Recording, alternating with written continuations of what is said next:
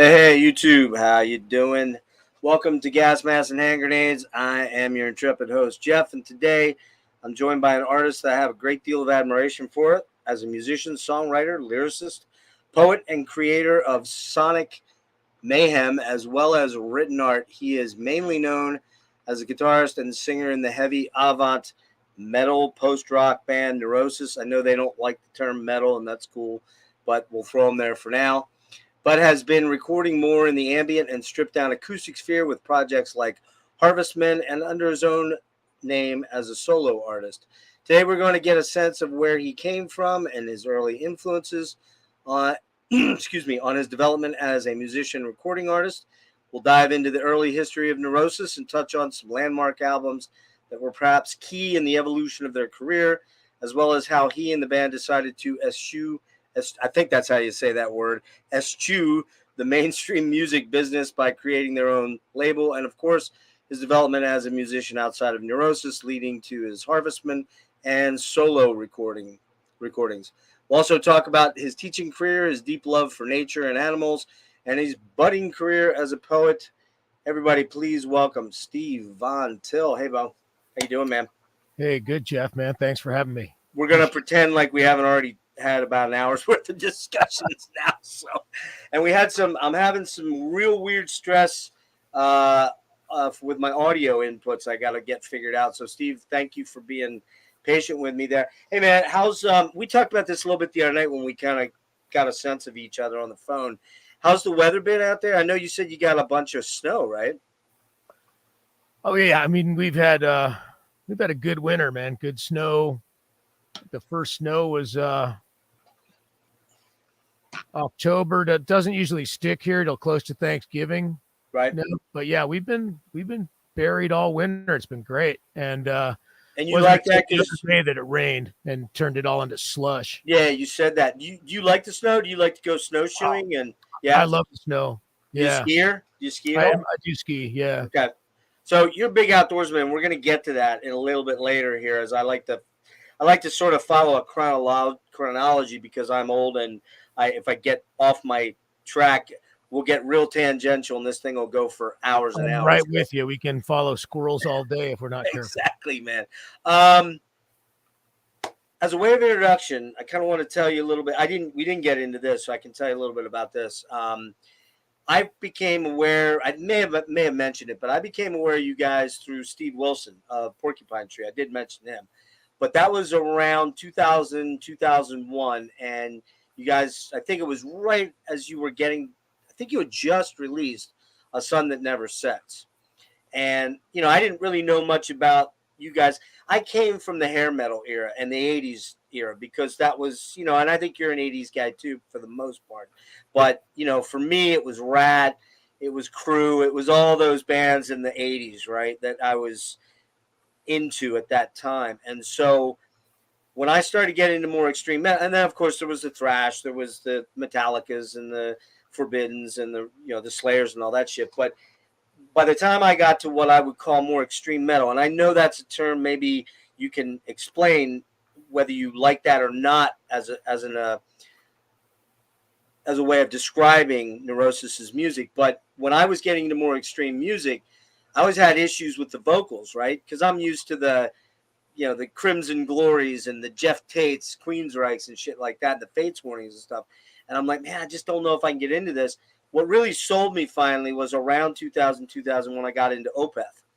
And that was through Steve. And then he got me into you guys. So I picked up A Sun That Never Sets. And that was I was on my journey at that point. I went backwards and I started to discover this fucking amazing band. And by the way, I use the F word a little bit, just letting you know. So I don't want your students to run into this and go, Mr. Von Till, who was that crazy dude you were talking to that said the F-bomb every 5 words? But so that was kind of where everything happened. And then I didn't really get to see you guys until I think it was 2004-ish would have been, 2004, which would have been I Have Every Storm, I believe, was the first tour I saw. May have been Given to the Rising, but that's kind of where I come into you guys. And, you're definitely one of my top favorite bands. And so speaking to you, it's a real thrill.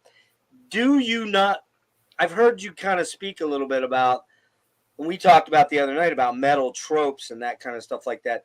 Tell me a little bit about, with regards to Neurosis, how you view that term being used, because you hear sludge metal, you hear post metal, you hear post rock, and all those things describe you guys, but there's something more. None of those terms existed when we started doing what we Exactly. were doing. And you know, when I was actively into kind of metal, it was all just, I mean, there weren't all these different genres. Like I still don't know what they mean because I stopped paying attention, nor do I really care about classification, you know? Right. And we come out of the DIY punk scene of the 80s.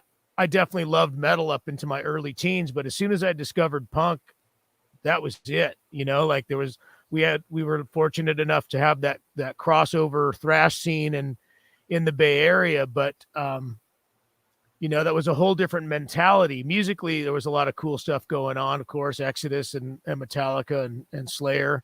Sure. But vibe and energy and attitude wise, we were coming from the punk shows, the warehouse shows, you know, not the mainstream nightclubs. You know, they wouldn't have us. Yeah, right. You know, what were some of the bands of that era? Because I'm not a punk guy. It kind of passed. I don't know if I was a few years too old for it, because I'm not that far from New York. I'm 3 hours. I could have easily gotten into the Chrome. I like the Cro-Mags and, you know, that agnostic and stuff like that now a little bit. But and you know, of course, Bad Brains, but I wasn't into it at the time, Steve. What was going on in that scene, and what bands were you really like tuned into at that point? Well, that's almost two different questions. I mean, the scene in the Bay Area was really varied. Like you could have a lineup that would have us and Green Day, or us and Offspring, or us and Christ on Parade, which is Noah's band. You could have a band that was more of a rockabilly band, one that was maybe a crossover band. You could have DRI. You could have a quadriplegic doing performance art or poetry. You could have the Feeders. You could have old school 77 punk. You could have art damaged stuff. It was really, there was no genre of music called punk. It was an attitude and a framework with which to say, fuck you, we do what we want. And there are no rules. Make something, do something, be productive. This isn't a spectator sport. This is a participatory scene. Like start a zine, put on a show, put out a record, start a band, do something, you know, take photos. Right. You know, so it was more a collective ideal of people that were kind of coming together. But I mean, was there, you know, how the New York hardcore scene was, man? The metal thing was like, they fucking hated metal for a long, long time until the crossover kind of happened, right?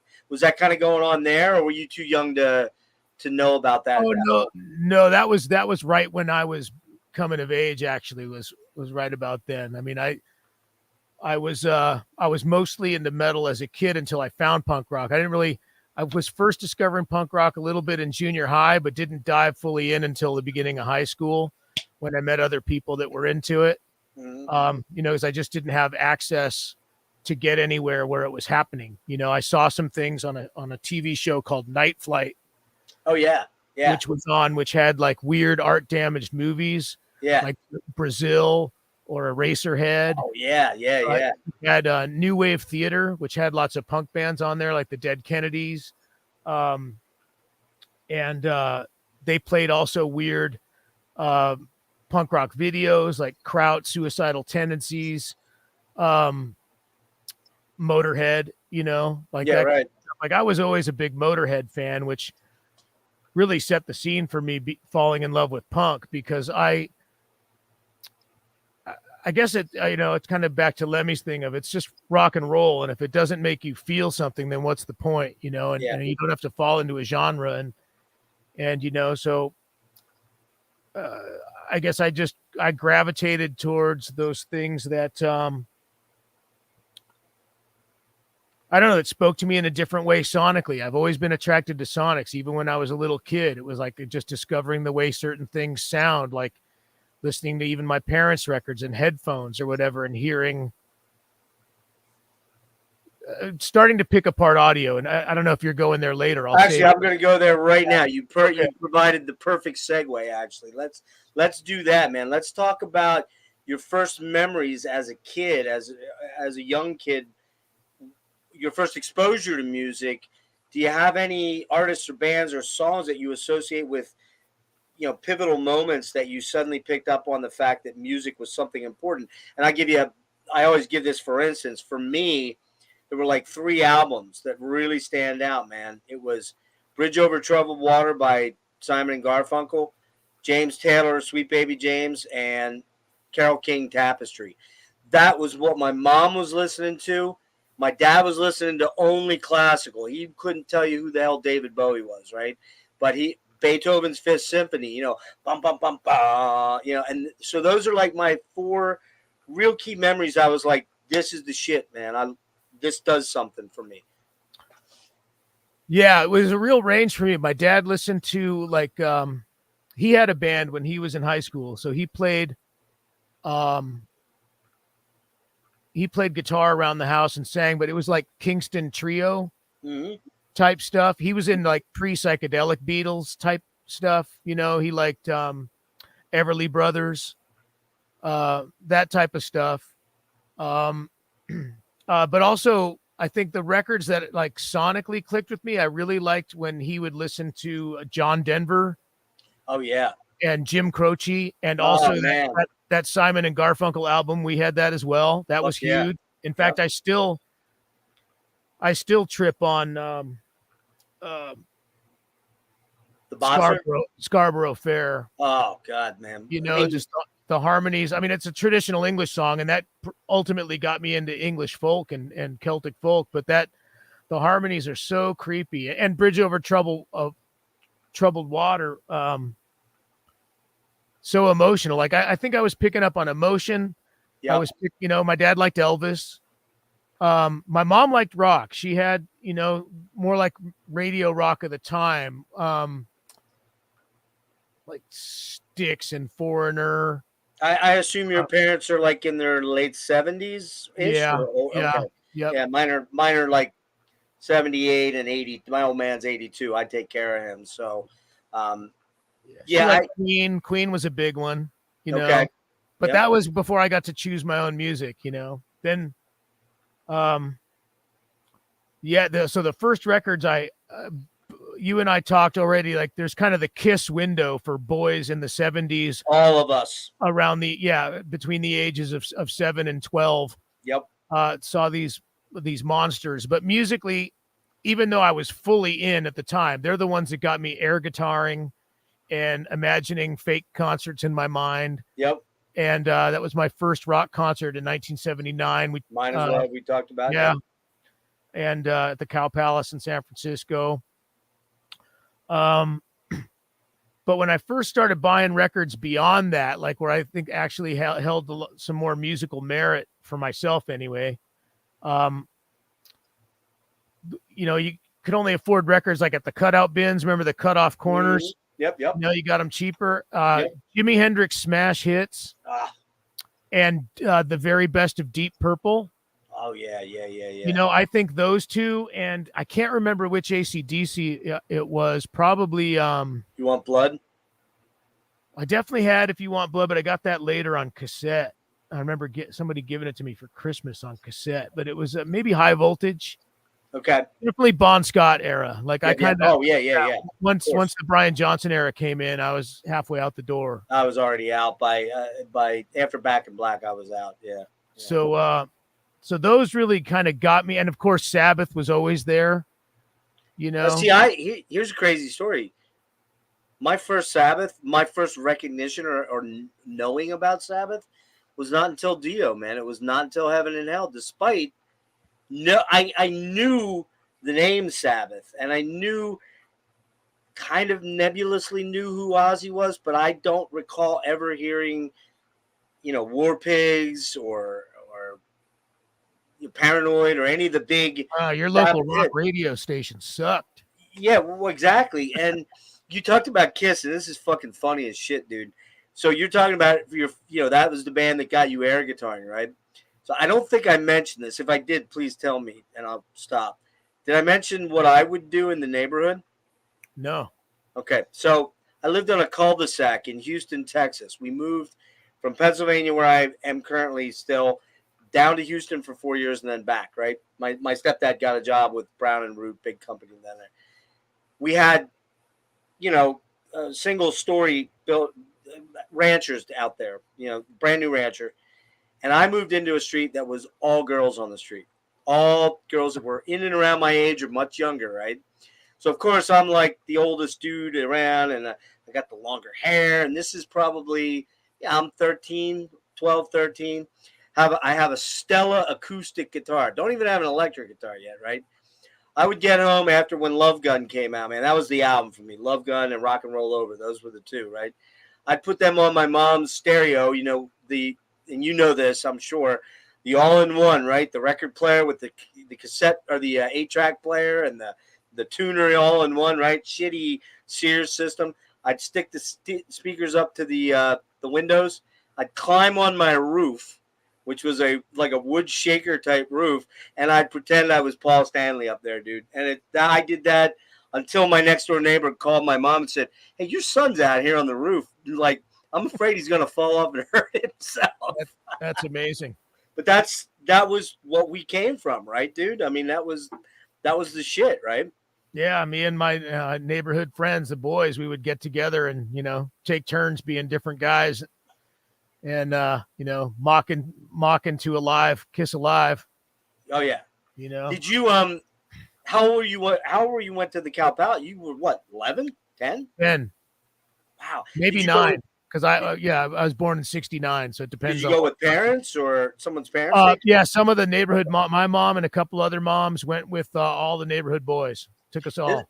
Isn't that cool to have a mom like that? That's like, yeah, man, let's take the kids to see a show like that. Absolutely. And she took me to my second concert, which was in '81, the Rolling Stones, the Tattoo You tour. No way, you saw that? I've never seen the Stones, man. Yeah, that was pretty great too. I wasn't into it at the time because I thought I was too cool for the Rolling Stones, but I did like it. That's badass, man. So do you have any specific memories, like going on like a camping trip or a family vacation? Because I heard you say in another interview that I think you have family in Jersey and Michigan and around the country a little bit. Do you remember any like key thing, like for example, like that AOR on the radio stuff, like Cliff Richard with Devil Woman? Do you remember that song? She's just a devil woman. Yeah, of course. I never knew that was or shit like The Looking Glass with like Brandy. You're a fine girl, such a fine girl. That's like, I remember those things because that's the radio stuff that was on. You know what I mean? Yeah, all of that stuff. I mean, we listen to the radio a lot, like at my house. Like my parents had outdoor speakers, and would during the summer would crank the music outside. So I'm familiar with most of the rock stuff of that time, for sure. How about like Journey? Because that's a San Francisco band. My mom was a big Journey fan. Yeah, sure. Yeah. And she also, again, like musically, I don't think I picked out like riffs or playing or wanting to be like anything, but I remember sonically, like the thing I picked up out of Journey that I liked is, at the end of The Wheel in the Sky, when the background vocals flange out. Oh man, that's clearly a tape flange. Just that sound of the tape flange, so cool, is man. Stuck in my head. Like I love that. Oh yeah, yep. Yeah, or ELO, the way they would orchestrate. Oh, on Turn to Stone. Again, that flanging effect coming in. Effect, yeah. Or the way the telephone line, they would, they lo-fi'd the vocal. Jeff Lynne, such a fucking genius. Yeah, I mean, and I didn't musically, like I don't go back to it musically and say I like it or love it, but it's all those things imprinted. Like Jimi Hendrix, I could never be a guitarist like that. My fingers just can't even begin to do that. But feedback, and emotion with it. And the same with those Deep Purple records like that. I used to think I loved Ritchie Blackmore's guitar tone, but I didn't know enough about sound making. You know, and actually, what I didn't love Ritchie Blackmore's guitar tone. I loved it when John Lord and Ritchie Blackmore were playing at the same time. Yeah. I always wanted my guitar to sound like an electric guitar and an organ, you know, at the same time, you know, like extra complex harmonics and stuff. So lots of stuff that just imprinted the early ears. I don't think, well, maybe not influencing me stylistically at all. I think made me want to chase sonics, you know, early getting into headphone listening as a kid, and just knowing there was a difference between the left channel and the right channel. And going back to Journey, man, you know, fucking Neil Schon.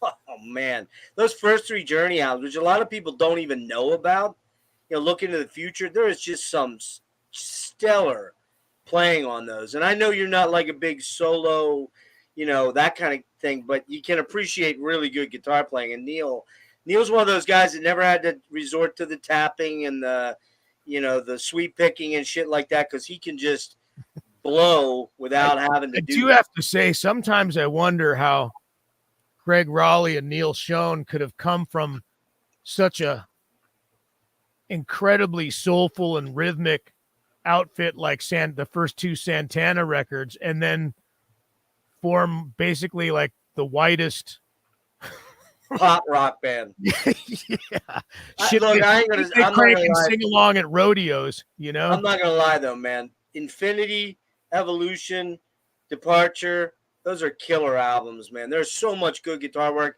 and love him or hate him, man, Steve Perry's voice, he's kind of the god of AOR singing, you know. I get it, a lot of people just can't get into it. A lot of it's because they oversaturated the airwaves for a long, long time. But, you know, Journey's right here. Your mom and I we're together on that. So you said you give a good segue there about guitar playing. Let's talk about, was the first instrument that you played guitar, and was that because your old man's was laying around and you just gravitated towards it, or? Yeah, he played guitar, and I wanted to play guitar for sure. But I didn't want to learn from him, and I didn't want to learn folky shit, and I didn't want to learn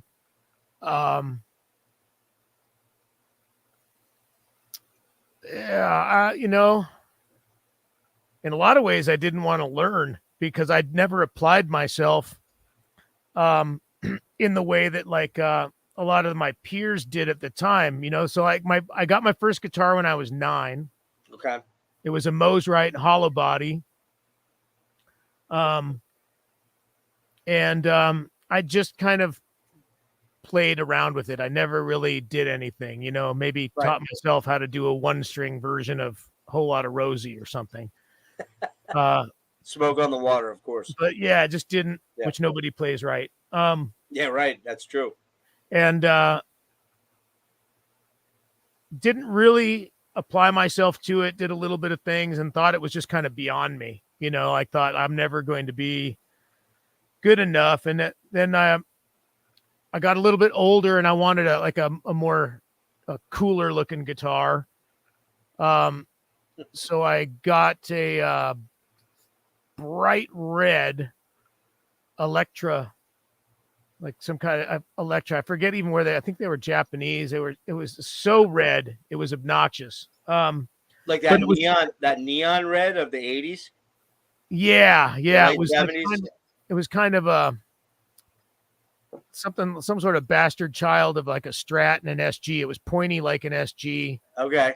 Shaped like a Strat. It was yeah. I'm not familiar with that name, to be honest with you. It was not. Yeah.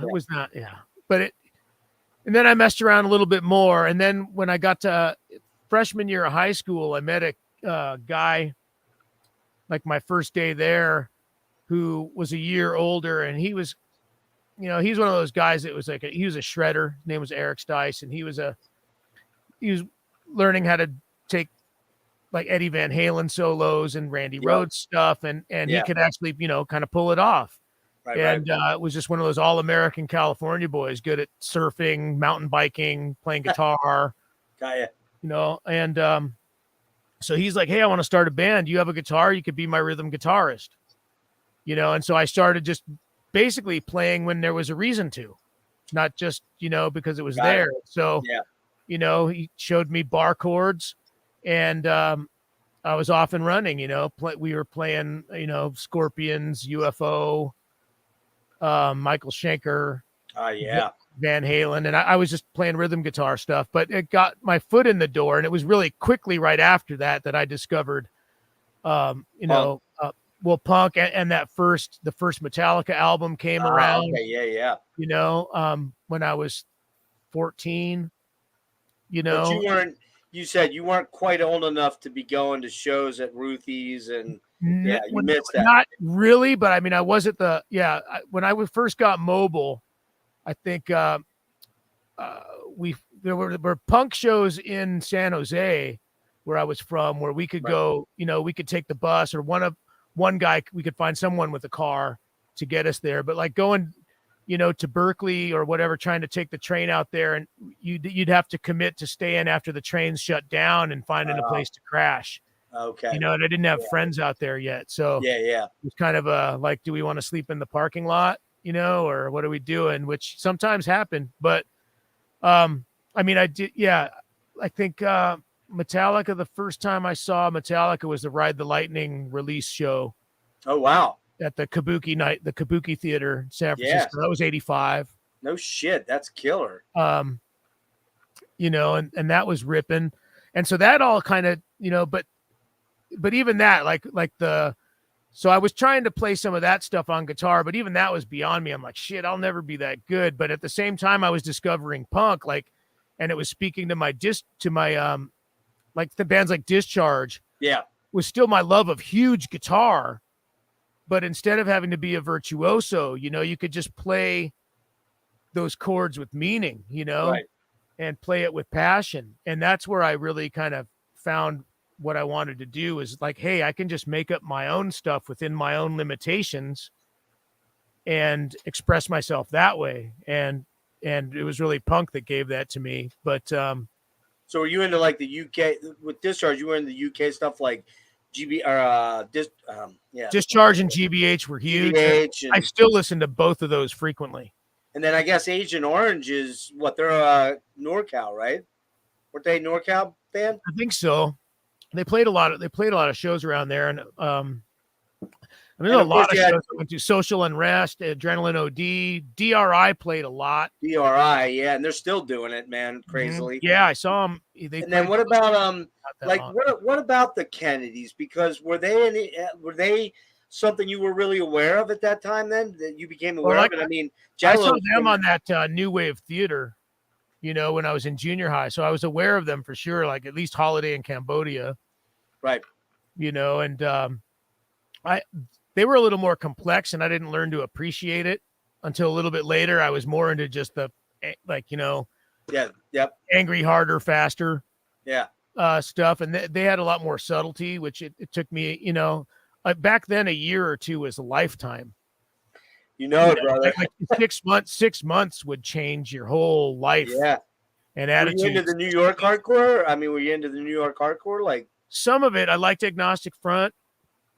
And I saw the Cro-Mags a couple times. They I think they opened for Motorhead one of the times I saw them, which was great. Yeah, I really liked that. I mean, I was also a tape trader. Yeah. So I had the demo tape before Age of Quarrel came out. I really loved the demo. Wow.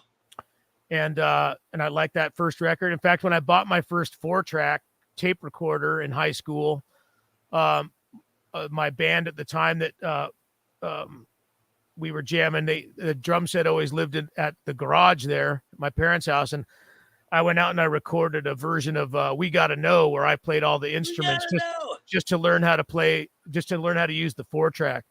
Was it, let me guess, was it a Fostex 4-track?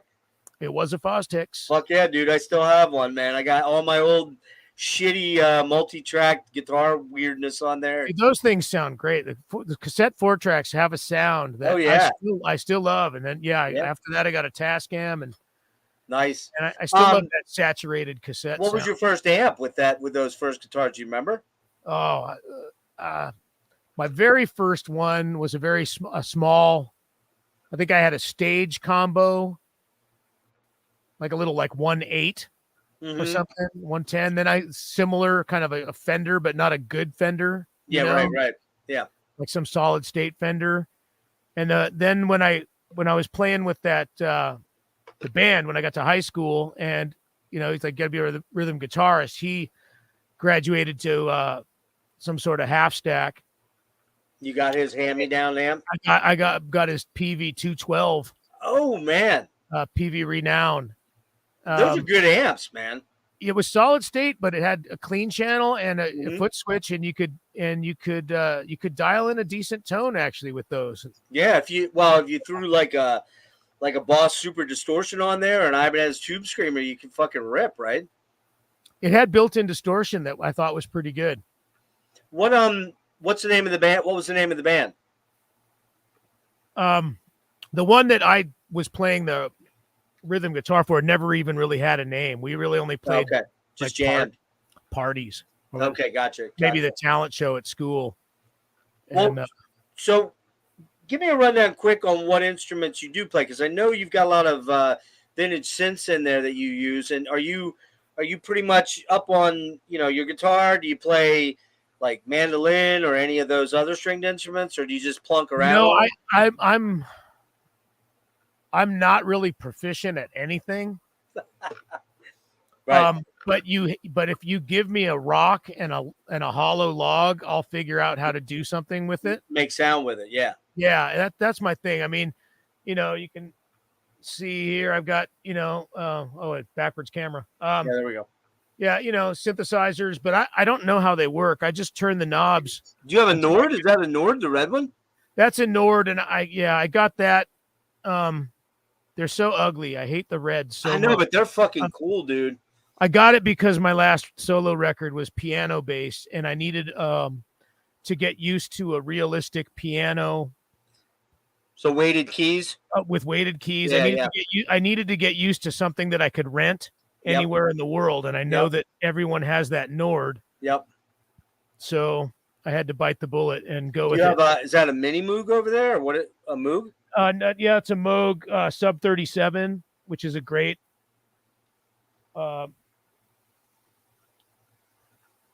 duophonic. Okay. Moog with built-in sequencer and arpeggiator. Some Korg stuff. A Roland modern kind of module that does a lot of cool stuff. Okay, gotcha. Oh yeah, Arturia Micro Freak, which is a real trippy wavetable. Dude, those are fucking wicked, man. Those are so cool. Yeah, I haven't really even figured it out yet. I just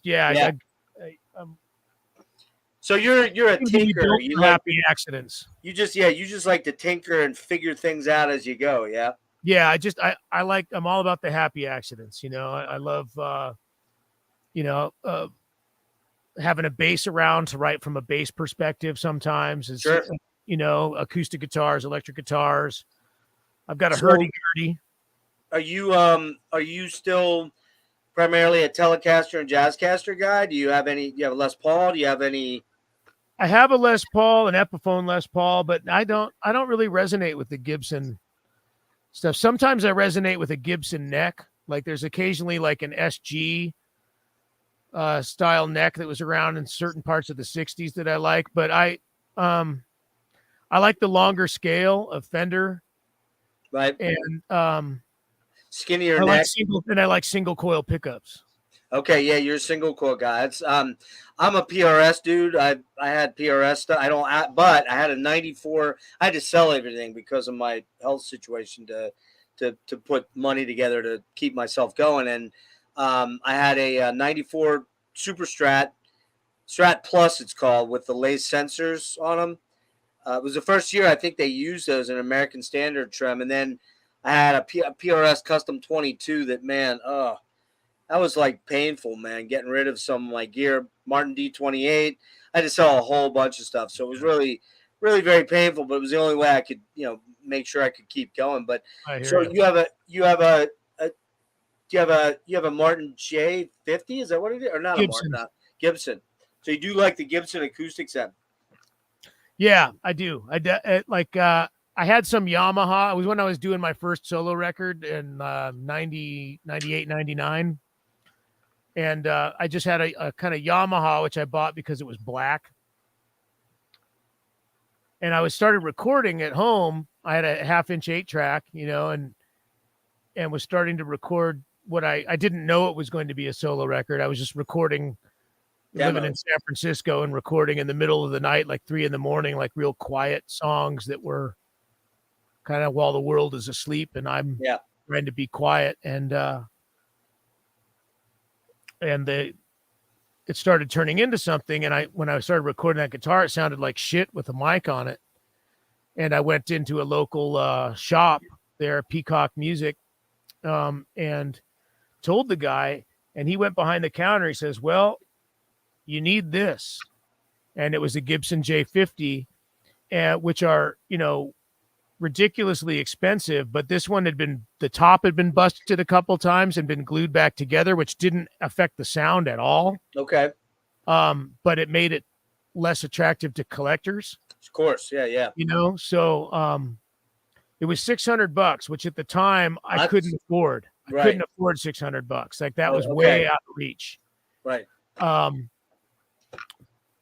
But I came in on some payments and got it. And that's been my guitar ever since. Like my main guitar. What year was that you grabbed that?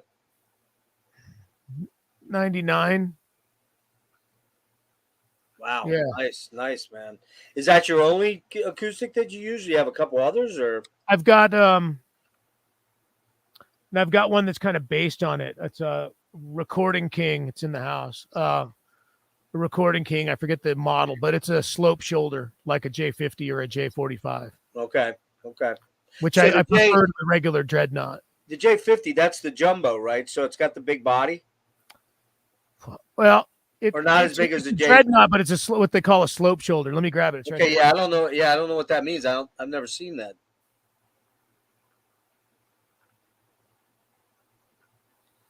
Oh, nice. So a slope shoulder. I can hear you. Yeah, it's a narrower cut here.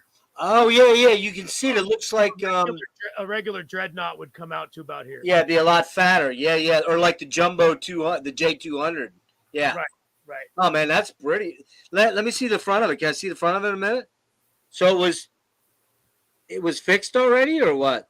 Because I don't even see it. Crack here. Okay. Oh, okay. Yeah. Yeah. Nice. Very nice, dude. I was gonna do gear last, but since we're nerding, I figured let's just roll with it, What's your amps these days? Are you still riding with the Mesa Mark IV, or what do you tend to use with? And again, you haven't toured with Neurosis since when? 19. Right. Okay, yeah. So is this your so Mark? Yeah. Basically, that's my setup for the heavy stuff. There is that. I'm gonna blow you up a minute here. Hang on. Good. I'm gonna bring you up. Blowing me up. Well, yeah, that's it's something like that. There we go. So the Mark IV, right? Through the 212 cabinets underneath. What are you using, Celestians or? No, those are custom made speakers for me by Ear Candy. The cabinets are modeled after that late 80s boogie, the same boogie cabinets that came out around the time of the Mark IVs. They were a really short, fat cabinet. Okay. Where the bottom 2 speakers are sealed, closed back, and the top 2 are open. Okay, yeah. I remember those. They're completely sealed. Right. And they were EVs in the bottom and Celestians up top, but these are custom-made speakers to kind of exaggerate what I liked about both of those. Okay. And then, don't you run a Fender Twin? Do you run a stereo? When I'm renting, I run a Fender Twin. When I play my own stuff, I played these Garnet Session Man amps, these hand-wired. Oh, wow. Amps from Canada. The company Gargillies. I discovered those when we recorded at Electrical Audio with Steve Albini, and I recorded a lot of Times of Grace with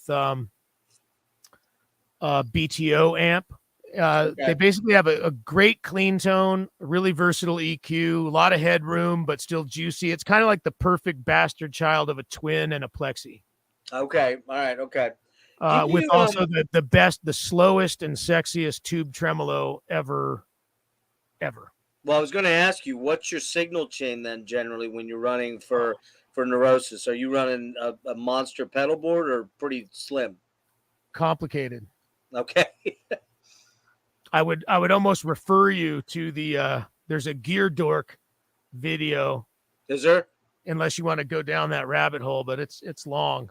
Go ahead. That's up to you time wise. I mean, I'd love to hear about it because I love your sound. So, I mean, are you running Strymon stuff or? I almost wish I had a mobile camera because it's all right here. So, my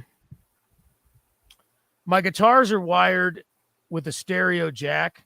That's what I thought. Okay. So that I could select the pickup later with a foot switch. Oh. So it's both pickups coming out all right. the time, neck and bridge. And the reason why was because I didn't want to have to compromise a riff in order to hit a switch. Right, I wanted to be able to not remove the pick hand. Gotcha. Or I'm not good enough to remove the pick hand. I got so it goes into this Bradshaw switching system where the first thing that happens is it selects bridge or neck. Oh. And then after that, it goes to a series of isolated loops where I have the choice of adding a few pedals before a split happens. And so first it goes to, I can turn on an OCD pedal, or I can go to a Land of the Rising Fuzz, or I can go to Fuzz Factory. And those are just kind of like added flavors that I add to my main tone, which I'll get, which happens after the split. Right. Then there's a main send and return, which goes to my modulation board, which has, it's half taken apart right now. Let's see. Oh yeah. So it's got a chorus. Let's see. With the backwards thing, backwards camera's tripping. Yeah, there you go. It's I can't get out of the way enough. So you're switching units on the right there, right? That's your and that allows me to switch. So it goes to that pedal board where I have Electro Harmonix microsynth, a Mutron Phaser 2, which I've used on every record. Oh yeah, yep. Since Time's Grace. Retrosonic chorus. I usually use a parachute wah, an MXR, carbon copy analog delay. Okay, got that. Yep, that's a killer pedal. And I've got a tremolo pedal, a Empress tremolo. Oh, Empress, damn man, nice. And but that's all just kind of the modulation stuff. And that comes in on a loop, which that whole pedal board is either in or out.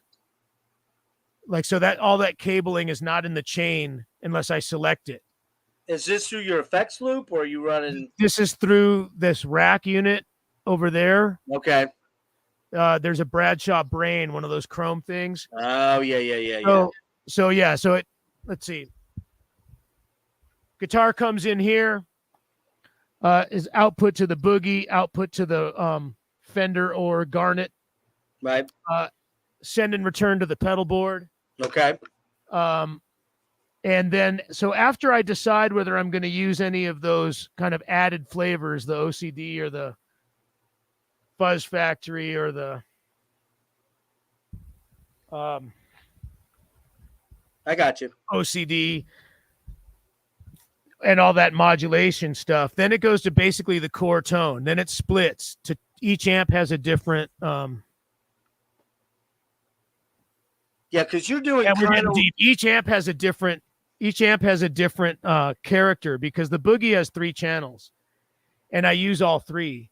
So that foot switch that Bob Bradshaw made for me, I can switch every single channel on the boogie. I can switch on and off the reverb of the boogie and the Garnet. I can switch on and off the tremolo on the Garnet. Damn. Or the thing. I can switch those pedals on the top of the rack, the flavor pedals independently. I can switch that modulation pedal board, but then also like the signal actually splits into a boogie chain and a Fender or Garnet chain, Right. because the boogie has 3 channels. So the clean is obvious, then the half gain is kind of a classic rock tone, Right. and then the full gain I need to massage a little bit with a rat pedal to get it where I want, but not with a lot of gain. It just kind of, the rat pedal kind of squishes it and compresses it a little bit. Compresses it, yeah. It gives you that tight Right. signal. But the Mark IV is different than other boogies in that it's not that kind of generic heavy metal backline tone that you get out of the Rectum Finders. Yep. And the other stuff. It's got, I always thought it was kind of more like Skinnerd on steroids with way more fucking low end. I got you. Know, and I don't do the smiley face EQ, because guitar is mid-range. So I actually keep all the mids in there, bump it a little bit, attenuate a little treble, and add a little bit of low. So mine's just kind of like an angled grimace instead of. But you're actually, when you're playing live with that, you are playing stereo, right? You're playing 2A. Right? It is stereo, yeah. So then the other amp, like the other side, so the split, the signal split, the signal side that goes to the Fender or the Garnet, since it doesn't have 3 channels, I have a Vintage Distortion Plus. That's for the kind of half gain tone, right?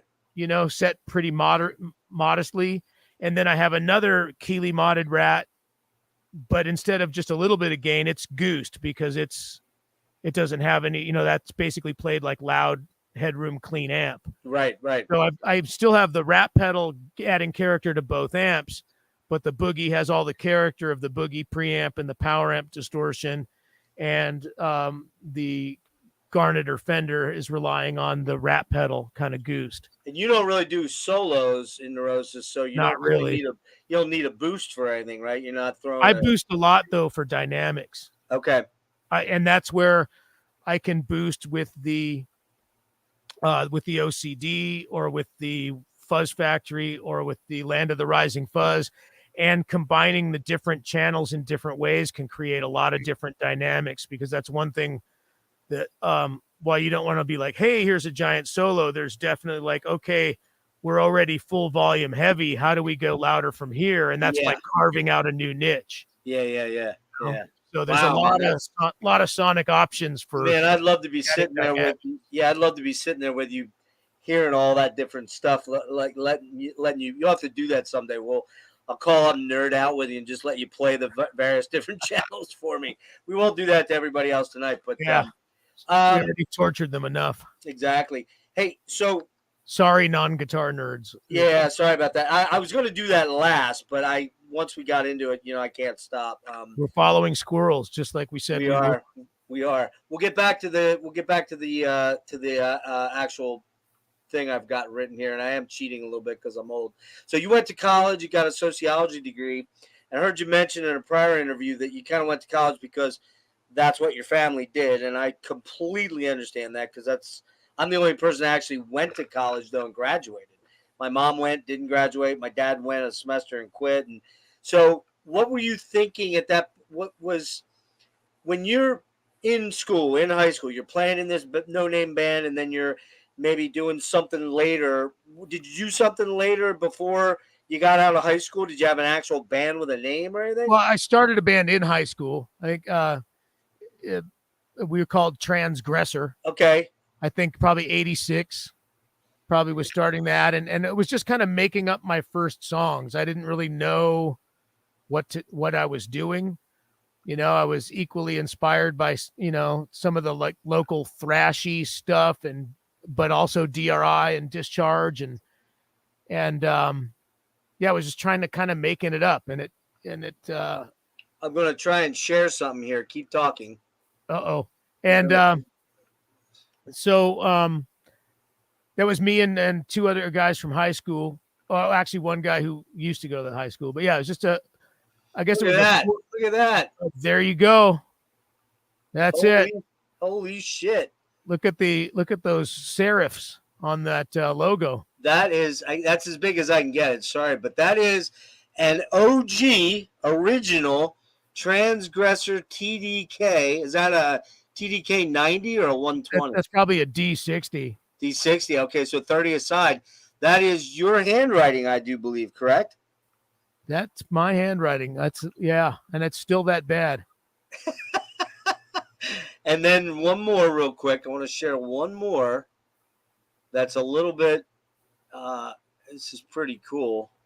This is, by the way, courtesy of my good buddy, Dennis Fernandez. Does that name ring a bell at all? Steve? No, but I have a shit memory when it comes to names. Okay. Well, he was also younger, 3 years younger, 4 years younger. There it is. New 10-song demo from San Jose's best hardcore. Send $4 check or money order to care of Steve Von Till at 152 Anza Street. Oh, somebody's going to get some mail. Somebody's going to get some mail. Oh, shit. Maybe they'll get a bunch of money. Maybe they'll end up getting a whole lot of money there. But pretty fucking cool. How about that, man? That was pretty badass, right? Do you have any of those left? Maybe at my parents' house. But no, I don't have one here. But, I mean, as much as like a lot of times I wanted to like, oh God, it's so embarrassing or so horrible, that stuff. I mean, that's what got me that's what got me into this DIY thing. Like, hey, let's just go fucking record and let's make it and put it out. Let's make something happen. Yeah. Nobody's going to come around and hand you any life experience. You have to go and seize it. And so, we got shows, we booked some shows and we had some great shows actually. And, you got Dennis's $4, clearly. We sold hundreds of those demo tapes. No shit. Yeah. I sometimes I wonder, like in the Neurot office next door here, I'm like, how come we can't sell as many LPs of this cool fucking band as I did this stupid demo tape, How about that? In the 80s. Funny. But yeah, that was the whole thing of like going around and taking them to skate shops and record stores. And can we put this on the counter? We'll leave these here, and head shops, we'll leave these here. And would you sell them? Was that Wild Rags? Was that what it was called? I think it was called Wild Rags, the one store in San Francisco that did all like the black metal and death metal stuff. Oh, Record Vault. Oh, maybe it was Record Vault. Okay. Yeah, Wild Rags was the label.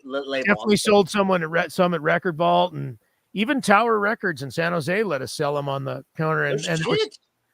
Lots of, because the skate scene and punk scene crossover was pretty big at that time. With Thrasher magazine and when it was newsprint, right. and so we'd sell them at skate shops and head shops, which was head shops were the only place where you could get, the Manic Panic hair dye or the, Joy Division posters, or, it was just kind of the weird shops like that. So it was an education in DIY, getting it out there. And then the same guys, we morphed into, a band called Tribe of Resistance when I was in college, and I became politically aware, and I wanted my music to reflect my your political leanings. Yeah, and so we changed the name, and also I was just evolving as a songwriter. I was starting to kind of get more into De Kreutzen and Voivod with. Oh yeah. Like not that I could ever play guitar like Piggy as far as like technique. Nobody but Dan Mongrain can. Yeah, how about that? But just those guitar, the augmented guitar sounds. Like instead of a straight bar chord, you just add that ugly note, which we also got from Black Flag. But Black Flag did it more as single notes, right? And De Kreutzen and Voivod did it with their chord shapes, and so. Kind of combining a lot of Battalion of Saints, kind of like gnarly, aggressive kind of guitar, sort of like Discharge, but with a California twist. Right. And then, some of that strange stuff and adding a lot of dynamics. And, so I evolved that as I got into school. I evolved that. And then shortly after getting into school, like You talking Then I about college now? went, yeah. So where did you go? Like San Jose State or? San Jose State, yeah. Okay. Yeah. Did so you're this the Tribe of Resistance and Peace Test, was that another one you had? That was the same. That was before we came up with Tribe of Resistance. Okay, so same band. Same songs, same band. We just didn't have a band name, and we saw this banner.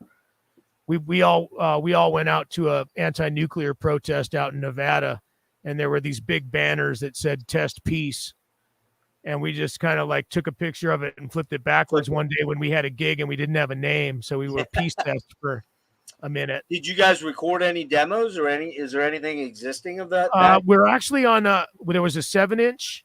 Okay. That I was starting my own label. Pressed a 7-inch, but I had this grand idea for like a really complex booklet of all this. Each song had a certain political subtext. And so this was going to be a big booklet of all the subtext about it. Yeah, like the ultimate kind of crash style peace punk booklet. And it was so overwhelming that it took me too long. And then I joined Neurosis and left those 7 inches with no covers in my closet. You still have them? No, guy Ken Sanderson, who started he had a label out of San Francisco that was doing more of a crust punk style stuff. He actually booked, when I joined Neurosis, he booked our first shows in Auburn, Alabama. He worked at a school there. Okay. And because when I booked that section of the tour, he's the one I called on the phone to get a gig. And he took them all off my hands, and we made a simple cover, and we donated all the money to the Western Shoshone Defense Project, which was very dear to my heart because it was Native issues that was really my what I was into at the time, because it seemed to trump all the other ones in a lot of ways. But dude, this is insane, man. It's so weird when I talk to you. It's like we're brothers or something, because how old are you at this time when you got into like the Indian history and stuff?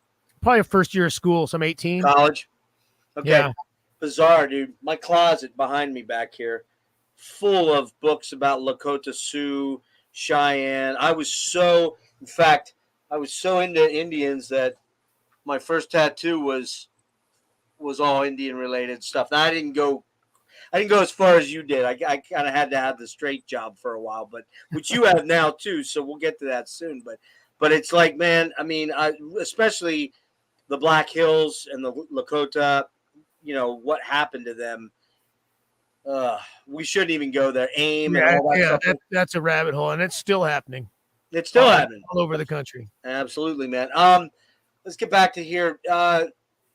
So how encouraging were your parents? Like, you're getting out of high school, you're going to go on to college. Was there a lot of pressure from your parents to go to college, or was that sort of an internal thing? Like, I have to do it? They couldn't imagine one of their children not going to college. Okay, got you. In fact, even they're kind of big. You know, they're from the Midwest.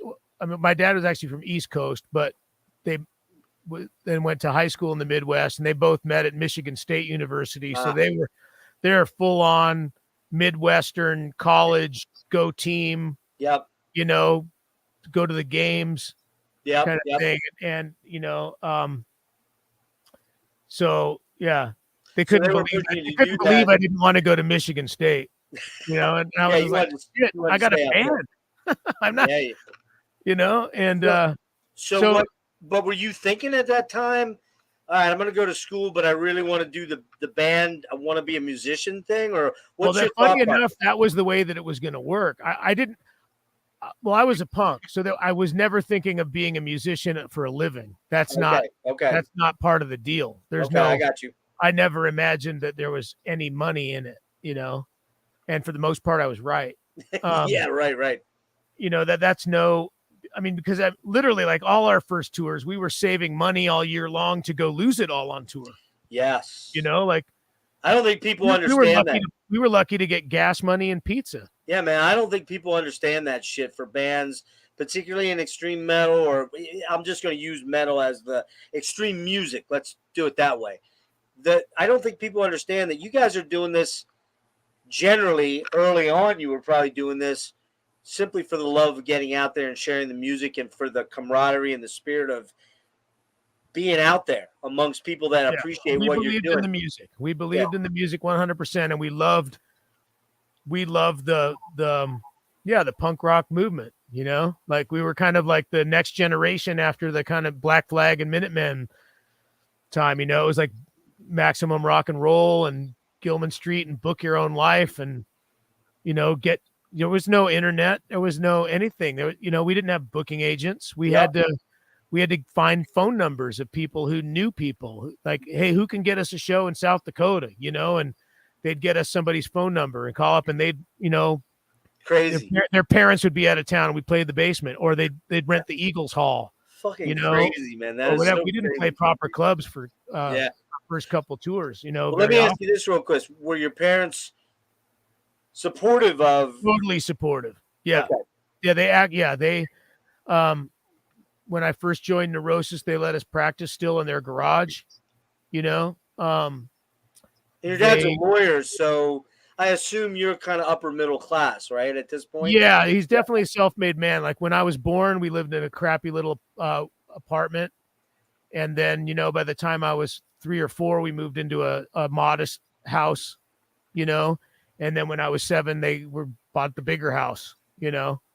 Definitely, it was kind of like he didn't come from money. They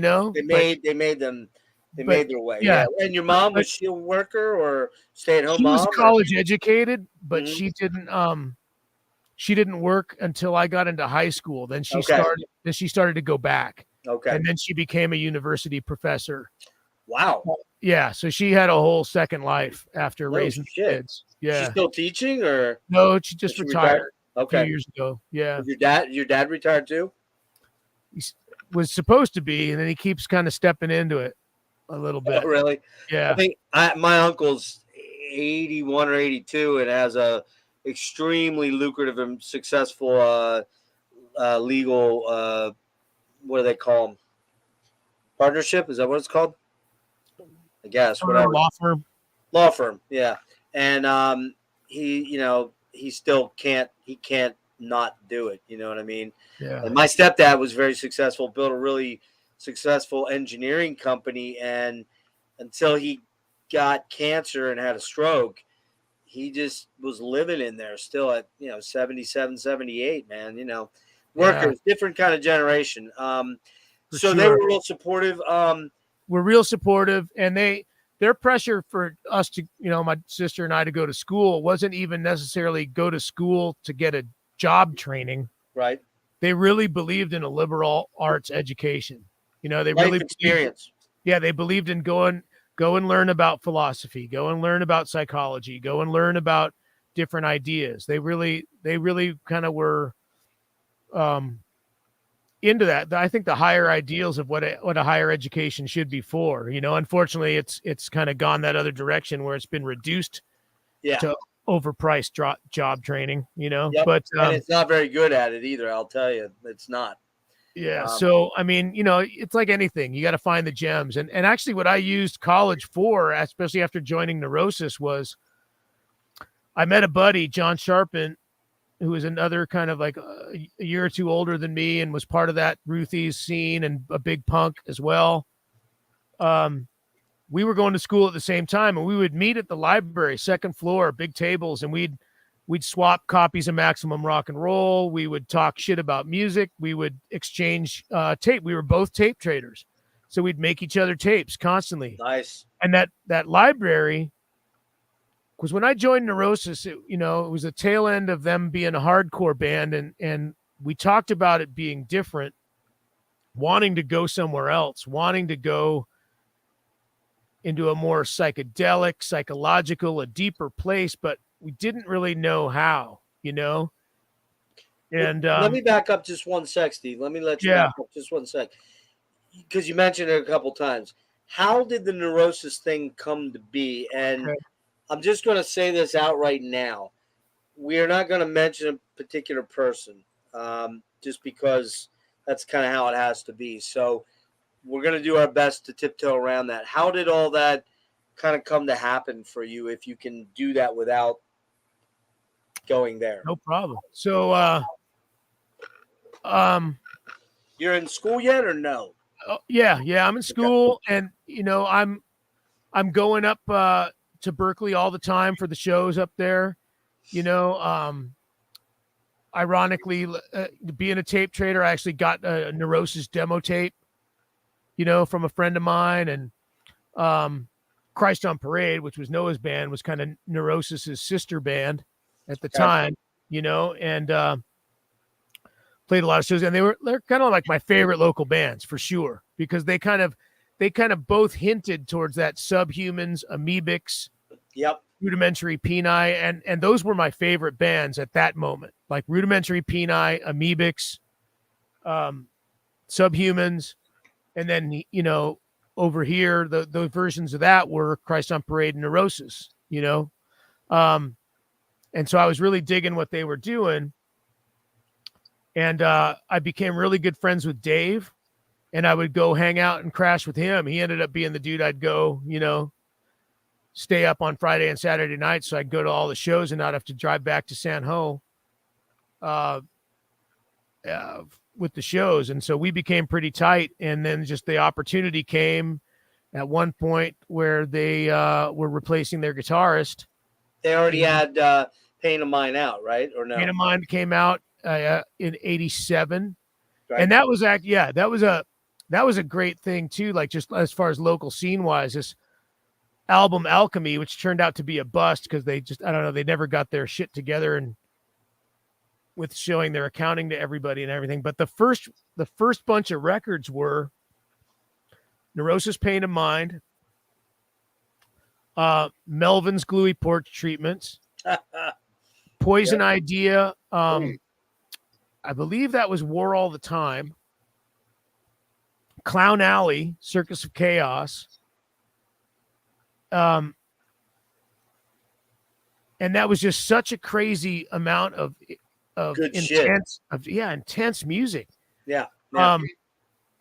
And so that was really inspiring, at that time. And then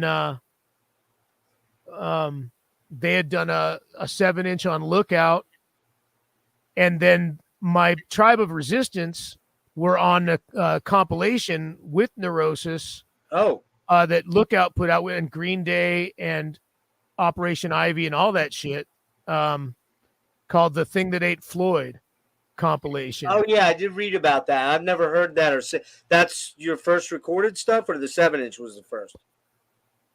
They were recorded at the same time. Oh, they were. Okay. Yeah. Okay. Yep. And then shortly after that, that's when the opportunity came, and Dave asked if I'd be interested in joining, and there's no question about it, Real quick, Steve, I just want to had a question. A couple of my buddies here that are watching. Is that your house? Is the house in your studio? I don't think it is, right? It's out. Well, this is the barn. Right? Yeah, this is a 30 by 40 metal shop. Right. And this is a kind of a room within it. A freestanding room inside it, and you have a horse. You have a horse in there somewhere, right? The horse is down the road. Oh, he's down the road. Okay. All right. Yeah. So that's your studio essentially, for where you record all your solo stuff and. Yeah, for the solo stuff, I still like to go to a proper studio and mix on a nice desk. Oh, okay, right. Proper board, but I do all the prep work and ideas and stuff here. All the Harvestman stuff happens here. Phil, who really has tapped into you, was super psyched for this. Did any of the other Transgressor members go on to any other bands? And that demo rules. So there you go. Yeah, I think both Jay and Eric kept playing with different folks, but I don't know anything serious that came out of it. I'm still in contact with Eric. He's a great longtime friend. Awesome. And Jay had moved to Colorado at some point, and we were in touch. It was late into the mid 90s, and then we lost touch after that. That shit happens, sometimes. Christ on Parade's A Mind Is a Terrible Thing is amazing. That is a statement, and yes, that's a true statement. Phil says, love that comp, talking about the Floyd the comp there. So it was reissued, I think, a couple of years back. Like I gotta hunt that down.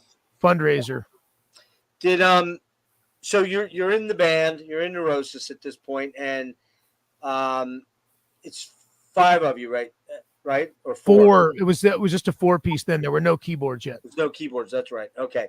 So you guys do Word is Law. Right. I got in, they were done writing most of the record already by that point. I got in time to contribute to writing the song To What End, which was kind of, I think, introducing my kind of love of that kind of De Kreutzen and Voivody kind of chords. I thought there was one song there that's exclusively yours. To What End. Is that it? Yeah. Sorry, man. I don't have that one out of the package, and I don't have, that one is, to be honest with you, nothing's exclusively anybody's with Neurosis, because it really is, no matter what idea anybody came up with, it's the process of editing and layering. Well, not just layering it, but also vetoing people's stupid shit. Like we all call each other out on, well, that sucks. Okay, gotcha. Everybody, but if it passes all the filters, it's gone through a meat grinder. Well, I mean, the thing to note too is Word is Law is the last album that there's actual song credits that aren't just Neurosis.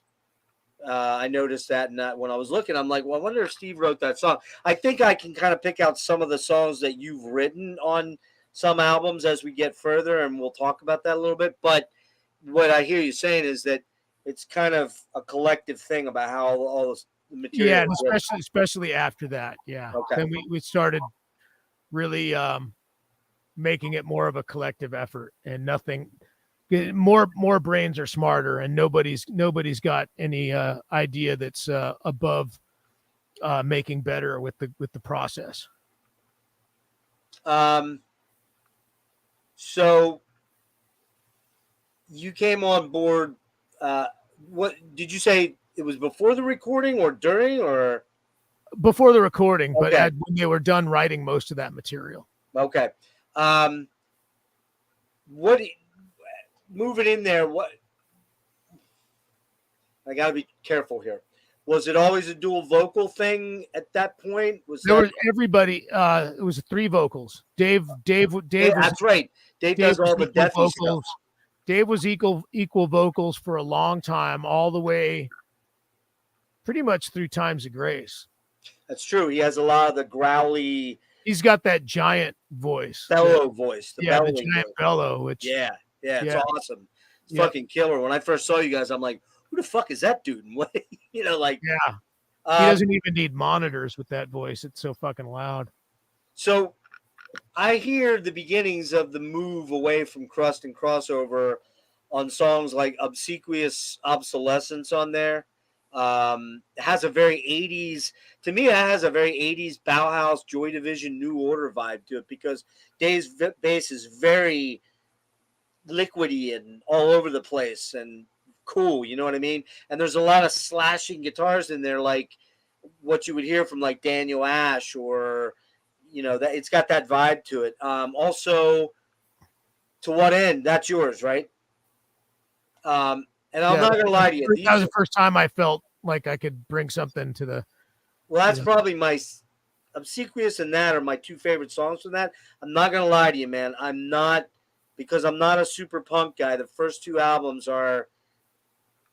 they're a little difficult for me. Not hard. For sure, I get it. It's a different thing. But I hadn't listened to Word is Law in a long time, and I listened to it 2 days ago. I'm like, this isn't as bad as I thought it was. Yeah, so, I actually don't. I like Paid in Mind, but probably because I wasn't on it, so I don't have to take responsibility for the parts the other guys don't like. But Word is Law to me sounds like an in-between point. Very much so. I can hear it thinking like we had something in mind and didn't quite hit the mark. Yeah. No. Yeah.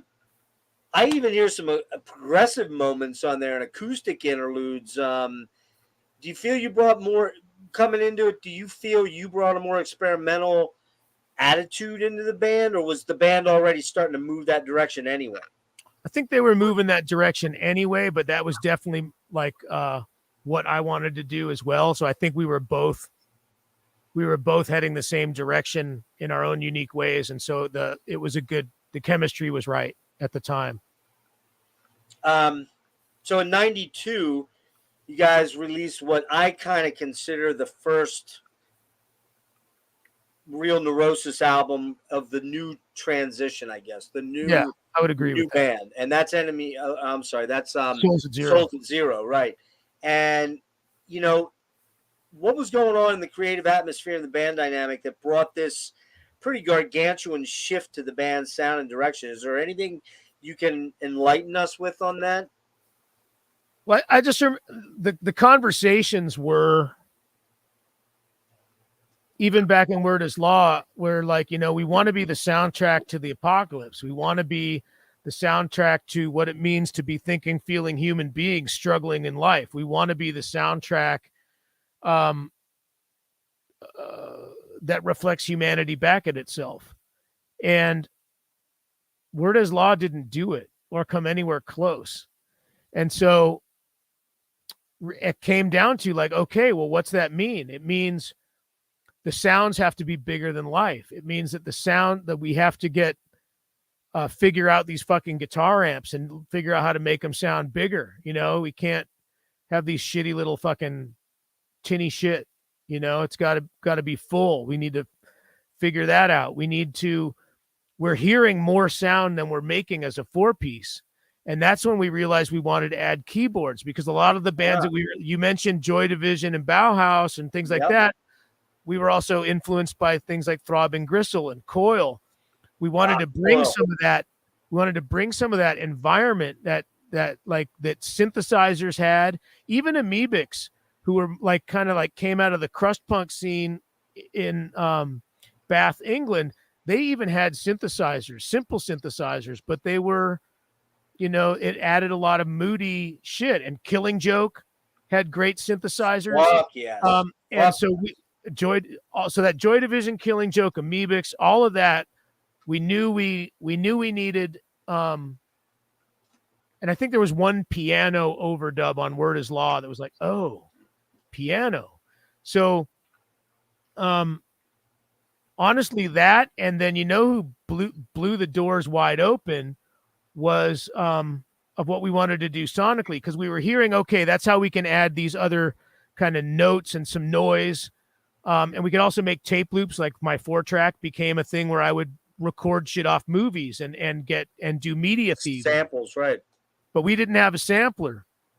And so that's when all of a sudden, you know, we're paying attention to shit like Public Enemy and going, holy shit. I mean, not that we want to make rap music, but if you want to, like that Discharge album starts with the fucking air raid siren, you know, and the documentary voice. And so, or that, like sound of an enormous door slamming in the depths of hell, you know, or like that bass noise at the beginning of Venom, black metal, you know, yeah. All these crazy sounds, which we realized if you have a sampler like Public Enemy did, you can turn those fucking noises into instruments. You can turn bombs, guns, trains, slamming gates, you know, any sound that exists out there in the atmosphere, you can pitch it down, flip it backwards, put it through delays, gate it, chop it, and make instruments that don't exist. And that's the way we're going to sound different. Right. And that's the way that we're going to add the weight. And that's the way that we're going to add, you know, now it's kind of a given that people can do that. You know, I still don't think people use it in that way. I mean, there were other bands from more of the industrial, that second wave industrial, like Nine Inch Nails were using sampling. Skinny Puppy, Frontline. Yeah, I like the way Skinny Puppy was doing it. Ministry was doing it, but they went more like, I would say they are more metal. They were more metal for sure. Because they have the jigga jigga guitars, you know, it's kind of like mechanized Slayer. Yeah, and Frontline's early stuff is very sampled too. Then they were like, oh, guitars, and they're doing the whole, you know, Pantera Walk samples and, You know, I mean, I was very into that shit at that KMFDM. They added the guitars and stuff, you know. Right. Yeah. Yeah. So we weren't too into that, more the dancey stuff, but the use of the sampler in an organic rock band, Right. I think hadn't really, we weren't playing to the mechanized drums. We were playing to real drums. Right. You know, in a weird way, it's kind of like, and I don't know if this will come across as weird, but it's kind of like when ZZ Top did Eliminator. Oh yeah. It's like there was sampled drums and a sequencer. Yes. Yeah. But they were playing loose on top of it. Yeah. Well, because Billy, right? Well, not just because Billy, but Frank Beard, is playing real drums a little bit behind the sequencer to make it real, and that's why it's got like that. Still has a swampy groove, But the whole point just being like, if you add that ability of sampling to create an infinite world of instruments out of noise or environmental sounds, and add that to an organic rock band, it's like we had with the kind of gothic punk leanings, but with heavier guitar tones. That's, I think, why we got the metal label, was just because our guitar tones got huge. But we never did jigga jiggas and shredder solos and stuff like that. Yeah. Hey, I just want to address one thing real quick. T-Mine 100. We're not going to discuss that. I'm sorry. I understand your question. I'm sure Steve understands your question if he sees it later, but we're not going to get into that. I apologize. It's just not going to happen. So, moving on here real quick. You got Enemy of the Sun was released, and that and Souls were released on Alternative Tentacles, right? So yeah, how did that come about? How did that manifest itself? That was Jello Biafra's, I guess it still is, the band's as a whole now because of the lawsuit, but that was Jello and East Bay Ray, their independent label. What transpired to make that happen? We were working with a booking agent at the time that got us a really good gig in Frisco, and I think,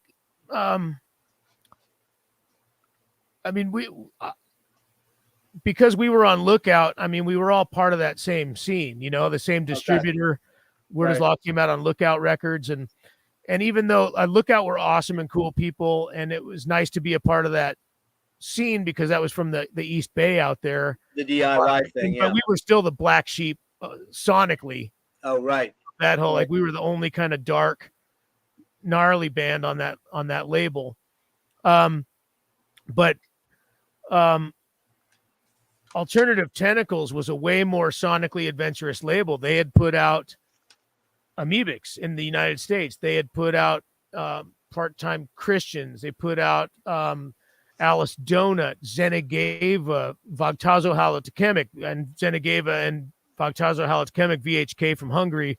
We ended up putting out 2 of their records on Neurot Recordings after we started it. But they Jello just had an ear for stuff that was way more experimental, way more out there, and I don't think he liked us very much until we kind of morphed into what we became for Souls at Zero, and then became really intrigued because we were doing something really different and really pushing the envelope, and really there was nowhere for us to fit in at the time. Like, the kind of closed-minded punk rockers who, once we got keyboards and samples, were like, "Oh God, what sellouts?"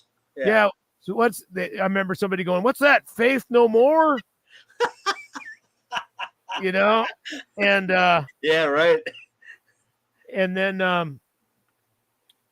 but we didn't quite fit in with the kind of amphetamine reptile noise rock, although we felt more of a kindred spirit with folks like that, like the Unsane and Hammerhead and that type of. We definitely felt that was more up our alley, and stuff like in New York, like well,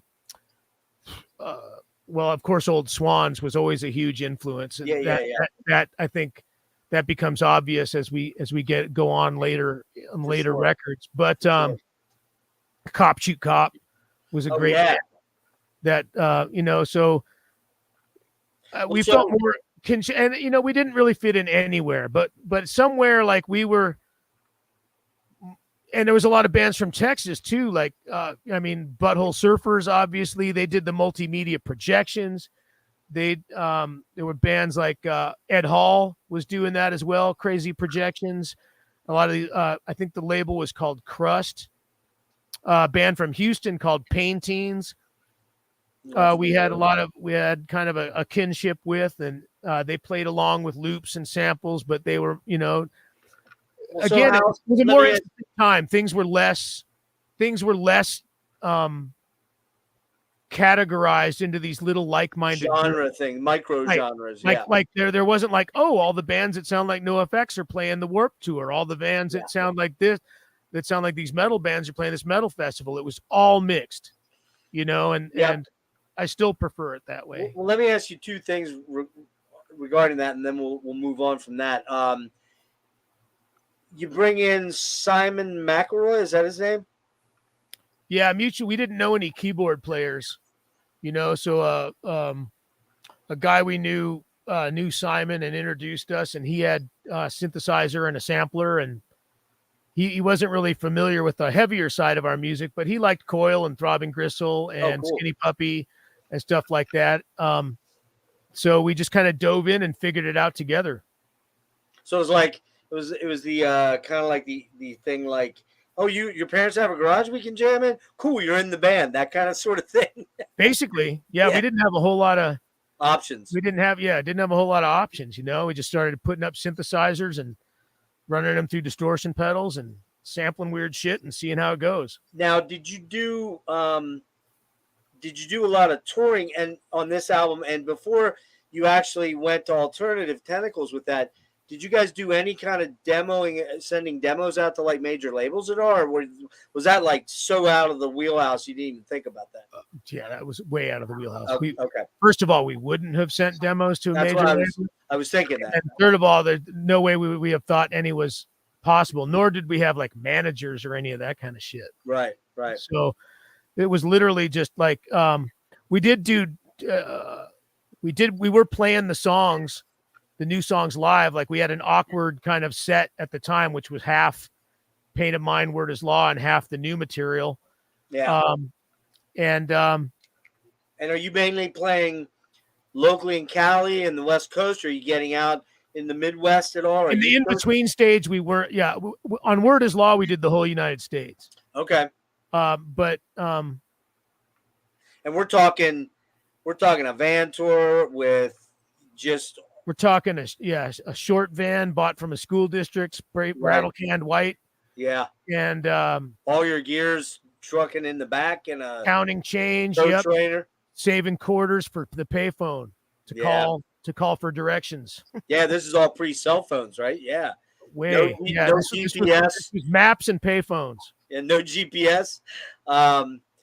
So you do that album, and then you go in, and I believe it's 93. You do the follow-up, which is Enemy the Sun. I didn't show. This is the new artwork for Souls at Zero, and man, this is just such an experimentally cool album. There's so much weirdness going on in it that it's hard to kind of, obviously the leadoff track, To Crawl Under One's Skin, is just a fucking banger, man. It just comes at you and just tears you apart. And then the title track it's kind of like a fucking carousel song almost. Like there's a weird, equilibrium thing listening to it where you're just like, this is like a nightmare. This is like a nightmare ride in a circus somewhere or going to a circus. To Crawl Under One's Skin was interesting because that's when we first experimented with alternative guitar tunings. I wanted to ask you about that. I didn't know that was a thing because I'm not an educated guitarist. Of course. My housemate at the time had an Appalachian dulcimer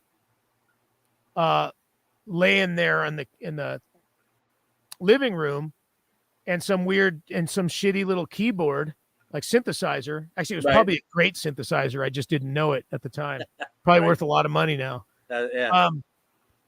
But so I tuned it to something that made sense. It wasn't in tune, and I tuned it to all D's and A's.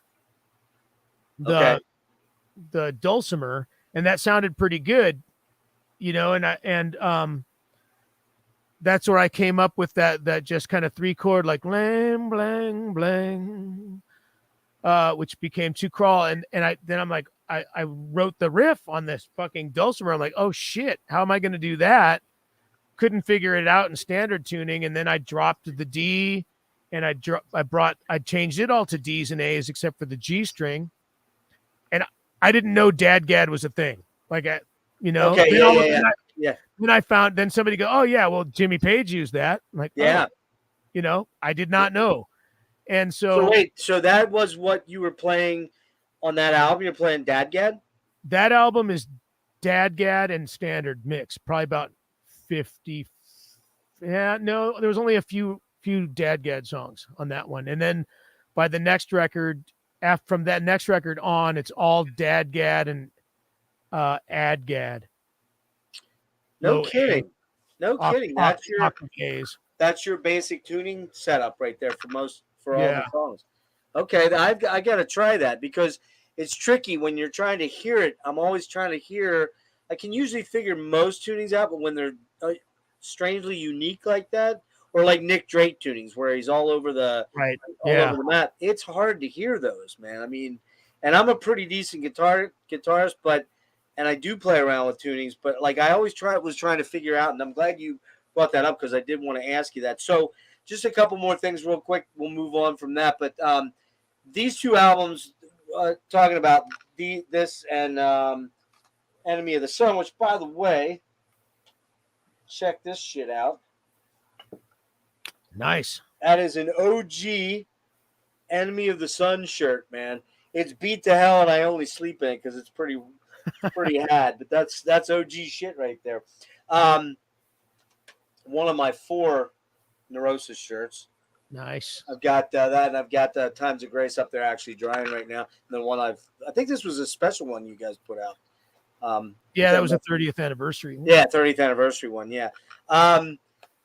So they have a definitive sound to themselves. That's kind of. I think once we get past Enemy of the Sun, there's another transition to a degree. Would you agree with that or not? Well, the way I hear it is that Souls at Zero was finding the doorway to a new place. And when I listen back to it, which I don't do often unless we were doing a reissue, but for the 30th anniversary relearning the songs, I can hear the intellectual wheels turning. Okay. Like we're intellectually figuring out how we're going to get there. Right. Enemy of the Sun is a bigger leap emotionally because that's where, like, okay, now we've got the instrumentation.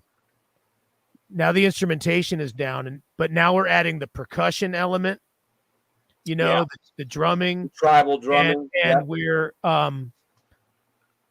also getting away from playing controlled.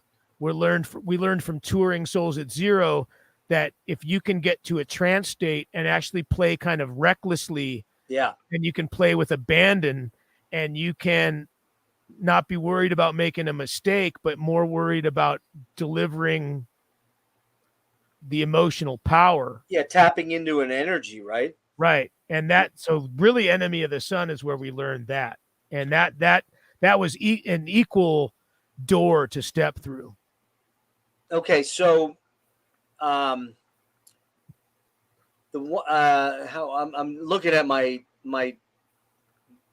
outline here because I wanted to kind of. Did Simon bring anything into the writing process at all with bringing him in, or was he kind of? Maybe that's a hard question to answer. I don't know. Was there something that he added? It's hard to quantify because it was. He did bring a lot of sample ideas for sure, and some tape cut up stuff, and also he also brought in our friend Adam, who became our first visual guy, right? Which was a huge part of what we were doing back then, and Simon played a big part in that as well, especially after Adam left, because he started doing visuals professionally for raves which was kind of Oh, its own weird underground movement, you know, right, at the right. time. Mhm. And so really kind of like meeting a lot of the 60s psychedelic projection guys and learning how to hot rod the slide projectors so they were brighter from the back of the room. Learning how to get hotter lamps and 16 millimeter projectors, how to cut the loops, how to make our first color wheels to make the colors spin and the slides and the films was bicycle wheels with gels. No shit. And you know, he figured out how to, you know, make them using attenuators and actual real motors that we could slow down and speed up. So there was he was involved in a lot of that stuff. Not so much the songwriting as far as the melodies or the riffs, but he was definitely involved in the sonic development for those And the whole projection and what you're two seeing and records. hearing. Yeah. Couple more tracks I just wanted to highlight in there. Chronology for Survival, man. Man, there's some killer voice box vocoder bits going on in there that, you know, like if you're not familiar with that, you're not even going to know what that means. Yeah, I but think we borrowed that talk box off of one of the Fogerty brothers that wasn't, no shit. yeah, but like a youngest one who was Okay. like an assistant engineer on that. That's so cool. It's such a, it adds so much because you get that, they just get howling, man. The vocals get howling on that song, which is fucking killer. Like I said, the opener to Crawl Under One's Skin, and that doomy nightmare carousel circus thing is just, it's so bizarre, man. It's like the one track that really stands out in your amazing amount of material that you guys have done. That one really sticks out. Let's see here. What else do I have? The Web, another fucking monster track. The Stripped with the Monk chants, and then how do you say it? Take a niece. Takianase. Takianase. Okay, what's that mean? Made up word. It's a made up word.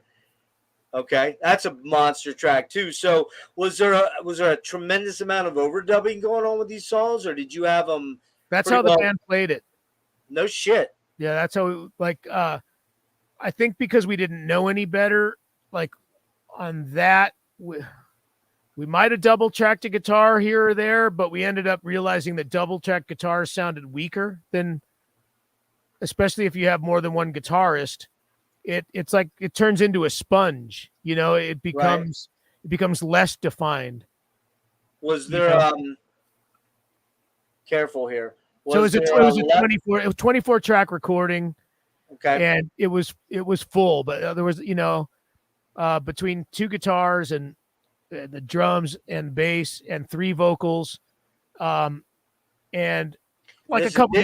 This is not digital yet, right? No, although I think we did, because we ran out of tracks on a couple things. We did sync an ADAT.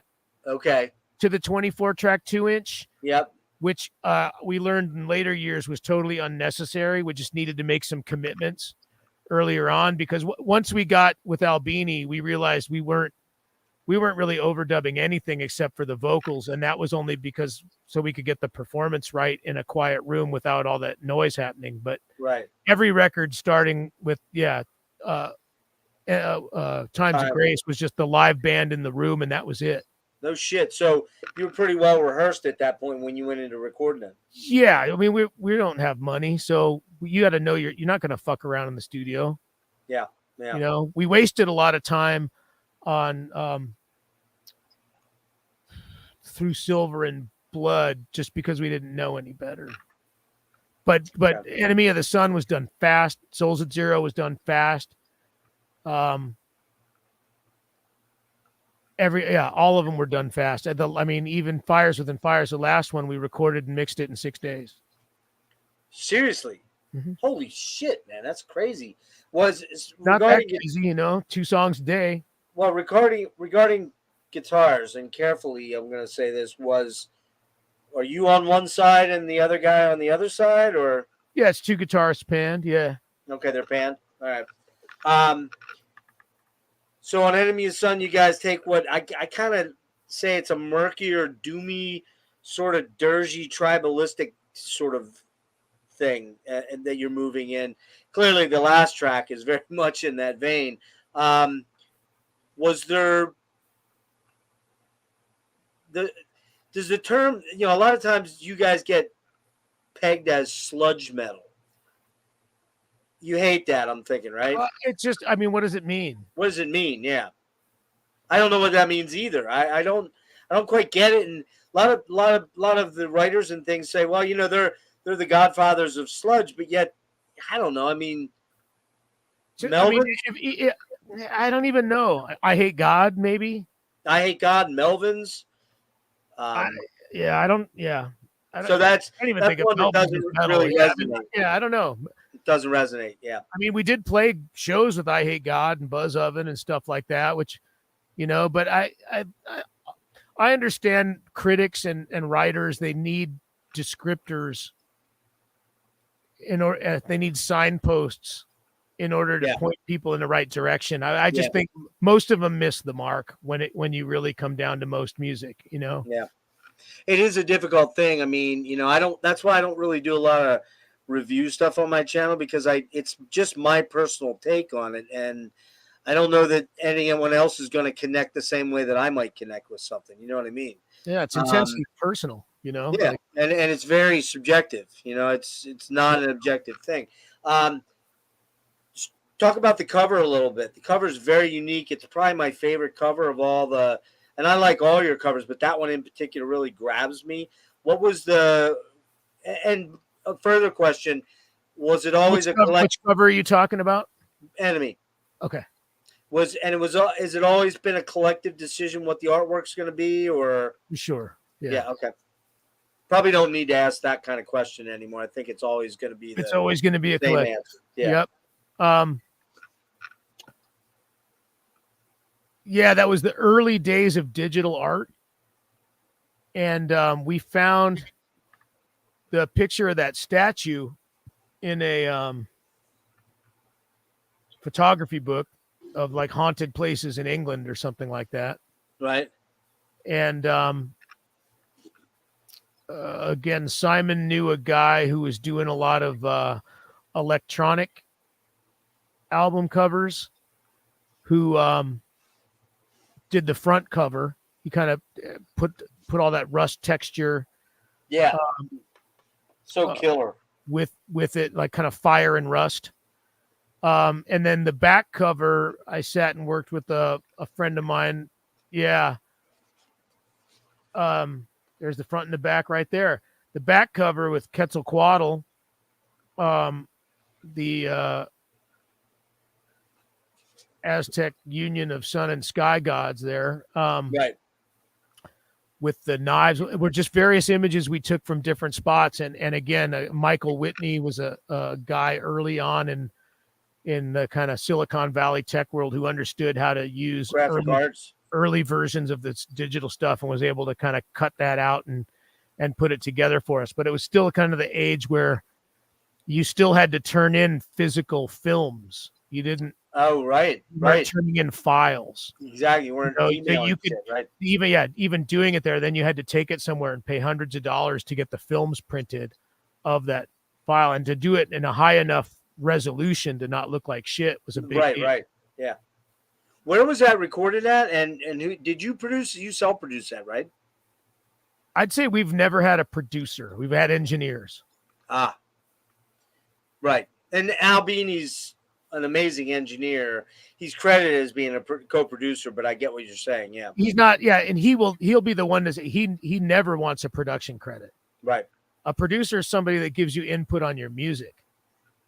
And Albini would never give you any input on what you should do with your music. He just knows how to catch what you want to do, right? He just catches the sound in the best way and most pleasing. And nor would we ever allow anybody to do such a thing. So Souls at Zero was recorded by a guy, Bill, in a studio out in I think Richmond, California. And he did a lot more like blues, but he also did stuff like Digital Underground, like some early hip hop stuff out there. Right.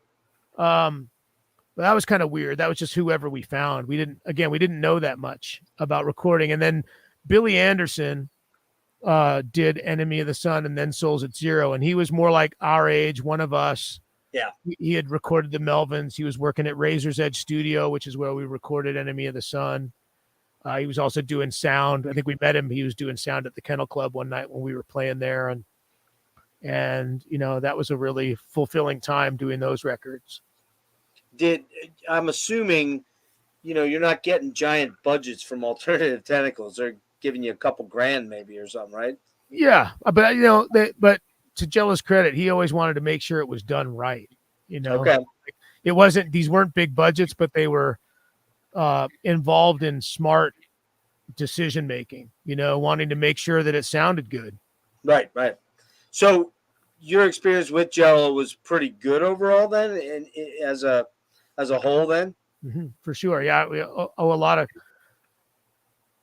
big debt of gratitude to Alternative Tentacles and him for taking a chance on us and helping us get kind of move up the ranks a little bit to get through that period. Yeah. Yeah, a few highlights on that, man. You know, Lost, which is hypnotic and tribal. When it kicks in, it's just face melting. I Raise the Stray that's a truly bizarre track. It's kind of you guys going full on experimental, not in so much a prog way, but just in a fucking bizarro way. You know what I mean? And I mean that in a nice way. I don't mean it in it's shit. It's just, you know, the female vocals, the shrieking screams and death growls, the samples and strings, insane drummer. You know what I kind of forgot about, man? I hadn't listened to a lot of Neurosis in a while, and we're preparing to do this deep dive on the catalog at the end of the month. And man, I forgot what a fucking monster drummer Rotor is. Holy shit, that guy is a good drummer. Raider. It's pronounced Raider. Raider, sorry. No, it looks like Rotor. He's just a killer fucking drummer. He's man. The best, man. Oh man. 100%. Oh, I saw him with Sleep. Yeah, was he with Ohm? No. Yeah, I saw him with Sleep. He's not with Eye on Fire either. He doesn't do that any gigs with them either. Okay. I saw him with Sleep, but I thought I saw him with somebody else for some reason. So then you got Cold Ascending. Man, that's got some Voivod in it. Would you agree with me?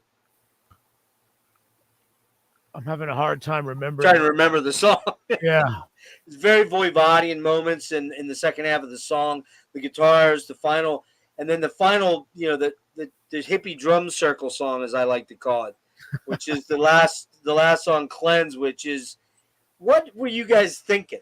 Like, seriously, what were you thinking? Like, dudes, let's get together and let's just make a 25-minute drum track with lots of white noise on it. Well, we had a vision for some of the songs that were like the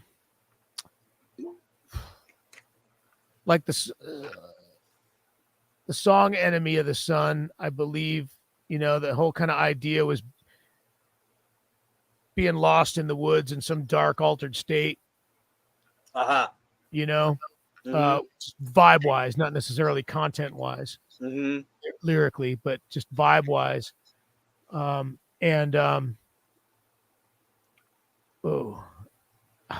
that audio wasn't too hot for you.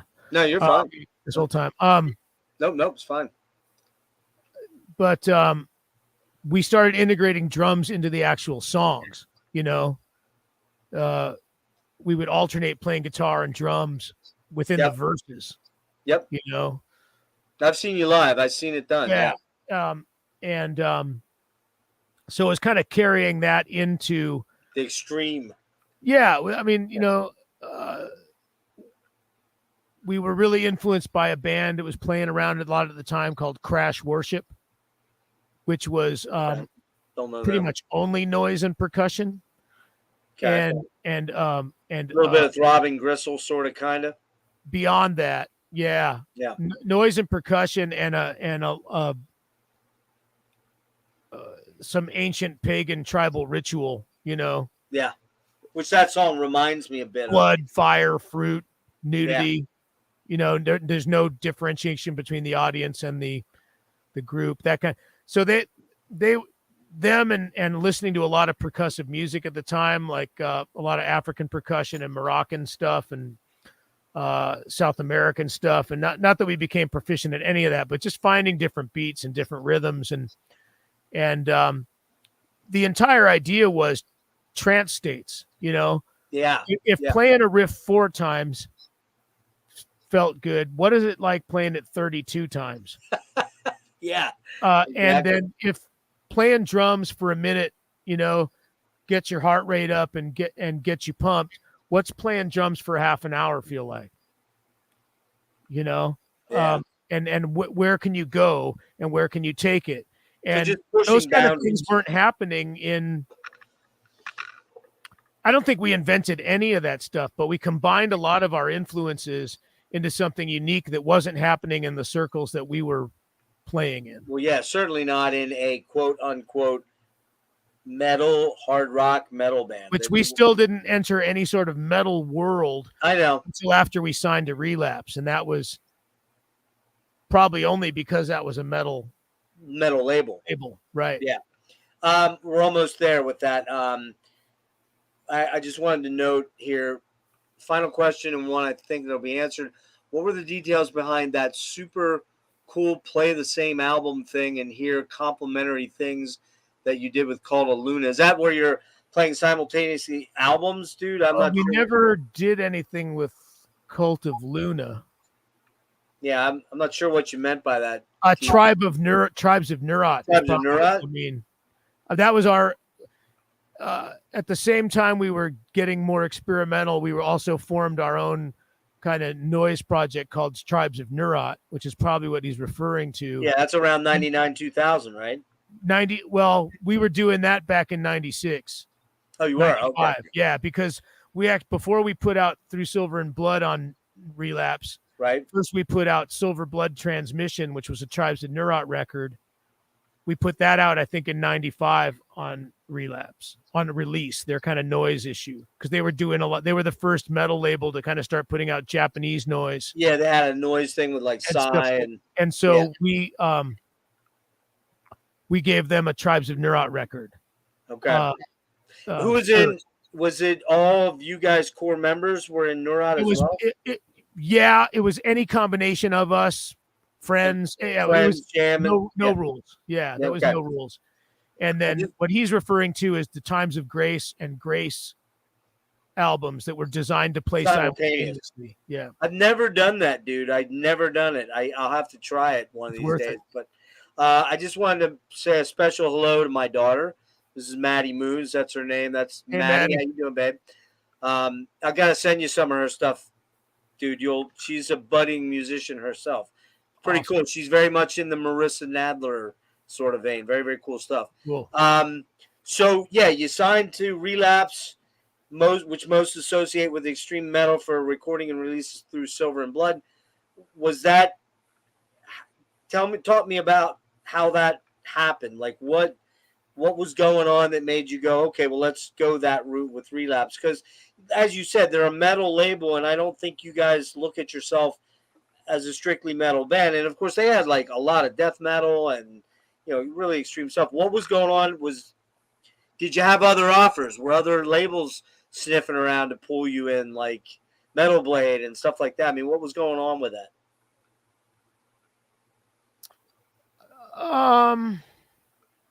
A few sniffed around, I think, but nothing seemed very serious. Mm-hmm. And there's a lot of cheesy shit out there, and we were really trying to avoid the cheese factor as much as possible. And even at that time, you know, we had hesitations about Relapse, because when we got the catalog of all their stuff, all the descriptors of the different types of metal we'd never heard of, and yeah. You know, it's like, what the fuck is chocolate dip double doom death? You know, like I still can't tell you the difference between death metal and I don't know what that is. To me, death metal was a Possessed song. Well, right, or a death Black song, metal was a Venom album. Yeah. You know, I think now I know what black metal is because of the Norwegian thing, but I don't want to categorize shit like that. And whenever something can be categorized into where you kind of run away from it, then it means that the first couple bands to do it were probably mind blowing. Yep, and then everybody's going to follow exactly that blueprint. Yep. Right, and so it becomes uninteresting really quick with any genre. I got you. And punk rock did that to us as well. As much as I'd like to say we're punks, it's about the attitude and about I still believe punk was a framework to do what you want, going all the way back to the first even proto-punk of the 60s. Fuck you, no rules. No rules. No rules. But it turned out that the genre punk did have rules because, when we got keyboards, we got, kicked out. But, so when we were looking at Relapse, we didn't really understand a lot of the metal stuff that they were putting out, but we did like the Japanese noise, like Masana and Merzbow. Okay, yeah, Merzbow for sure. They were putting out, and that they were taking chances on weird stuff, and we let them have the Tribes of Neurot record because it was a little bit low pressure. Right. And then what we did is we just developed a real relationship with them as people, and then the other artists that they were putting out didn't matter so much. It was more about those connections. They were independent. They started their own kind of thing. They worked hard. They were super big music fans. They became friends. So those guys, Steve, the two guys that started it, Bill and Matt, they went to the college I went to. They fucking, no joke, dude. Their original store in Lancaster, Pennsylvania, which is Millersville, Pennsylvania. Which is where I went to college at. That's where I got my degree. That store, their original storefront, was about, I could have ran there in about 5 minutes from my first condo. And I didn't know it. I stopped to find an eyeglass place that was near there. And I saw that storefront. I'm like, looks like a metal shop. I got to go in there. I went in, I'm looking around. I'm like, what the fuck is all this crazy chainsaw gut fuck stuff? What is all this? I've never heard any of this stuff. And it was all the original, Cannibal Corpse and Venom and Dismember and all these bands. Dude, I didn't realize it at that time, but I didn't know they had a storefront there. Yeah, they did. For a very brief time. Then they moved it down to Philadelphia onto the corner of. Yeah, I went to the offices in Millersville. Okay, were you there? But they didn't have that's when we signed to them. They were in Millersville, and we would go hang out there. It was in a house. They moved from the offices were in a house, but there was no storefront that I knew of. And then we would always go to some pizza parlor they all liked. Oh, dude, the Sugar Bowl. Right, the Sugar Bowl. Oh, no, wait, no, the other pizza joint. Dude, you were no joke. You were literally right up the street. If you went right up the street, went through the stop sign, took a right, you were at my house, my condo. Isn't that crazy? Yeah.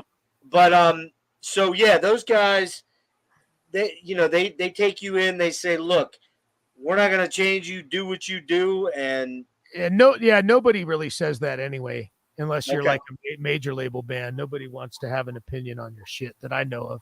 Okay. So creative control is not an issue in circles, in underground music, but they were willing to really, I think they were willing to invest in us more than the other labels could. I mean, it's unreal. And we wanted to go do weird shit, like open for bands that we could, like just go do weird shit, like, support tours for bands, but there's no, support bands don't really get paid on tours. It's like, you're lucky to be able to open for this band. Yeah. You're here. Good right. luck. And so make your merch money. They were willing to help cover some of the cost of being able to do some stuff like that. And,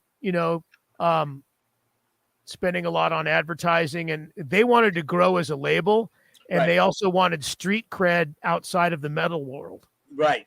And so it was kind of a win-win. We got somebody to take more of a financial risk and do more of the the legwork, the distro stuff. Yeah, more radio promotion, more promo copies out, more PR, more of a system. Not that Alternative Tentacles had that too, but it was on a smaller grassroots a lot more localized. Yeah, which was you've never had a manager, right? Lookout had a tiny bit, but not much. Right. Actually, really nothing. And then Alternative Tentacles had an office with 4 or 5 people at a time that were doing good work, and Relapse was kind of up a notch from that. And they were really pushing it, and it really, really helped us out. We were really able to this album do comes weird, out, and do weird shit like open for Guar and open for Pantera and Pantera. Yeah, I wanted to ask you about that in a minute here. do the Ozfest and all that shit. So I saw this, and you've probably seen this on Wiki. There's a quote allegedly attributed to you that says, describing writing and recording Through Silver and Blood as a fucking railroad through hell. Can you get into any of what that means, or is that just blown out of proportion? That quote is actually from a neighbor of mine when I lived in San Francisco, around in the Mission District, and I had a neighbor that was in one of the most notorious motorcycle enthusiast clubs. Gotcha. Which I appreciated at the time because the Mission District could be a little bit sketchy, rough, and no cars ever got broken into on our block.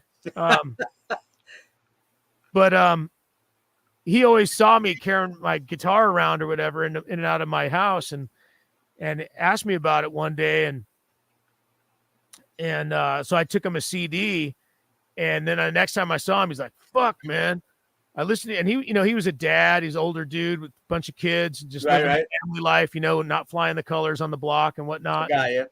And he's like, that thing is like a fucking railroad through hell. That's a great quote for it, though. Yeah, it's a great description for it. I mean, it was yeah. Well, can you might not be able to get into anything going on around that time for writing. Was there anything? Well, we were pushing it. We were definitely pushing it lots of ways. Whereas we kind of opened up the psychedelic barrier on Enemy of the Sun, we wanted to push that kind of as far as it could go with Through Silver and Blood to the level of discomfort, to the level of treating the listener as the enemy. Okay.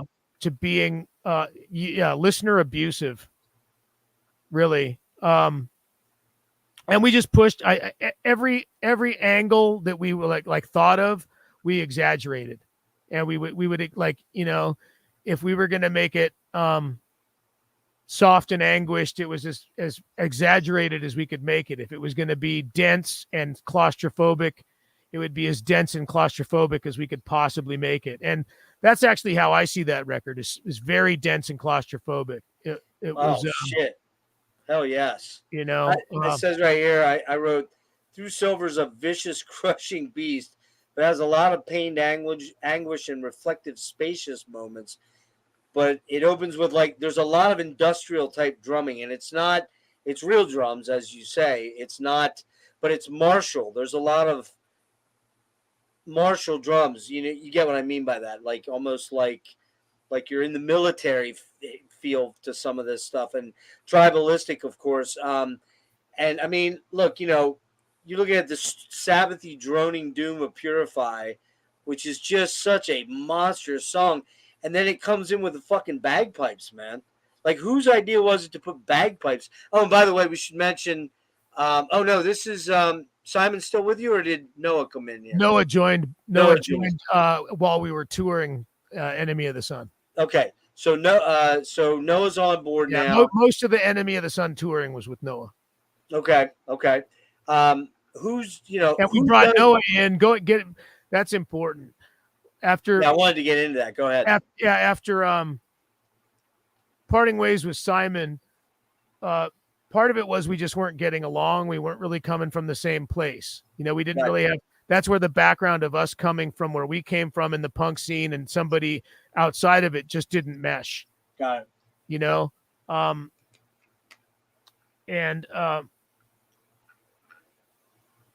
Noah wasn't a keyboard player, didn't know anything, but he was a recording engineer, and he was the guitarist singer of Christ on Parade, our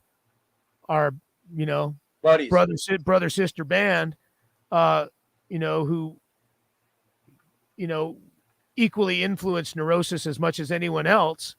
And he had also grew up with Dave in Berkeley. They went to high school together. Okay. The friendship was guaranteed. The brotherhood was guaranteed. He was ready to move to Morocco with his girlfriend wife at the time. No shit. And then we came in with the like, hey, you want to do this? And fucked up his plans.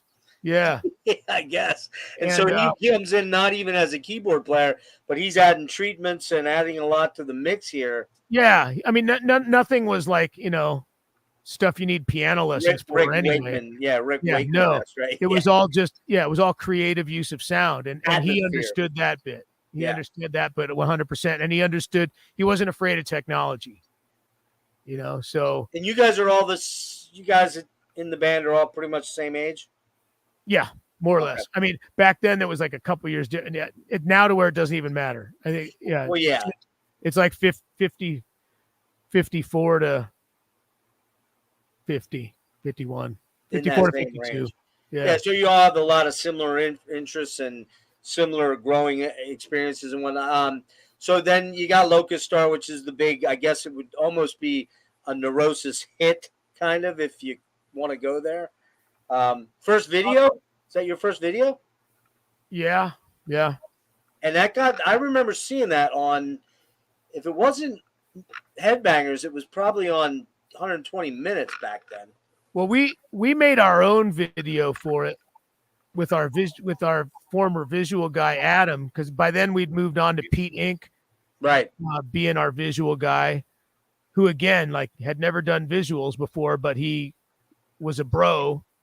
And he adapted. Yeah, I think he actually even toured with us as merch or roadie or something, and then he just figured it out. And he was a creative dude, and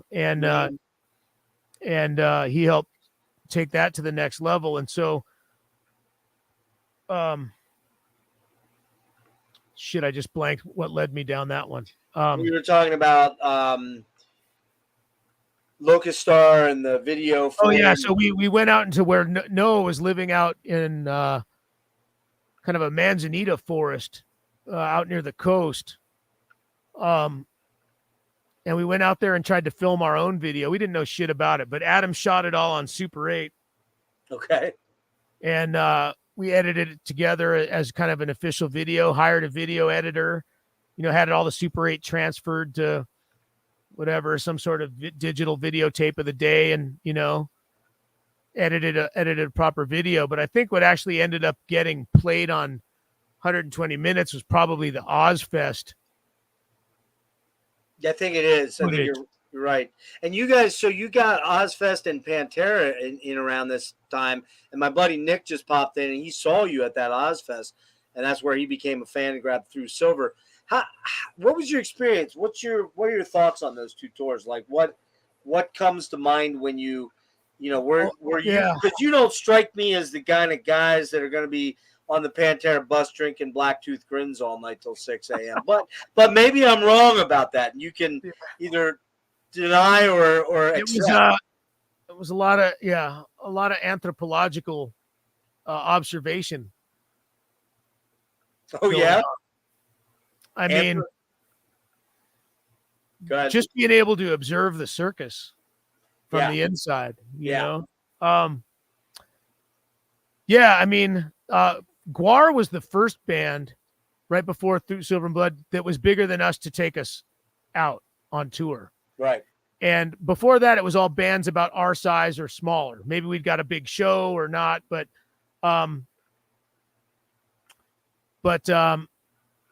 like a one-off show here or there, like, with White Zombie or right, Mr. Bungle or something. But Guar took us out, and while musically, I mean, Guar's it's ridiculous. It's a comic book. Yeah, right? it's over the top. But what we learned from them, not having any sort of crew when we toured with them or anything, was we learned about professionalism. We learned taking your sound check seriously to sound really well. We learned how much work went into, like, even though we never want to be like mixing fake blood and semen all day, they suffered for their art, man. They worked really hard to create the storylines, the comic books, they spent all day making that stage show happen. And they were we learned about hard work. Yeah, and it's a spectacle. And I mean, I'm not really a big fan of that band, but everyone I've ever talked to have gone to see them are like, man, it's a spectacle. It's like you're in a I don't movie. buy the records, but I'm a fan of the people that do it. Yeah. You know, it was a really hard work and dedicated thing that they were doing, a community all working towards a similar goal. And then then Pantera was the next ones to take us out, which again was not a weird mix, but yeah, I mean, if you're opening for Pantera, nobody wants to see you. Yeah, exactly. Right. You know, so luckily we don't have any breaks between songs ever. We don't ever doing the talking thing. Yeah, right. We just had our projections, and we started with some noise and we ended with noise, and we just destroyed for 40 minutes and left, and then watched the circus. And that was really they were very kind. Their crew was awesome. They gave us there was none of that weird shit like not letting us use the PA properly or anything. Like they were totally accommodating so that we could do your thing. So that we could do our best. They gave us any interaction with the guys at all, or is that constantly? Yeah, they were always all there 100% of the time. Was Dime a pretty cool dude? They were interesting. Yeah, I don't want you to there's a lot of personality in all those folks there. Yeah, I would imagine so. And that was pretty wild fucking times right around then, man. I mean, a lot of alcohol, a lot of probably other substances, I'm assuming. Yeah, we definitely had our own tribe when it came to that kind of shit. Like we weren't sucking down Coors Lights all day. Okay. You know, but and then Ozfest, you get on that. That's after Pantera, right? Yeah, Pantera again was us more hard work because we didn't have a big crew. We were busting our own shit, busting our own ass, getting ourselves to the next gig. That was about playing for people who had no idea who we were, exposure, and who were booing us, and they might not like us, but they're not going to forget us. Yeah, they're going to pay attention. Yeah, they're going to at least go, that was fucking weird. Like I don't know what the fuck that was, but it was intense. Oh yeah. Yeah. And so that's basically what it was. It was, we were going to make an impression. And everywhere we went, even up to the recent years when we're playing like some weird random pop festivals in Europe, it's like, we don't care where we are. We're looking for those few freaks in the corner. I want you. Who were looking for something deeper and didn't know it. Yeah. Yep. Because that's when the magic happens, is when shit stops you in your tracks. Well, I compare a Neurosis show, and I think you'll appreciate this. I hope you will. I compare a Neurosis show to a Godspeed You Black Emperor show. The first time I saw Godspeed, man, I was fucking transfixed. Absolutely. I couldn't move. I literally was having an out-of-body experience watching them. I was like floating, watching this shit. And I'm like, what in the fuck? And I wasn't high and I wasn't drunk. That's what seeing Neurosis is like. It's having an out-of-body experience where it's visceral, man. You're just connected to the sound. Not so much, you guys playing whatever individual things. It's again, to use that word, collective sound. That's what I hear. I don't know if you appreciate that or understand that. I'm sure you've seen Godspeed, and I'm sure 100%. Yeah, I first bought their record, F sharp. Yeah, and because of the cover, mm-hmm. and it was at Aquarius Records that I lived around the corner from. Man, love that.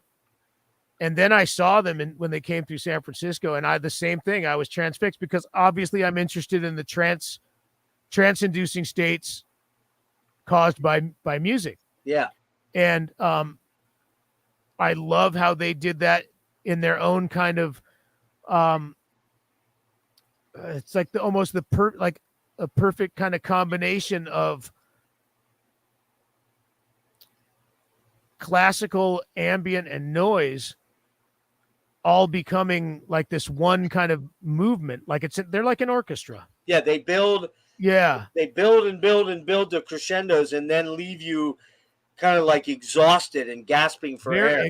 Yeah, super exhausted. It Yeah. it is that is a hard, especially like that is a hard headlining concert to get through, because like them and Swans is like, I've never seen the Swans. it's hard to stand there that long so transfixed in the noise. Like I need to lay down. Yeah. Well, You know? I felt that way when I've seen you guys, man. And my buddy Nick says this is great. He says, first band I saw at Ozfest was Neurosis. Nothing that day was heavier. Bravo, Steve. But this is a great quote right here. Pretty sure the last time I saw Neurosis, I felt my soul dissolve when that first breakdown in the doorway hit. I concur, my friend. I totally concur. How you doing on time? We're at 2:15. I'm totally fine, but I am 53. I probably need a piss break soon, and then Why don't you you want to do that now, or do you want to just let me know when you're ready?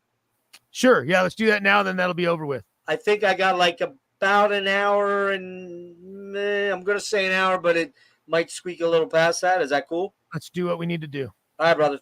All right, be right back. Go do your thing.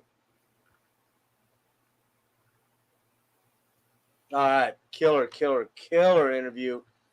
Steve is really giving us some incredibly good stuff here.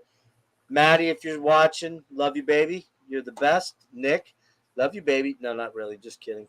I do love you, but not in that way. You know what I'm saying? Everybody else that is still sticking around, T-Mine 100. I'm really sorry, but I did describe in the description what I was not going to get into. There are reasons for not getting into it. There are reasons Steve does not want to get into it, and I completely understand, and I respect those boundaries, and we're just not going to go there. So I want my viewers to understand that was from the outset. That was how it was going to go.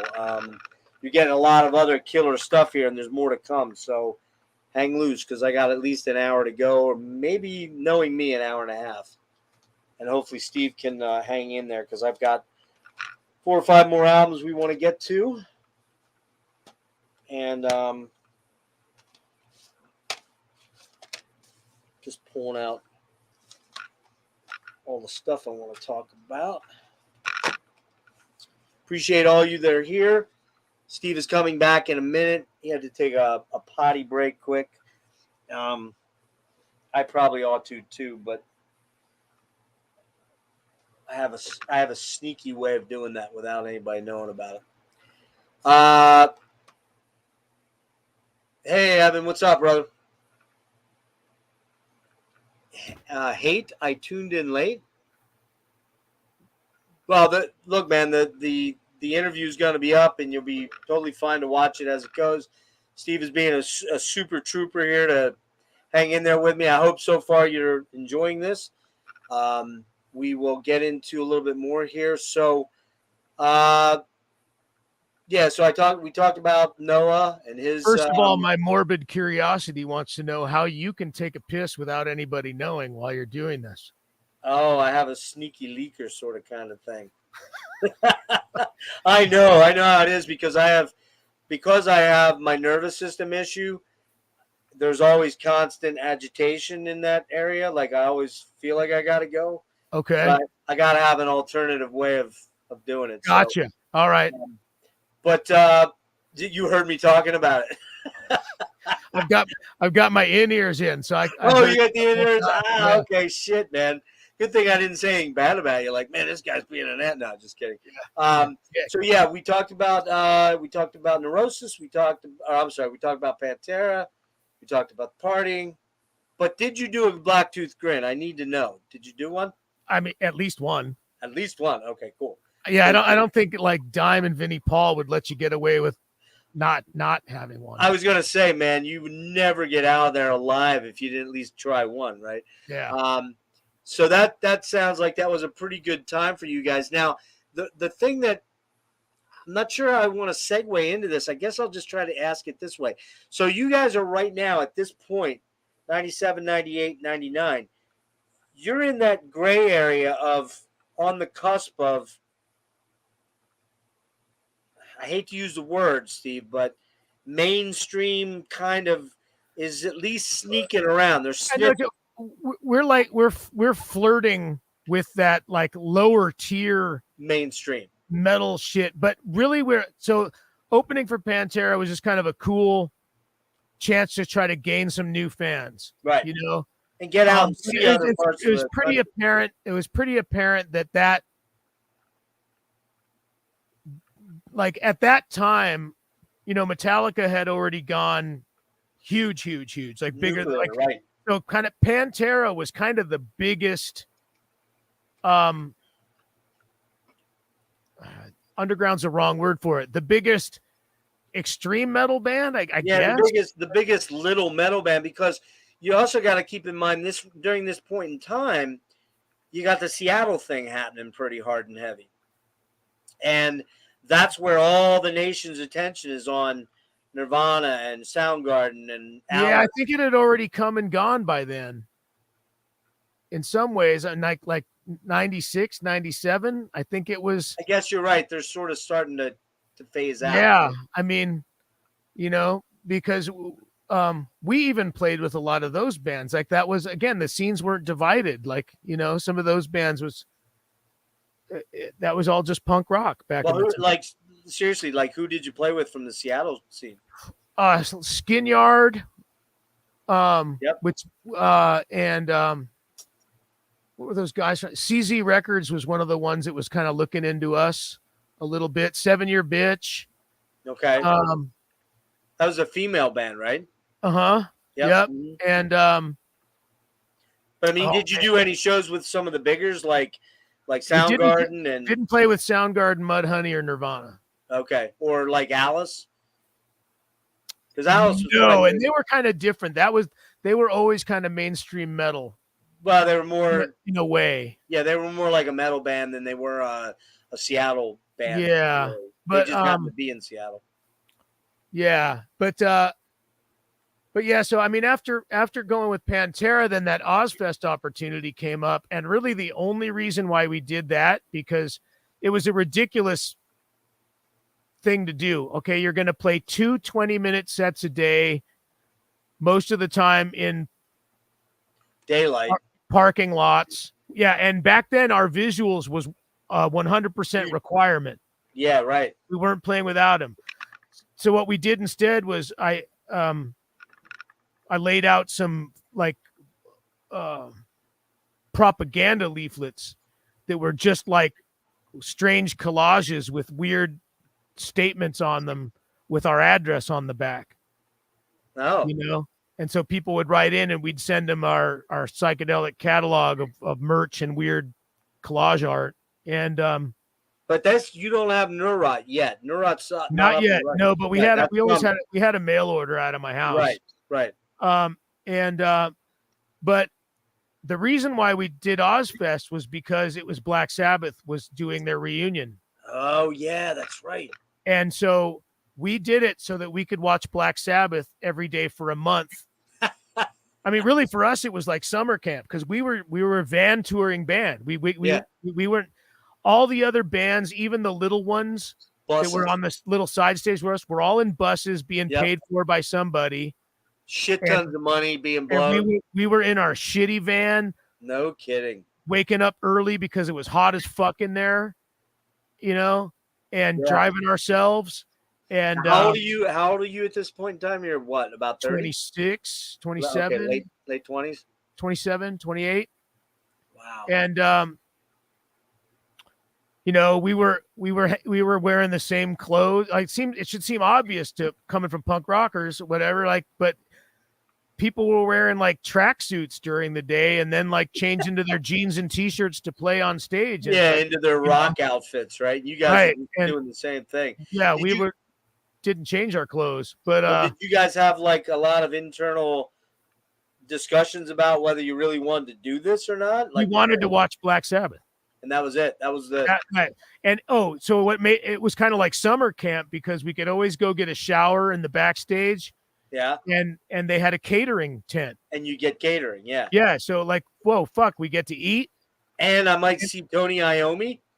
we will see Tony Iommi. And that's not only that, but we can watch Black Sabbath from the fucking side stage. We'd prefer to watch from the front where it sounded good. Photo pit. Yeah, the photo pit. We Yeah. just fucking from wherever we want. You know, we'd be like, today I'm standing in front of Tony. Today I'm standing in front of Geezer. That's killer, man. You know, and so it was like that was the reason why we did it. So we could watch. Did you guys make any money on that at all? I think we're lucky if that was a break-even deal. I think but the Ozfest people knew that we didn't have major label shit behind us. Like a lot of even those tiny bands had some sort of label that was paying. Right. Like that's how those tours work. You pay to get on it unless you're pay to be on the tour. Yeah, yeah. Unless you're some of the bigger bands. Right. Right. And so they did pay us, which was rare for that side stage bands, but it was probably less than our, or close to our daily expense of, our van payment and gas and paying our crew guys. Wow. And you had, how many crew did you have with you? Just 2 guys? Sound and a couple roadies and merch.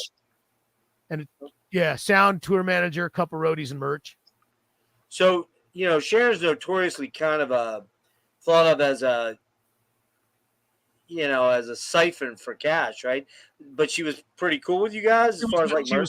She was kind to us. Yes. No kidding. How about that? That's which was definitely rare. Yeah, but we appreciated that, That's awesome, man. I think did you meet Ozzy? Did you talk to him? Oh yeah. Pretty cool guy. Absolutely. Very nice. That's fucking awesome, man. And you got to meet Tony Iommi too, I'm guessing, right? Yeah, I was afraid to talk to him because I was so starstruck. Yeah. He's a real nice guy though, from what I gather. Yeah, I mean, I sat and ate a sandwich right next to him eating lunch on time, and I was like, what the fuck am I gonna say? Yeah, what am I gonna say to this guy, right? That he hasn't fucking heard. Can I see that finger you've talked about? Yeah. Yeah. If it wasn't for you, I wouldn't have any riffs. Yeah, right. So, all right. So, Times of Grace comes out in '99. You make the move to Albini, which you said he's more your engineer than your producer. He's worked a lot of diverse artists from Nirvana that we talked about, Godspeed, Page and Plant, which I did not know that one. The Stooges. That's actually a great record. What's that? That Page and Plant record is good. Is that the Walking into Clarksdale one, I think? Yeah, right? that the main song off of that. I have it, but I don't remember the name of the song. Something High. Yeah, I don't remember the name of the song title. Yeah, I can remember the riff. It's great. That's a great song. Steve has a pretty dim view of the music industry, in particular major labels. And did that help you guys start to crystallize the Neurot thing, or was he at all an influence on the album in any way? You kind of answered that earlier. You said not really, because he just let you be you. No, he's an influence in a lot of ways as far as like us learning about recording, and I also really appreciate his ethics. But again, we come from punk rock, and I was starting a label right before I joined Neurosis. I just kind of you were. That's right. I got kind of label interruptus because I got caught up in the like, oh shit, I'm in Neurosis now. I'm in a band now. Yeah. I'm going to do this. Yeah. But it was still always. I'm always going to be that guy that wants to have a fanzine or a record label and a band and a project. I want to do all the things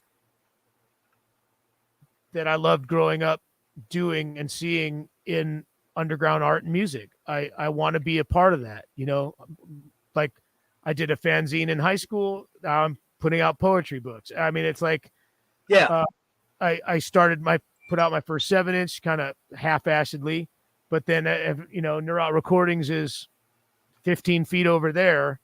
Yeah, it's a continuum for you, right? It's all the same shit since high school, just becoming clearer and clearer. And while we were never poorly treated by the labels that we were on, we learned something from all of them. We're inspired by all of them, and really in the end, we just wanted it to be like almost like it's like same as like farm to table movement or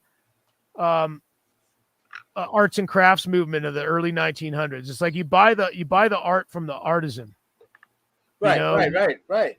And so if we can have our own home for our own art and music for the rest of our lives, then that's what we want to do. And so you're happy with that. We were happy with Relapse, and we enjoyed working with them as people, and we continued to work together off and on. Like they put out Times of Grace. Some other label put it out in Europe and another one in Japan. Right. And then you had but we put out Grace. That was kind of our, when Times of Grace came out, we put out Tribes and Neurot Grace, which was the kind of introduction to Neurot recordings. Right. And then we followed it up with Sovereign. The EP, right? EP, we recorded at the same time as Times of Grace. That was the same recording sessions. And also had the rights back to Enemy of the Sun and Souls at Zero so that we could start our own independent label. Right. Inspired by the ones that we started on. And that was the impetus for getting Neurot going. And then slowly, as we felt more comfortable, we took it all on. I think let's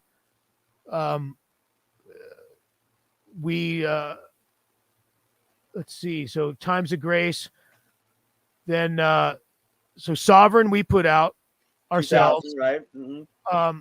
I think we put that out in America. We didn't have a European situation yet, if I remember correctly. Yeah. Then, well, now, so I guess the question I have here is, Enemy of this. I'm sorry, not Enemy. A Sun That Never Sets. Was that licensed to Relapse, or did it? Because that's Relapse on there. That's Relapse. Yeah. No, they put out A Sun That Never Sets. We didn't feel ready to take on. We didn't feel we had the resources to take on a full length totally ourselves yet. We were in transition from being trying to be like almost a full-time touring band to realizing that just didn't work, and we were just digging a hole for ourselves that we'd never get out. With debt, you mean? With debt. Okay. Yeah, multi-dimensional debt, financial, and being fathers and husbands. Personal debt, right? Yeah, absentee fathers. Yeah. Yeah, because you're married and have kids at this point in time, I'm assuming? That's when my firstborn was, but the other guys had kids there's been kids the whole time of Neurosis. Okay. Through all the guys, yeah. And yeah, it just was clear that there was no way for 5 families to make a living off of weird underground music. And we never even really fully dove in. We were just kind of like testing the waters. Right. And looking at all those like lower tier metal bands opening all these fucking tours that we were witnessing firsthand. It was like, I don't want to do that. Yeah. You know, I don't want to hit. I just remember my exact words. I don't want to be fucking 40 and one of us breaks our arm and we can't go on tour for the 200 days a year. We need to be on the road just to pay the bills. And then I have to go get a fucking job at Guitar Center. You know, when you get off the door. Yeah. You know, like, so is that when you started teaching around this time, or? It's when I realized I needed to find something to do besides the little side jobs between tours, you know, like checking IDs at the bar or temp work or whatever. Right. You know? And that's when, that all happened pretty quick. By the time I finished the sentence, I'm thinking about working with kids. I got thrown in a classroom. So. And you didn't have a teaching degree though. So. No, but California had a really interesting system where in the ghettos and the barrios, they were so desperate for elementary school teachers because California, to its credit, passed a law that kindergarten through 3rd grade can have no more than 20 students per teacher. Okay. Capped the ratio, which is a fantastic thing. But what that meant was that in difficult neighborhoods, it was harder to have enough teachers in the inner cities. And so there was a program in San Jose where I got my degree from, my sociology degree, where if you had a 4-year degree in any subject, then you could teach. You could teach as long as you took your teaching classes at night. Okay, so you're actually working a day job as a teacher, and then going to school at night Going to to get school your. at night, And that is running that Neurot out of the that take house. you 2 years or longer? 2 years, yeah, 2 years Okay. at night, yeah, in summers. And then did you have to get a master's then? It's not a master's; it's a certificate. Oh, okay. So you didn't need to have. Okay. Um, but you're all kind of in agreement at that point that you're not going to go become rock stars because that you're not doing that kind of music, and Yeah, it's never going to pay. you're right. And we know, and again, we come from a place where we never expected it to. I got you. We just, there was a moment where we wondered. Well, yeah, because you're opening for Ozzy and Black Sabbath, and it's kind of like, well, could we? But then you all wisely looked at it and said, yeah, it's probably not going to happen. Well, and the other thing that we noticed is that even on our headlining tours, we were in the same places too often. And when you show up someplace twice a year, it's not special. Right. Yeah. And if you go away for a little while and come back, it's a special event. And that's you have weirdos like me that will go see you twice or three times in a year, but we're the rare exception. You know what I mean? Audiences were getting smaller at our club shows, and things in Europe were happening where electronic music was taking over guitar music, and it just didn't seem viable nor secure in any kind of way, because really one injury or one illness, you're in trouble. There's 5 starving families. Yeah. So it made more sense to, and Steve Albini actually was like, I've always ever just looked at music as a treasured hobby. That's a great way. Yeah, exactly. Not that I would ever reduce it to a hobby, because it's my life. It's not a hobby. It's my life. Right. But the economics of it, yeah, I think of as a hobby. Exactly. Particularly, I spend more money on music than I make. Yeah, and particularly, Steve, for the kind of music that you want to make, experimental type, whether it's metal or experimental, shit like. Are you familiar with like Boards of Canada? Oh yeah, I love them. Yeah, one of my favorite all-time bands. Mysterious. They're working day jobs. I think the one guy's like an electronics tech somewhere or something like that, but they're doing it, like you said, as a hobby, even though it's not really a hobby. It's their life, but it's not like the Sabbath and the way Metallica blew up. I mean, just look at all the other bands other than Slayer and other than the quote unquote Big Four, which 3 of those guys are way pale in comparison to the Metallica. That was just, kudos to James and yeah, but you can't plan that. You can't make that happen. That's exactly. That's right place, right time, right moment, right set of circumstances, and all the things falling in line. Yeah, totally. You can't, record label people like to think they can make shit like that happen, but that's really just the stars aligning. Let's real quick hit this one real quick. This is the double. I didn't even realize this. I hate to say it. This is the double edition. Do you know what's on the other side of it? Because I don't. Is that Sovereign? We might have stuck Grace with it. Tribes of Neurot Grace. Let me look here, because I hate to say this. That's Tribes of Neurot Grace. I don't. Is it really? Okay, so yeah. So you play both those discs at the same time in different stereos. Oh, here it is. Yep, it's Grace. Dude, I didn't even know that I had that. That's terrible to say. Now you know. Now you can do it. Now I know. Now I gotta do it. You need 2 stereos. Don't fucking burn it down to a stereo track, because it has to come out of 4 different speakers. Oh, you have to hear it in quad.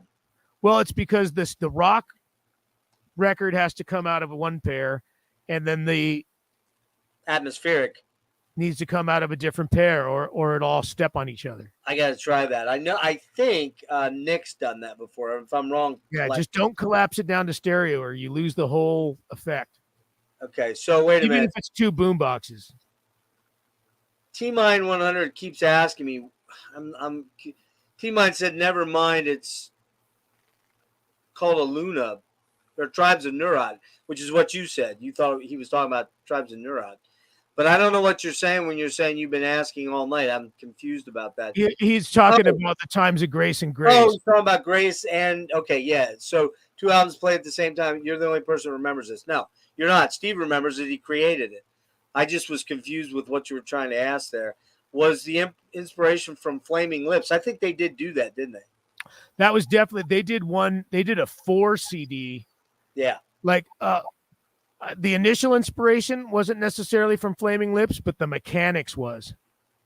Because our sound man, Dave Clark, was a huge Flaming Lips fan.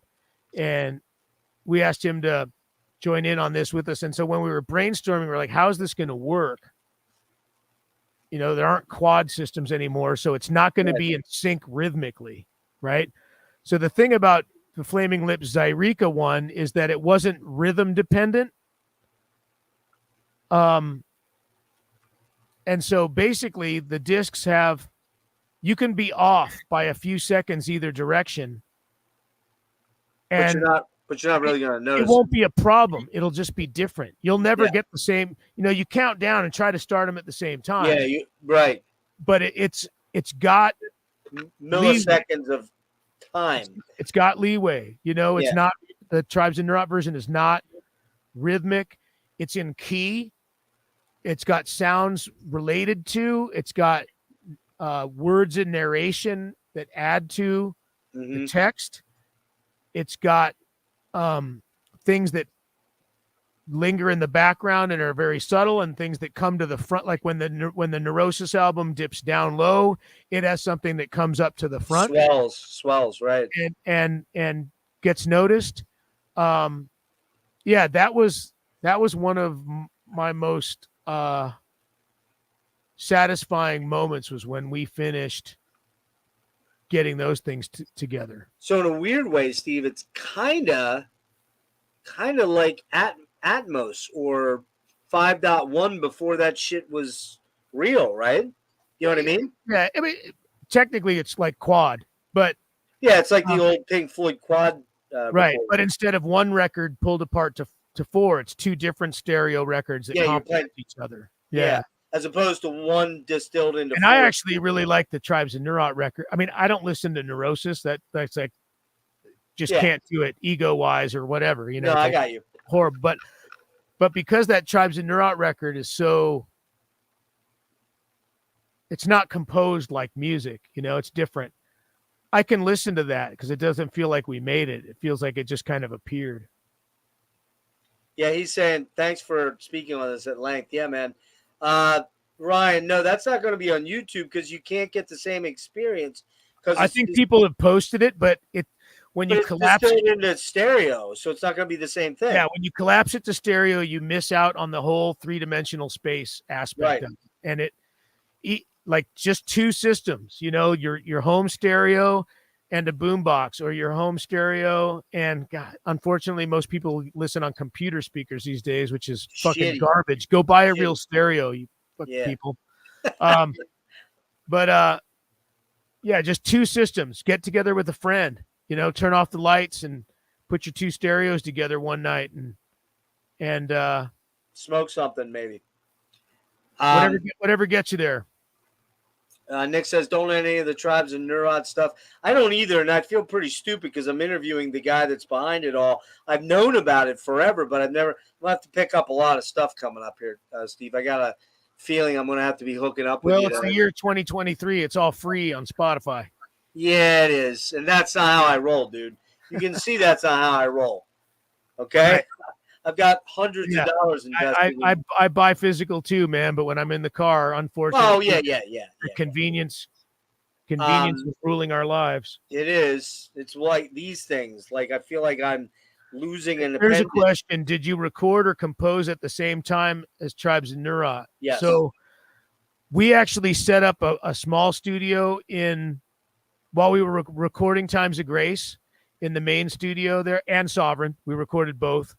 At Electrical Audio in Chicago, we set up a small studio out in the lounge, an 8-track studio, and recorded the basic ideas, some of the fundamental bits for Grace, at least to get it started.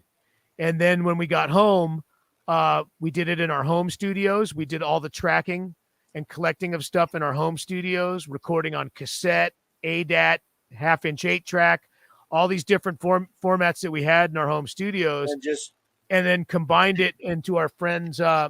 Again, this was early in people having digital audio at home. Yeah. A friend of ours had a high-quality Pro Tools rig. I was going to say Pro Tools, like he wasn't using Cubase or... No, Grace was edited in Pro Tools. We took all the sounds and we put Times of Grace across the timeline, and then laid what we wanted, laid the other things we'd been tracking. Again, keeping in mind, it's not rhythm dependent, right? But it is in key and it is complementary. And then we synced all the bits from the multiple formats where we wanted them in the timeline. That had to be quite a bit of work, editing. It was a lot of work, but it was a lot of fun. Yeah.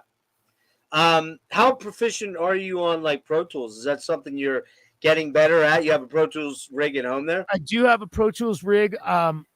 Only since I moved to Idaho, I was still on the half-inch 8-track. Shit. So I got here. I really just liked the physical aspect of the tape. But then when I moved so far away from my brothers, I had to have a way to send files. So I had to take the deep dive and just go the grin and bear it. And to be honest, consumer level analog compared to prosumer level digital now, it's hard to tell the difference anyway. Yeah. I'm not. I still treat it like a tape machine. I use them as tracks. I don't do all, and it's easy to edit. I'm not having to splice the tape with a razor blade. Right. So there's a lot of things I can do, but like anything, like even knowing how to play guitar or keyboards or piano or anything else, I know just enough to be able to do what I need to do to express myself. Right. And that's really all that's necessary. You don't have to, I would say a lot of artists are like that with the Pro Tools stuff, dude. That stuff is so fucking deep. Like you can just go way down the rabbit hole with that shit. I don't know how to do anything that I haven't had to know to do for a reason. Yeah, exactly. When I learn something new, it's because there's an opportunity with which I need to know it. Yeah, to utilize it. Yeah, the first time I got Logic, I just was fucked. I was like, what? It's like space age technology. You're like, what? I don't even know where to start with this shit. Right. And unlike you, never took it that far. But a couple quick tracks to talk about. The Doorway. It's like heavier than a fucking star collapsing, man. That song, I don't know how you feel about it. I know you have to play it a lot, or used to have to play it. That song just mind-shattering, man. Mind-shattering. The Last another scathing, bludgeoning beast with a lot of dark and light movement. And you start to do that more and more from Times of Grace onward. There's a lot more dynamics going on. Not that it wasn't there on Enemy or Through Blood, but the dynamics become more noticeable. I don't know if that's a fair assessment. Yeah, well, like I said about Through Silver and Blood, after touring it like hell, like we did, it felt claustrophobic. Yeah. That was not a place you want to live in. Yeah. Right. Yeah. And so Times of Grace was like crawling through the muck and mire of Through Silver and Blood, making it to the top of the fucking mountain, looking back over your shoulder going, holy shit, how'd we make it through all that? We survived that railroad from hell, and right? let's take a breath. Yeah. And let's introduce breath. Let's introduce breathing and let the music breathe. Well, I mean, you got Belief. That's a major highlight for me, man. What a killer track. End of the Harvest. That's one you guys do a lot. It's just that last 4 or 5 minutes is just fucking killer. And the epic title track is amazing. There are a lot of more. I would say there's a lot more contemplative. I hate to use the word mellow because mellow is not something I associate with Neurosis, but I'm fine with mellow. It's the only way to kind of explain them. There's this dynamic contrast between the heavy and the more mellow bits, and was was that just how the material fleshed out as you wrote it, or was it it sounds to me like it was a conscious decision to incorporate more sinister, clean portions of song within songs? Because there's a lot of songs within songs in these tracks. We never talked about it. We never, like, our writing has never been over intellectualized. Yeah, definitely not. It's gut level. So just, I think our need, our emotional need was to let things breathe. Okay. And what, starting with Times of Grace, we started exploring a lot more space, breath, and harmony to balance out the dissonance. We never gave up. In fact, we got better at the dissonance. You did. I completely agree with that. And the ugliness, and the heaviness, but we were able to balance it. We were constantly striving to push the boundaries, but also finding more balance. Because if you're off balance and pushing a boundary, you're gonna fall on your face, right? So, but if you're rooted and firmly planted while you're struggling against we'd use our strengths, but not always rely on them. We'd challenge our weaknesses. Like, let's sing better. Let's, try a new thing. Let's not be afraid of making something pretty, something beautiful. Yeah. Like for example, there might even be a hook that comes into a song here and there, which in previous times there were hooks, but they weren't really obvious hooks. There's a few more obvious hooks here. And I don't know if that's, I'm not saying accidental. Guaranteed. Okay. couldn't come up with a hook consciously if we tried, but every once in a while a blind squirrel finds a nut. Well, let me ask you this, like, through Silver and Blood and Times of Grace, often cited as the band's creative peak by a lot of journalists. And I don't necessarily subscribe to that myself as a fan of the band, but, often we have historical biases, and that's kind of, people get set in that zone. For listeners, it's always, and I'm that way with certain music. I mean, there's records that hit me as a listener at a certain age, at a certain time in my life, that's going to just impact me personally, even though the band continues to make records that they think are better. And they're probably right. Mean, they're probably expressing themselves in their most evolved sense. Mm-hmm. But I like that record 4 records back because that's the one that hit me at the right time in my life. Yeah. Yeah. I mean, I came into Rush in 78 with Hemispheres, and I always go back to that album. What's that? Was it 78? Yeah. Wow. Yeah. And that's the one, that and Farewell to Kings in 77, those are my 2 go-to records, even though I love, I fully love that 8 album period, pretty much from Fly By Night through Grace Under Pressure. That's my favorite era of all music, right? And yet I always find myself going back to that record, which segues great for me into, by the way, that Times of Grace, pretty much a perfect album for me, Steve. It's just that fucking good. But the weird thing is that the next, you did the Sovereign EP in 2000, but then you did the album that kind of hit me. That was The Sun That Never Sets. That's the first album I got. And I hadn't listened to that in quite a while, and I threw it on last night. And, man, I can't break away from it. It's my favorite album you guys did. There's so much cool space on this album, so much cool experimental stuff going on, from bringing back the bagpipes to the beginning of, I believe it's, I should know better off the top of my head, the second song. Hang on a sec. You're asking the wrong guy. Yeah, no. The second song is From the Hill. Does that sound right? Sorry, man.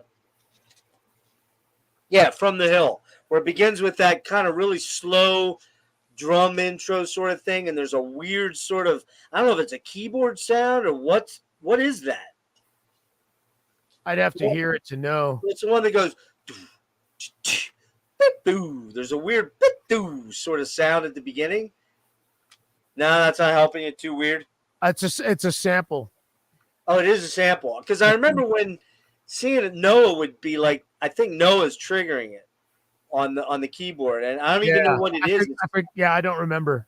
It's like a horn or something like that. But this album, again, I know it's a collective, and I know what you're probably gonna say here, but it sounds like you had a lot of influence on that album. Am I right or am I wrong? Kind of. Again, 20%. We're back to what's that? 20%. 20%. I had a feeling you might say that.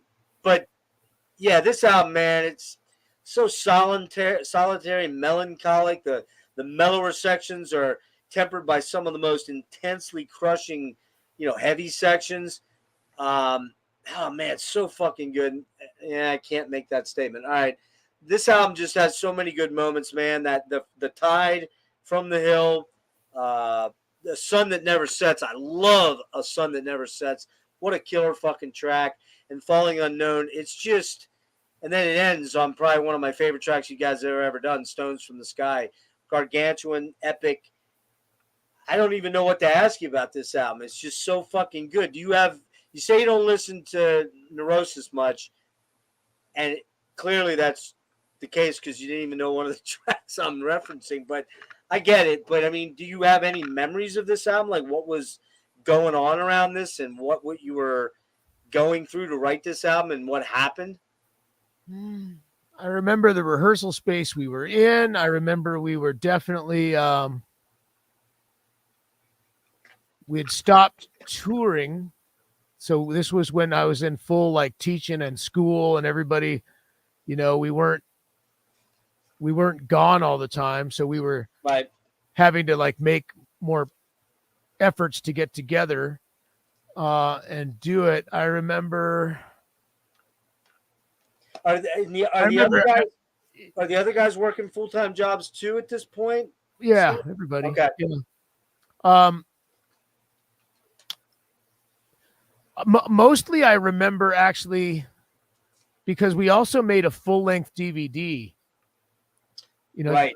Josh Graham became our visual guy. Exactly. Talk a little bit about Josh too when you. Yeah, after Times of Grace, we booked.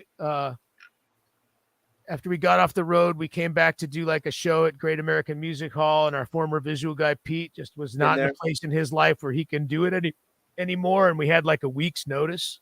Oh wow! And our visuals are complicated. Yeah. And a guy had sent a demo reel of video from Arizona named Josh, and he had his phone number on it. I fucking called him. I go, dude, we're in a fucking bind. Can you get out here and do this? Can we come up with something to do in a week? We cobbled together like oscilloscopes and some computer psychedelia and some computer animation he had. And it was the first time using video instead of film. We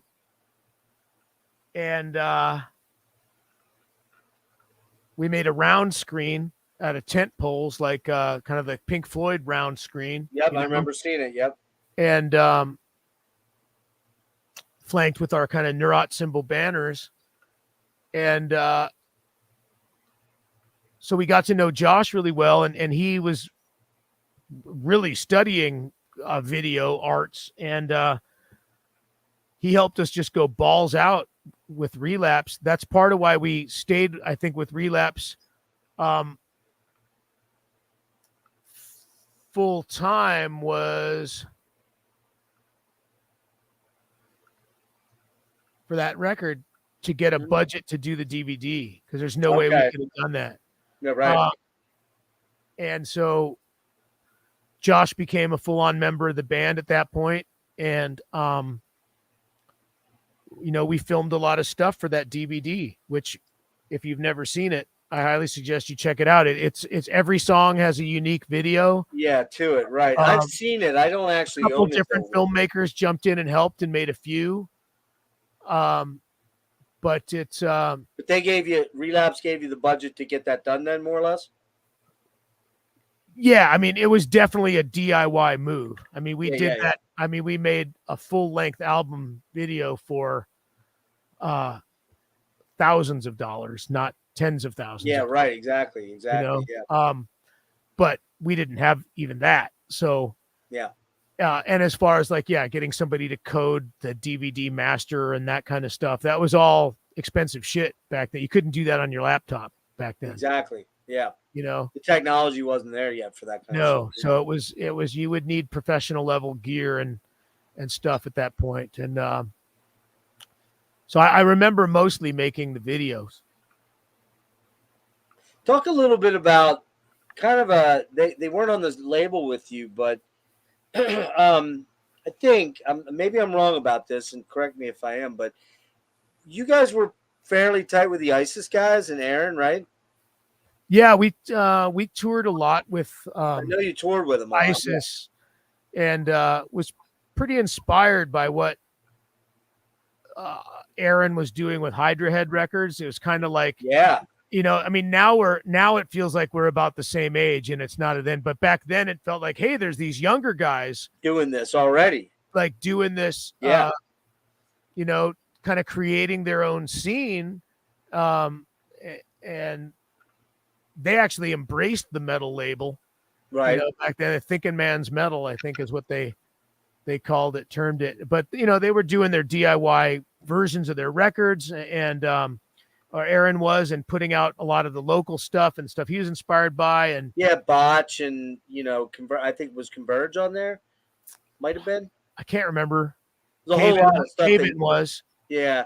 And the interesting thing is then they did the Sovereign. He did the vinyl for Sovereign. Oh, did he really? And we put out House of Low Culture, right? Well, we put out House of Low Culture, which was one of their things. There was another ambient noise project of Aaron's that we did. Was the Lotus Eaters one? Lotus Eaters? Yeah, Lotus Eaters. And we put out an ISIS EP. You put out an which one? Is that the what's it called? Signal 5? Yes, Signal 5. No shit. I actually didn't know that. How about that shit? That's fucking cool. I mean, so it was kind of like our trade, like Sovereign and Signal 5, Yeah, well, you scratch my back, I'll scratch yours. Yeah. Totally. Yeah. I gotta try to get Aaron on. Aaron and I used to talk quite a bit. I introduced him to Steve. I was trying to get them to work on a bass communion, like dark ambient thing. I got to get with him. He's not easy to get a hold of.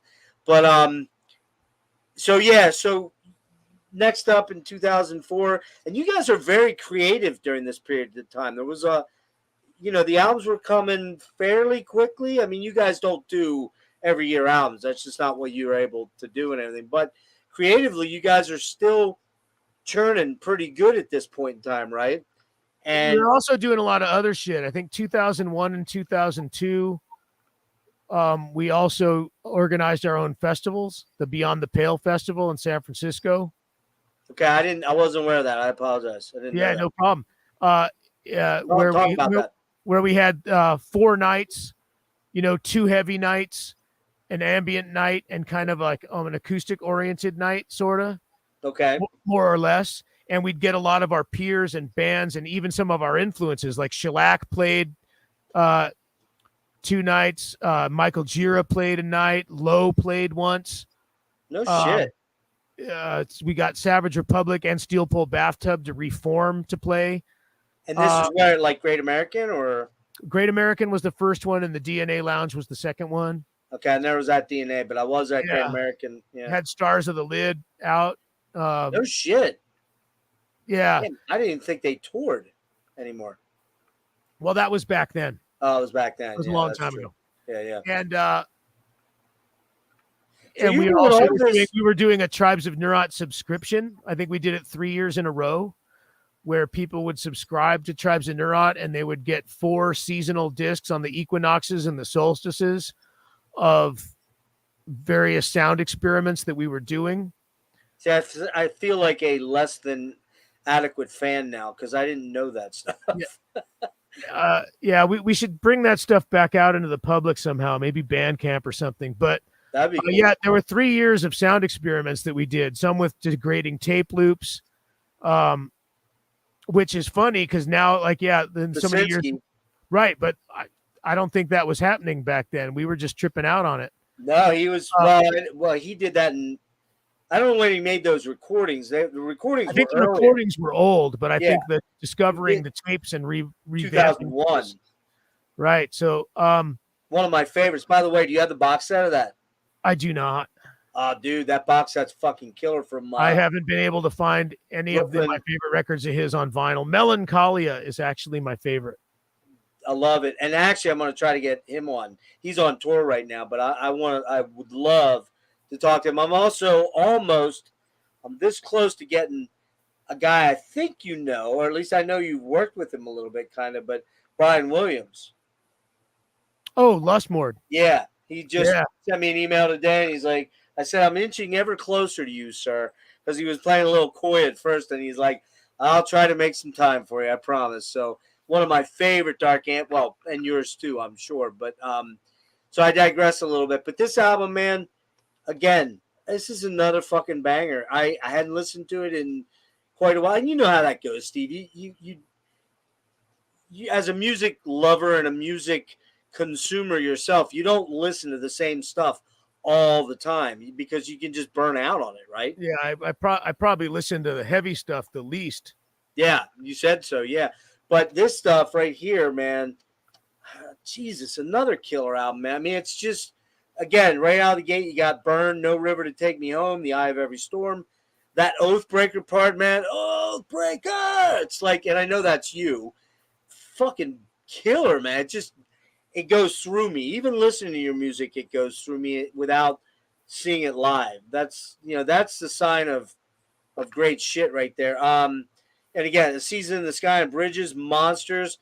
There's a bit more. I think there's a bit more melodicism on this album. Would you agree with that? For sure. Yeah, way more space, way more melody. And that's not a bad thing. I don't think that's selling out or anything like that. And that's kind of been something that you touched on that's been developing. You can't sell out when you only make music for yourself. Well, that's true. Good point. I apologize. I didn't mean it quite that way. Yeah, no. So I guess, let me see. We're almost to the end of that, and then I want to get into your solo stuff and get you out of here. So Given to the Rising, that was the last one that I really paid close attention to. And I think you said you liked this album quite a bit, right? Yeah, it was fun to come back after Eye of Every Storm with the space and the melody. And not that we ever give a shit what anybody thinks, but maybe lulled people into some complacency of, okay, it's going to be getting mellower. Yeah, this post-rock mellow stuff, right? Yeah. And then we come back with that one, chewing your face off. Yeah, I love it. I love the artwork that Josh did. Really, really talented guy. Speaking of Josh, he leaves in 2012, and he's got A Storm of Light, which I had the first album of that. He's also, I believe he was in the Red Sparrows at that point, right? By the time A Storm of Light formed, he was out of Red Sparrows. Before that, he was in Red Sparrows. Before that, he was Red Sparrows, Which I saw them in the first Unitarian church down in Philly, man. And I think they got some shit ripped off there because they had. Oh, they did that. They did a CD to get money together to get their gear back. Yeah, and I talked to him a little bit after the show about and I think at that point that might have been like 08 or 09, so he was probably still in Neurosis at that point. Great show, sure. Really cool, really cool band. So yeah, Given, man, I didn't tear this one apart, but those are the albums that I kind of really focused on. Then you take a pretty long gap, like 5 years, I guess it was, and you put out this album. And I got to be honest with you, when I first listened to this album, it took me a while, but I really grew to really dig this album quite a bit, especially Through Honor. What's it called? We All Ate Raging Gold, and My Heart for Deliverance. I mean, these are tracks that you have to invest some time in. Do you have any memories or anything you want to say about this album that's kind of prescient?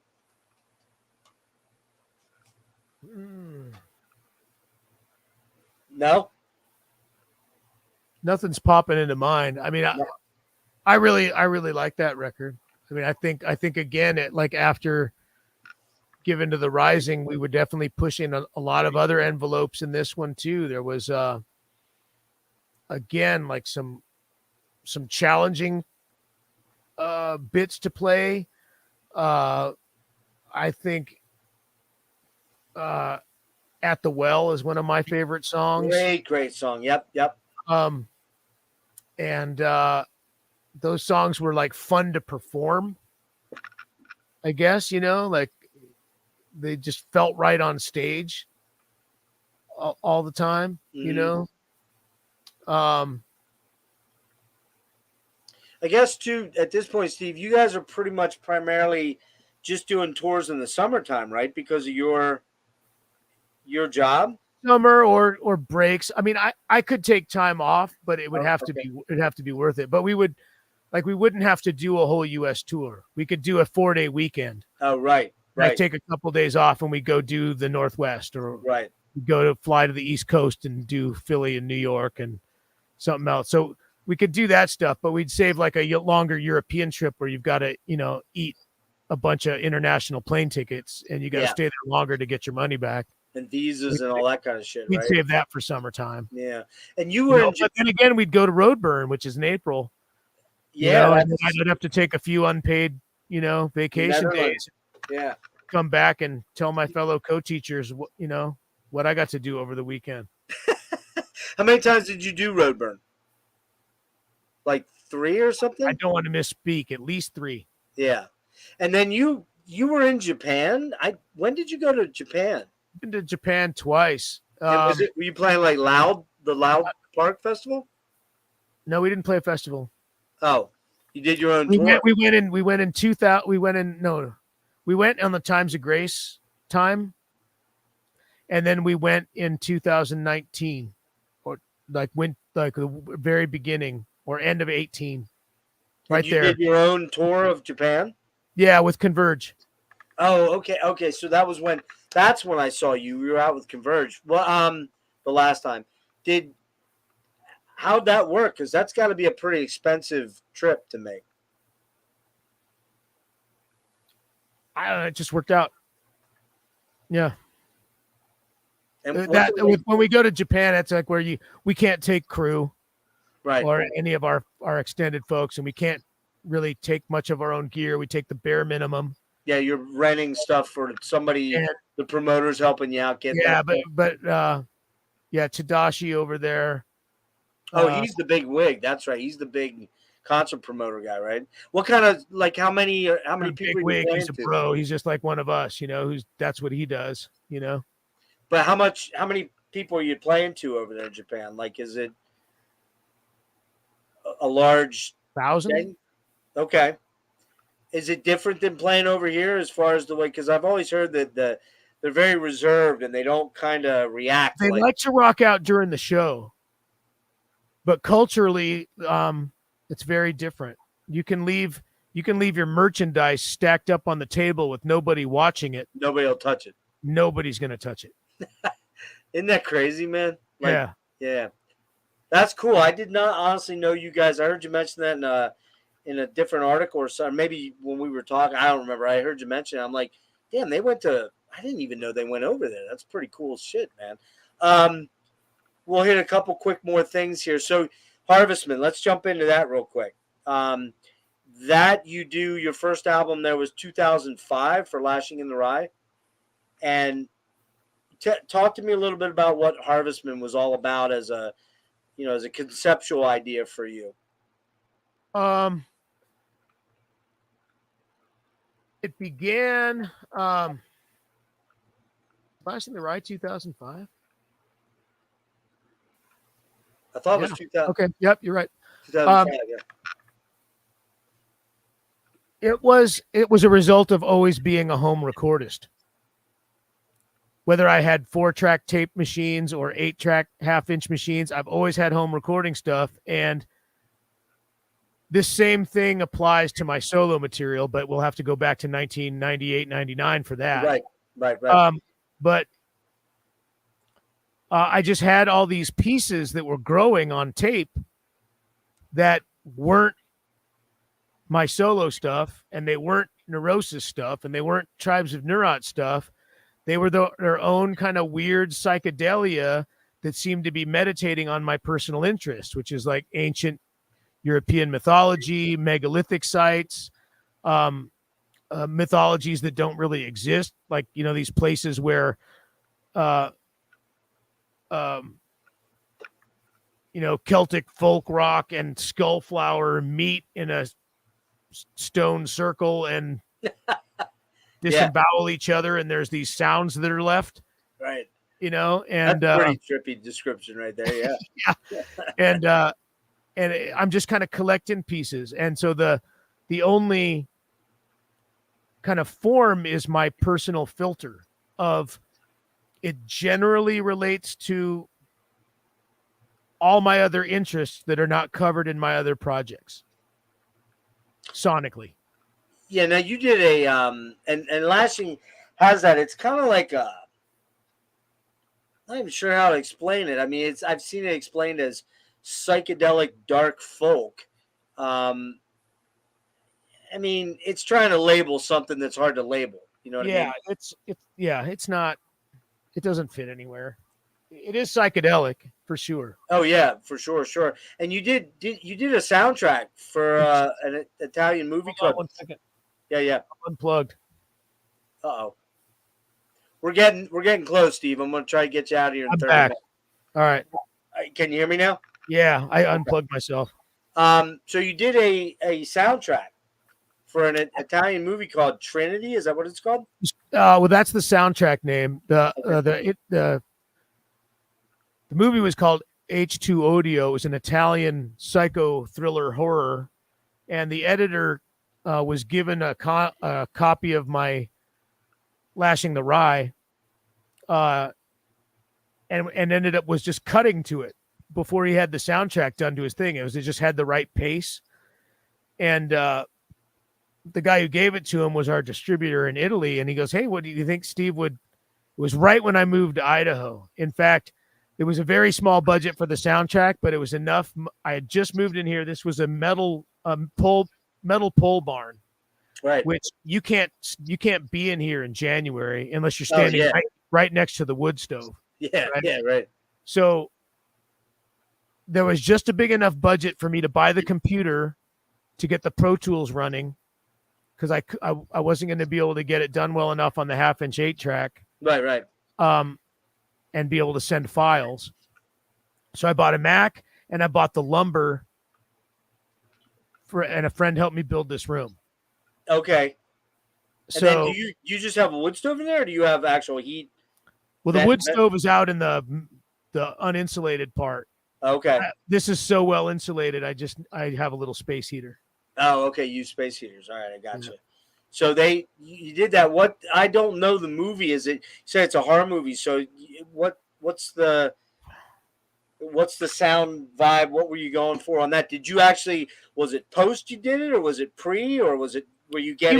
He would send me clips. Okay, so but since he was cutting to Lashing the Rye, right, I kind of just went with my intuition of my own, like what I might have recorded anyway. Okay. As the next record, but I was able to work off of a theme.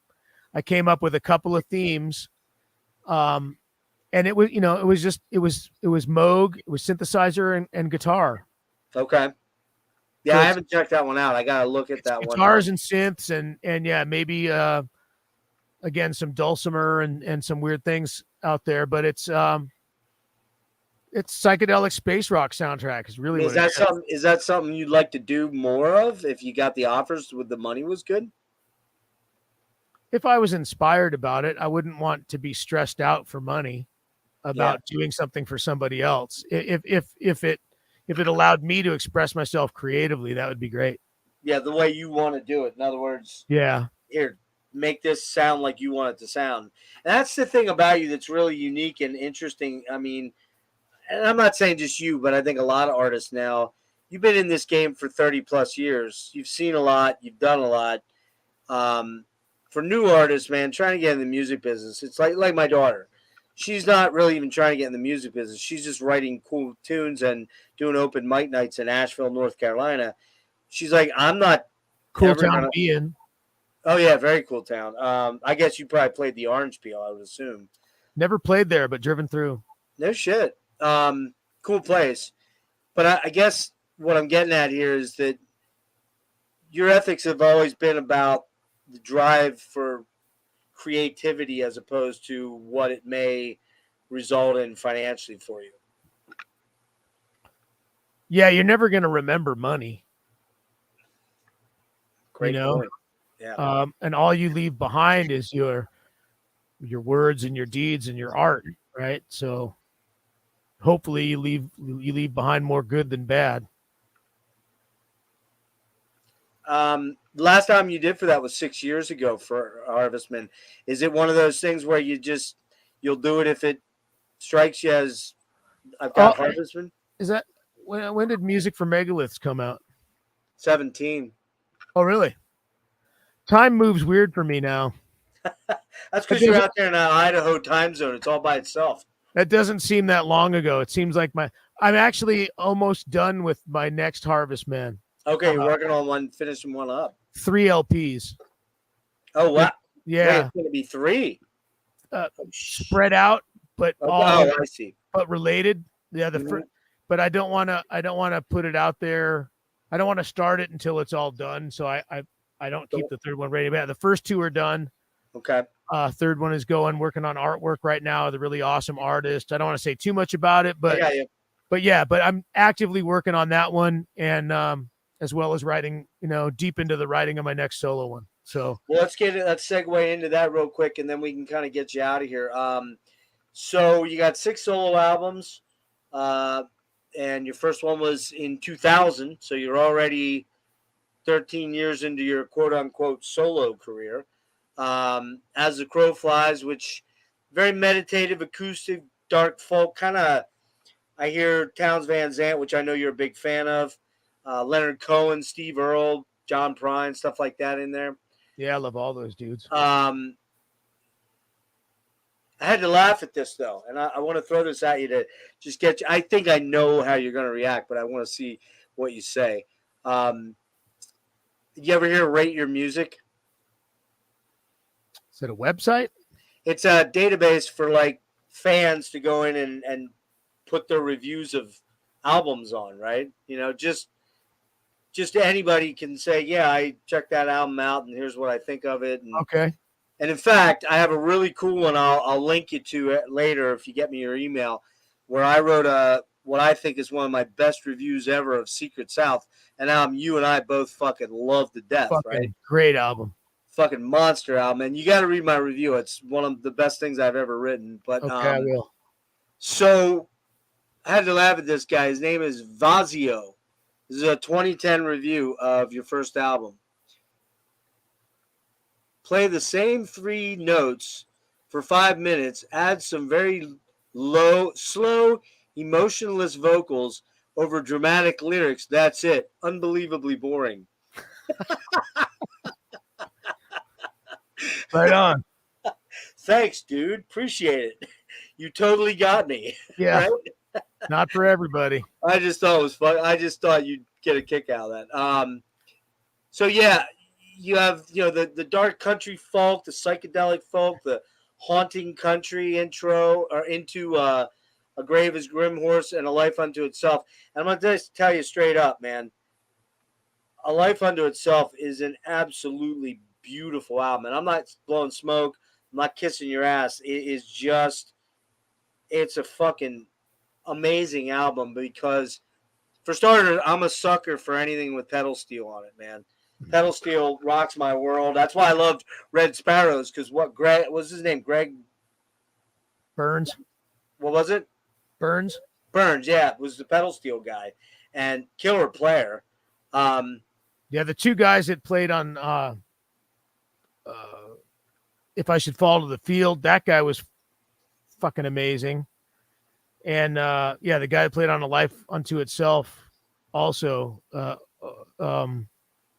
Are these friends of yours, or are these people that you know? These are guys that the Engineers knew. that they Okay. brought in. We were talking brought about in.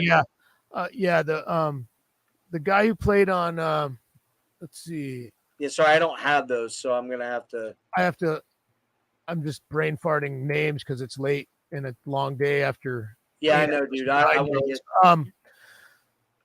get. A grave is a grim horse. His name was. Let's go internet. Oh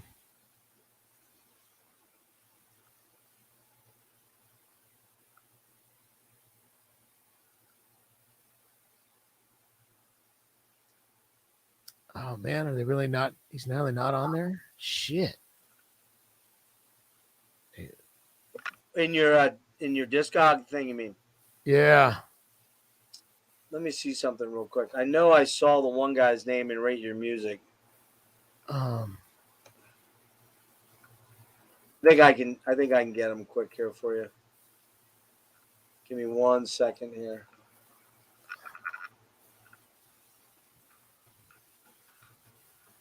I had him in front of me. I would. All right, here we go. David Phillips. Did you find it? Yeah, David Phillips. So he, that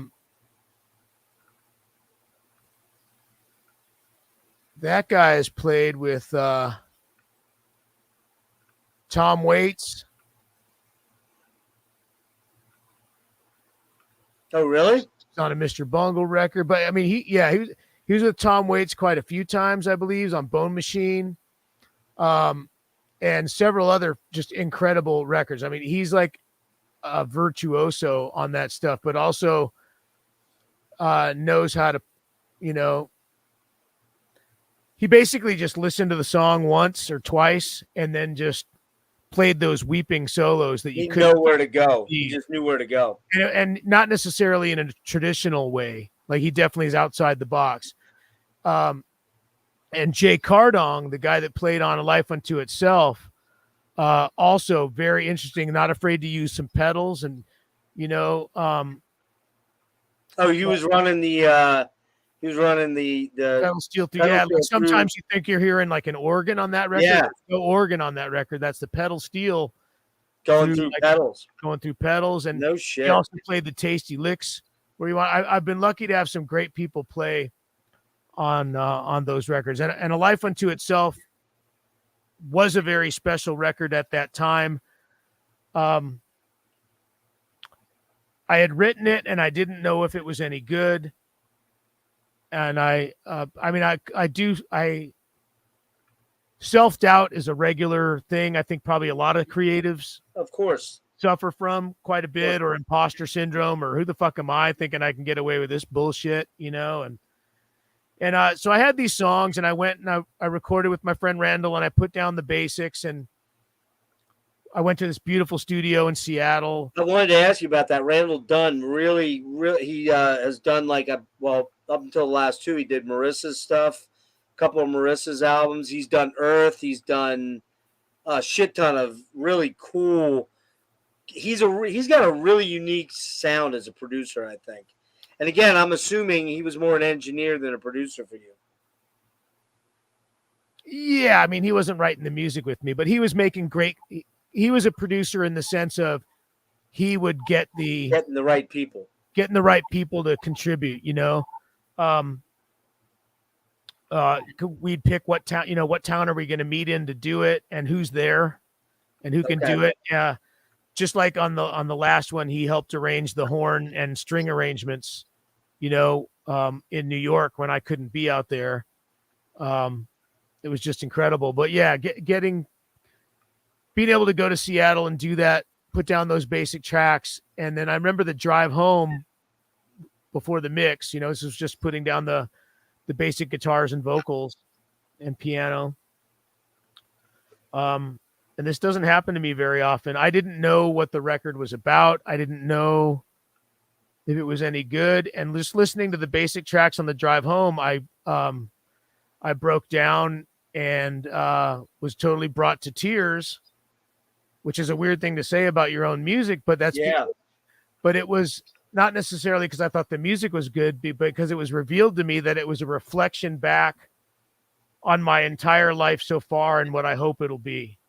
Ah, And I didn't know that when I was writing it. Nor am I lyrically obvious or a storyteller. I hide in metaphor constantly.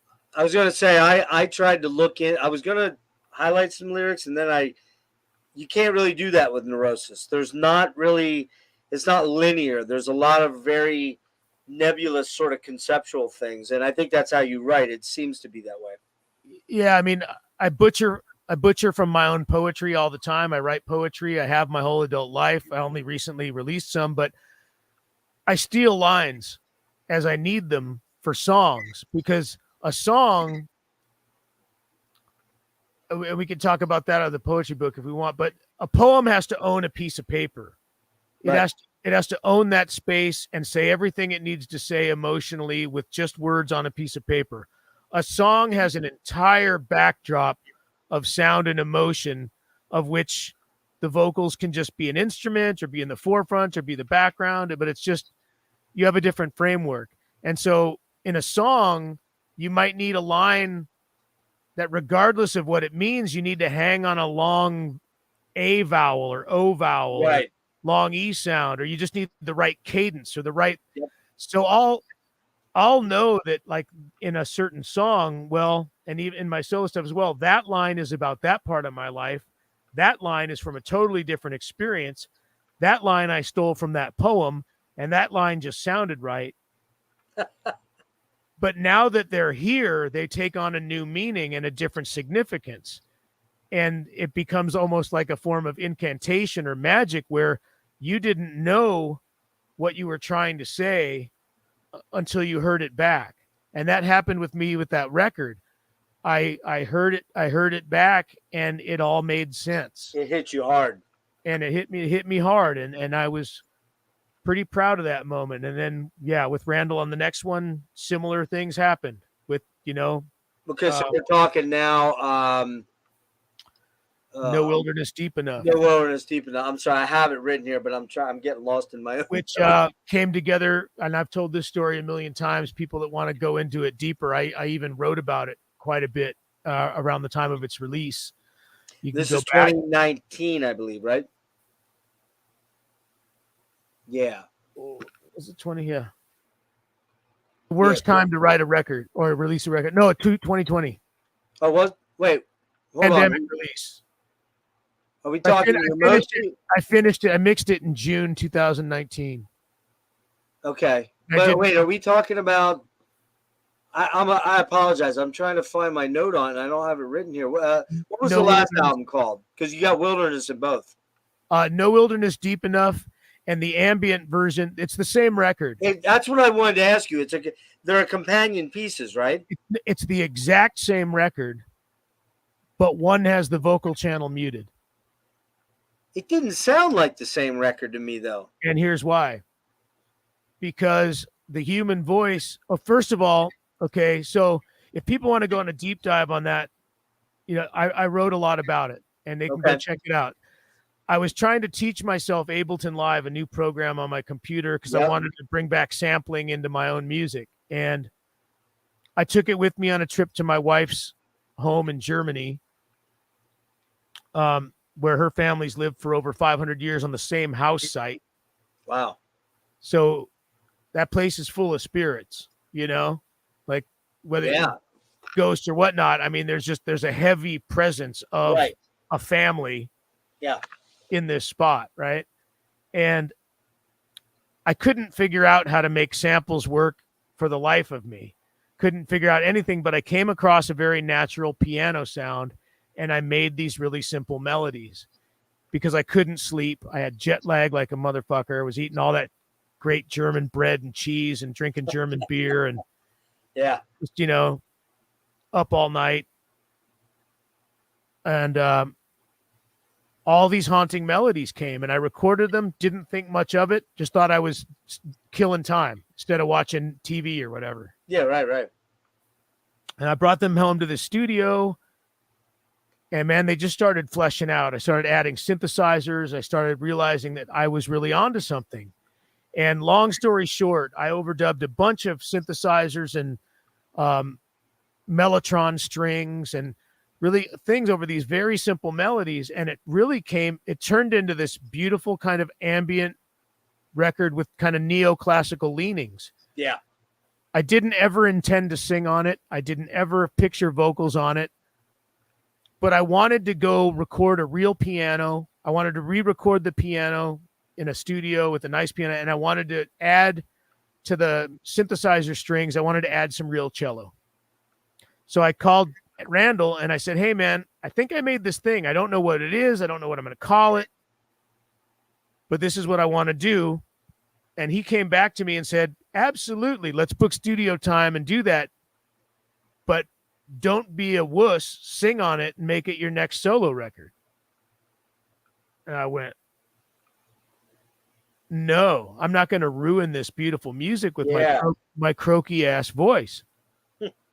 Like that's not how I see this happening. I totally see where you're coming from on this completely. Yeah. Having heard the ambient version of it, it's so ghostly and haunting, and yet, not to sound cliche or whatever, but it's got an enchanting warmness to it that kind of, and it's pretty. Yeah, it kind of envelopes you, and it feels like a nice, warm, fluffy pillow that you're laying your head back into. Yeah. Yeah, and it kind of reflects a lot on my love for Brian Eno and. Oh yeah, for sure. Stars of the Lid, ambient, and a lot of kind of neoclassical minimalist composers like Johann Johansson. Not that it goes anywhere near any of those in quality. No, I got you.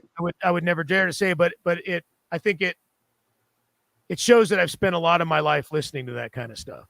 Oh yeah, I hear like Biosphere and even Aphex Twin, like the ambient side of that stuff is sure. Yeah. In there. Yeah, sure.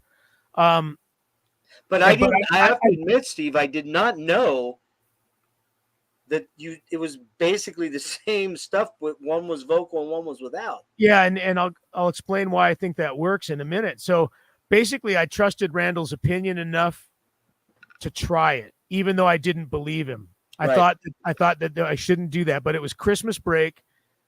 My wife was back in Germany with her family. I was alone in the house with the dogs. I set up, instead of coming out here when I'm alone here and I've got the dogs and the animals, I don't feel like I can spend all day out here, so I set up a microphone in the living room next to the wood stove. Every morning I came out with my coffee and my notebook and I listened to the tracks and I scribbled some stuff down, recorded some melodies, went through my poetry notebooks and started stealing lines, which will bring us to the poetry book to conclude perhaps. Yep. And the vocal melodies came. And a week later, after my break was over, I called him back and said, you're absolutely right. I've got it.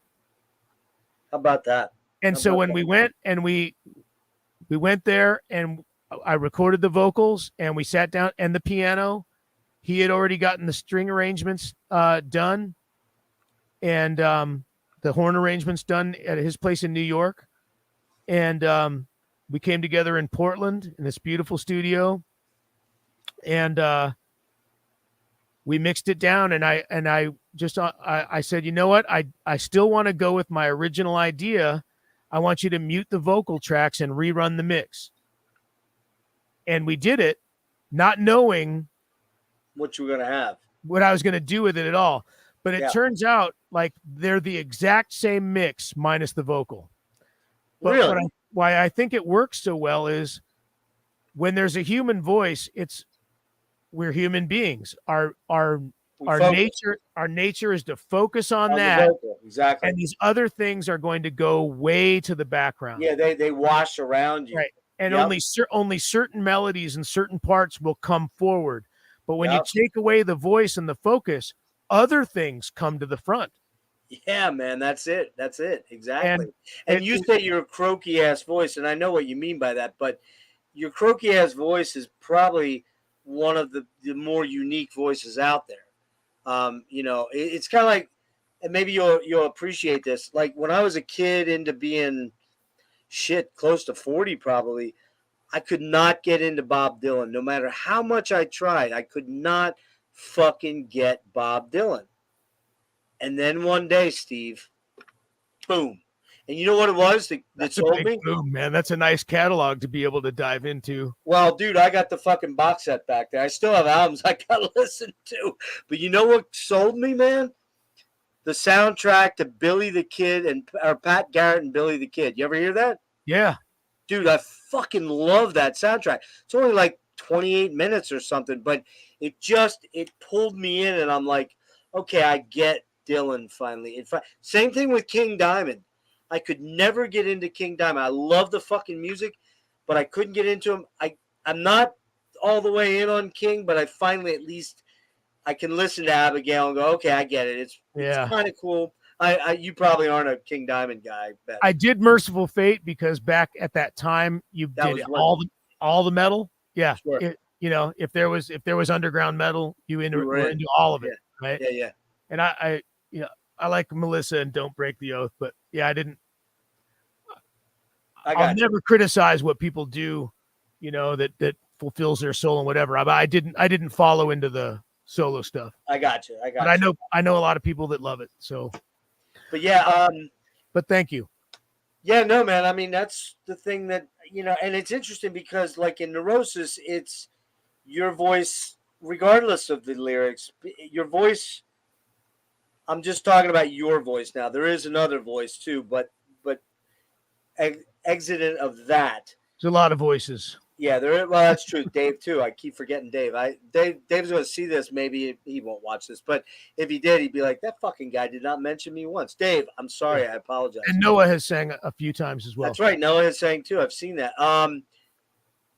Where was I going with this? Oh, your voice is a key component, another instrument in Neurosis, and it's interesting when it transitions to a much more serene, more down tempo, more ambient sort of sphere. It really still works, Steve. I got to grab these albums, and particularly these last three. I got to grab because I was really taken with all three of them to the point where I was like, I could definitely see that A Life Unto Itself, a very emotionally charged feeling album for me even to listen to. Just really intense stuff. Very, very, very good stuff. So, last couple quick things here. You did a pretty extensive tour in 2022, and we want to talk about the poetry book because the poetry book came out in conjunction with the most recent album. So, in that process of everything is connected. When I was writing those lyrics, after Randall challenged me to sing on top of what I thought was an ambient record, on one line, "We have the sea and we'll always have the sky," I stole it from a poem. It's the first poem in the book. And I felt that the poem was so perfect. And I didn't have any plans to release. I've never released any poetry. I wasn't planning on releasing any. Right. But the poem existed on a piece of paper in a notebook. And I felt that I just stole the best line out of it, and it was going to be meaningless if I couldn't use those lines anymore. Right. Even though I had no plans for anyone else to see, any other person to see it. Yeah. Right. And that just went, oh, maybe this is supposed to live its own life as a poem. And I just needed this experience to tell me this. And I've always been writing, and I've always been stealing lines out of perfectly good poems. Right. Maybe I can edit the best ones I have. And actually, what I did was I sat down and I wrote 23 poems, starting with that one. Specifically for this. To let them live a life of their own as poems. After that, it turns out that I want to reserve the right to keep stealing lines out of my poems if I need them for a song, because sometimes a song just needs a line. Yeah. And if I can plagiarize myself, that saves a lot of trouble. And cost. Right. But so I did. I wrote 23 poems. I didn't have titles on any of them. And then it came to me, I'm going to put this out. First, I thought I was going to put it out as maybe like a a homemade little chapbook Mm-hmm. or photocopied like a zine or Yeah, with just DIY Bandcamp type thing or a something. silk screened cover or Yeah. I don't know, something. And then I thought, well, fuck, man, since I've been stealing my lines from my poetry for my lyrics and they're related and there's a few lines that are in common, maybe I will put all of my lyrics, my solo lyrics, and these 23 poems together in a volume, and that's all of my writings that are edited and done for now. Outside of Neurosis. Yeah, these are all my lyrics, and these which I've stolen a million lines from poems for, and here's the 23 poems inspired by realizing that I've been stealing lines from the poems. Right. And worked with this wonderful artist from Mexico named Matzat, who did these beautiful lino cuts for it. And learned how to lay a book out in InDesign, taught myself how to do that. I mean, again, I don't know how to do any of that stuff until I need to. Yeah, you're one of those kind of guys. Like I learned how to edit video enough to be able to do a performance for Supersonic Festival, like, okay, how do you set up 3 cameras and use Adobe Premiere and make it work and blah, blah, blah, and right. How do you go to Home Depot and make fake lights? You're a self-starter, I think they call people like you, right? Yeah, either that or DIY punk rocker, man. Either that, I was going to say that either that or an idiot savant, one or the other. Well, forget the savant part. We'll just say idiot. We'll go with idiot. Yeah. But who did put that out? Someone in South Dakota? In researching like where I wanted to maybe print it, so I was going to do a self-release. A good friend of mine, Duncan Barlow, is a publisher and has released several novels under different things. And I was just seeking his advice about manufacturing. I know how to manufacture CDs and records, but haven't done a book. Right. And so I was, going to ask some people that knew about it, and he read it and he liked it. And he thought, you know what, why don't you let me do this? And that way you'll get distribution in the book world. You know how to sell them to your fans, right? Right. Through Neurot and take them on tour, but let me put it out there in the literary world. This is good, and it's worth being out there. And how's it done so far out in the literary world? Hard. I think he's out of his copies, and I definitely had to do a reprint. I think that's great. Yeah, I think it's one of them. Yeah. This guy here, Napalm Tomahawk, says, my wife bought me the full package for Christmas, the book, the art, the vinyls. There you go. Nice. Killer, man. I got to get one of those. I got a birthday coming up. We'll have to work out a deal. Give me your address. Yeah. Hey, so what I wanted to say here was you did a really extensive tour in 2022. We're about ready to wrap, I promise. Okay. You did it. Oh, it was University of South Dakota. That's it. Astrophil Press. That's who put out the book. Yeah. And that, by the way, just to mention, I'm glad you said that. All of Steve's socials are in the description for this video. Go buy stuff from Neurot, from Bandcamp, from Steve Direct. That money goes straight to him, and so try to do that, please. But all the stuff is in there. Facebook, Instagram, every social. I think I got them all. Pretty sure I did. Neurosis is in there as well. So you did this pretty extensive tour in 2022. I know it started out a little weird because you had an accident or something happened, right? Totaled the trailer I borrowed from a friend. And actually, in the end, totaled my van. We took it around the rest of the country, but the frame was bent and the insurance won't pay to fix it. It's just going to total it out. But yeah. Fuck. And we had to rent a U-Haul truck because we couldn't pull a trailer. To take all your gear. Yeah. So it was two Chevy V8s around the country instead of one during the worst gas prices in America. I was just going to say, fucking fuel was like insane, dude. You really decided to fuck yourself hard, didn't you? Man, it was some of the most fun I've had in years. Was it really? I wouldn't trade it, man. even if only a few people were there, it was such a challenge to sing this material this way. I mean, I'd played solo tours, but usually were you completely by yourself, or you had a couple other people? I had a 4-piece band. That's right. That's what I thought. I had Helen Money on cello, and she also opened the show. She's incredible. If you haven't listened to her, you definitely should check her out. She's on Thrill Jockey Records. And I had my friend Dave French was on the Moog, synthesizers, percussion, and guitar. And he's the new drummer of Yob. That's right. Yeah. And he was with Neurosis crew for years as well. He's just like a brother. Buddy. He's a brother. Yep.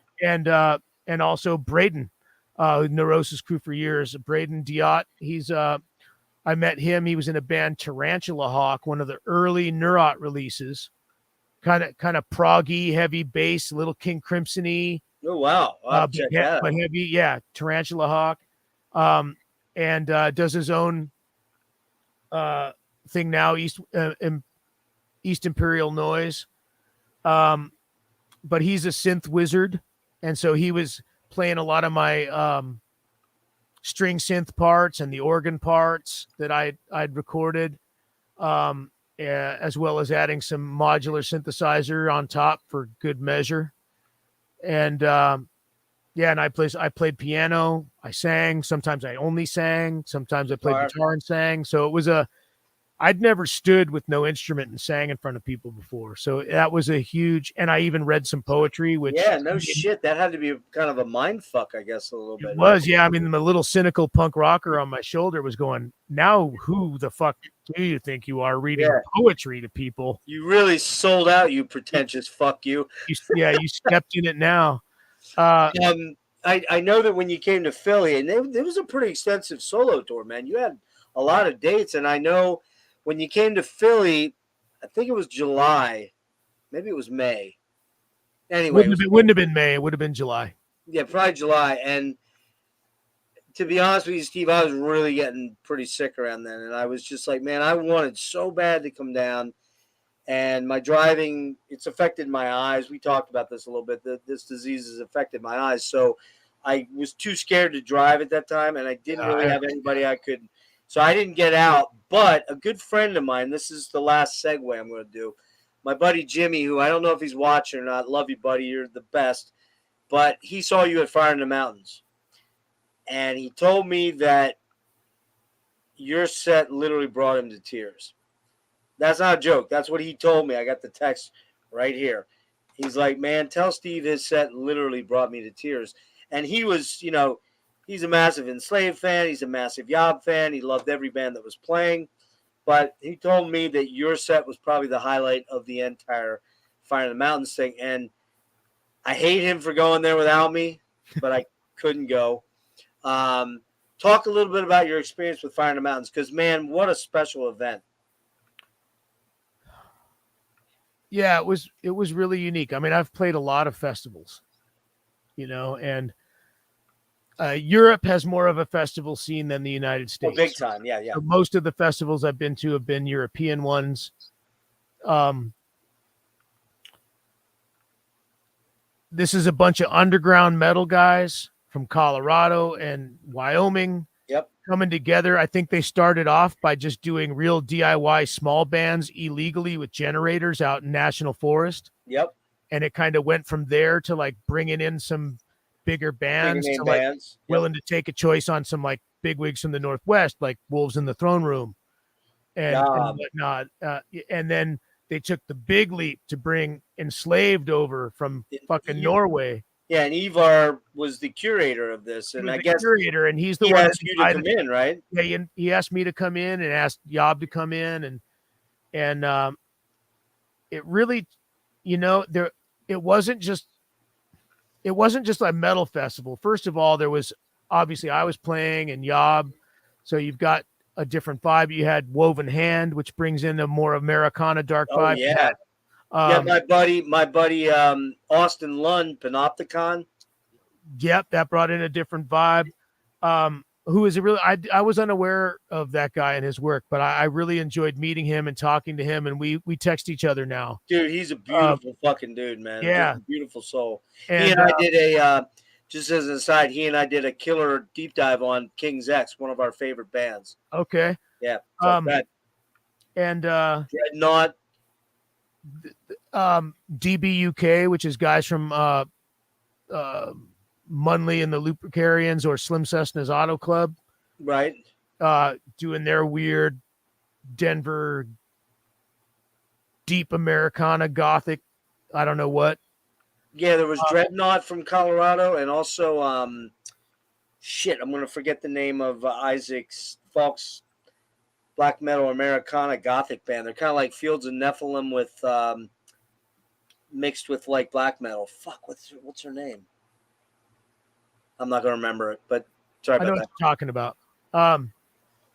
The drummer plays in Blood Ink. Wayfarer? Wayfarer, that's it. Yep, Wayfarer. Yeah, I was unaware of a lot of the more metal stuff, but the community, I was really impressed because this wasn't your average like metal festival community. These were people who like to be out in nature. These are people, and there were workshops on native plants, identifying native plants. There were indigenous people. It were like buffalo reclamation, shamanism, people representing kind of the Nordic paganism, people representing micro-animism, which is a trippy thing. Like dealing. Never even heard of that. What the fuck is that? I guess kind of investigating the consciousness of cellular organisms. Whoa, like amoebas and shit? We talking here? The smallest of the small. Whoa. It's beyond me, but it's an interesting thing to. I mean, it's an interesting thing to dive into, but there was workshops on this wide variety of things. There was also yoga and other things. Wellness, yeah. And you and Ivar did a collab on a speech, right? I mean, we want to talk a little bit about that quick. It was Ivar and myself and Matthias Nordvig, who has is big on Nordic animism and Nordic paganism, and there was a Lakota elder, wow, and a Peruvian shaman, all talking about the importance of mysticism, spirituality, place, and music. Wow. And it wasn't focused. It was kind of a round robin, but it allowed me to insert the tale of the creation of No Wilderness Deep Enough and how that came from being, those melodies came from a place. Ether. Yeah, the ether. It came from that land. They couldn't have happened if I wasn't on my wife's land. Yeah. In that place where her family was. And as an American of European descent, I often feel very rootless because my people have not been in any one place for very long at all. Right. My ancestors were the ones that kept going west. Yep. Until I hit the Pacific Ocean, couldn't go any further. And kind of, I looked back the other direction of where did we come from? Yeah. Like, why has modern oppressive society reduced me to being white, right? Which is like meaningless and nothing. Like my ancestors come from England and Scotland and Germany and Hungary and Austria and, all these places. A lot of mixed cultures. Yeah. Right. And it's important to realize that so that I think people can have empathy for other ethnicities properly and understand everybody has a story. And that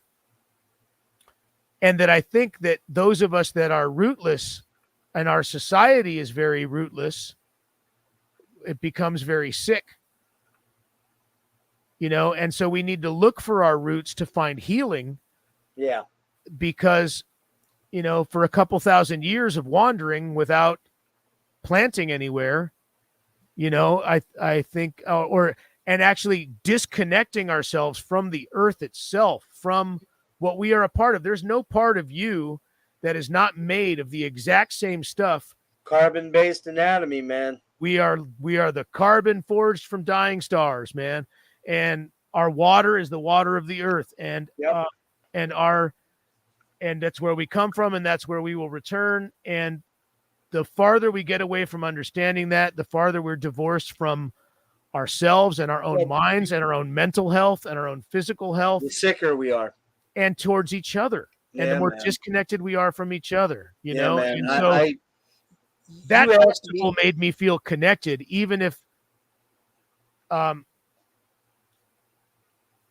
had been somewhere else and was those same musical artists, I don't know if it would have had the vibe. It was in that spot. Yep.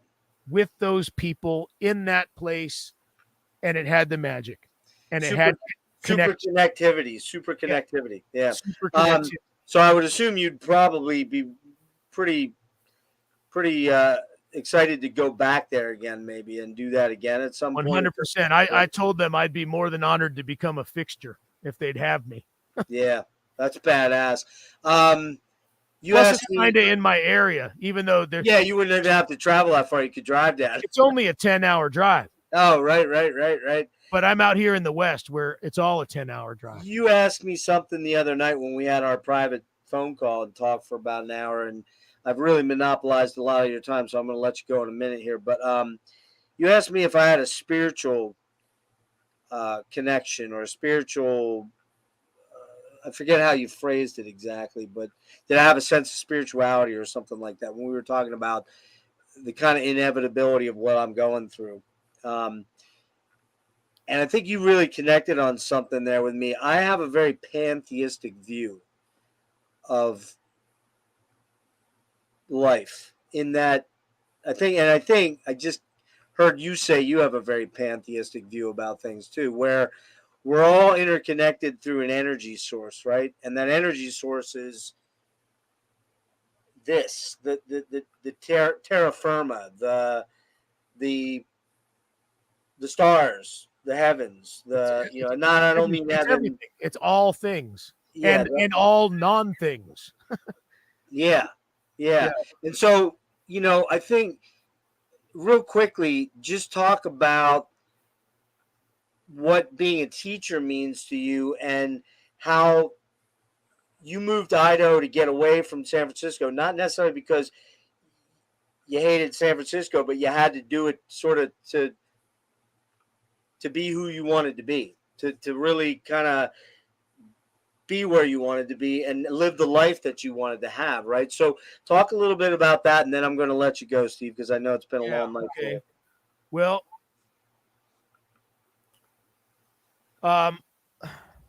getting into teaching was, like I said, almost half like on accident. Like by the time I had said maybe I might want to work with kids when I was trying to pick a job, I was picturing maybe like, one of those troubled kid camps or whatever.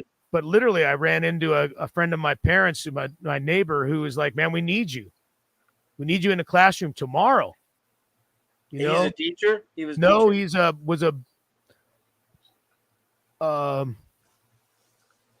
board member. Oh, okay. Board member of a district. Yep. And just good, like active community member. Yeah.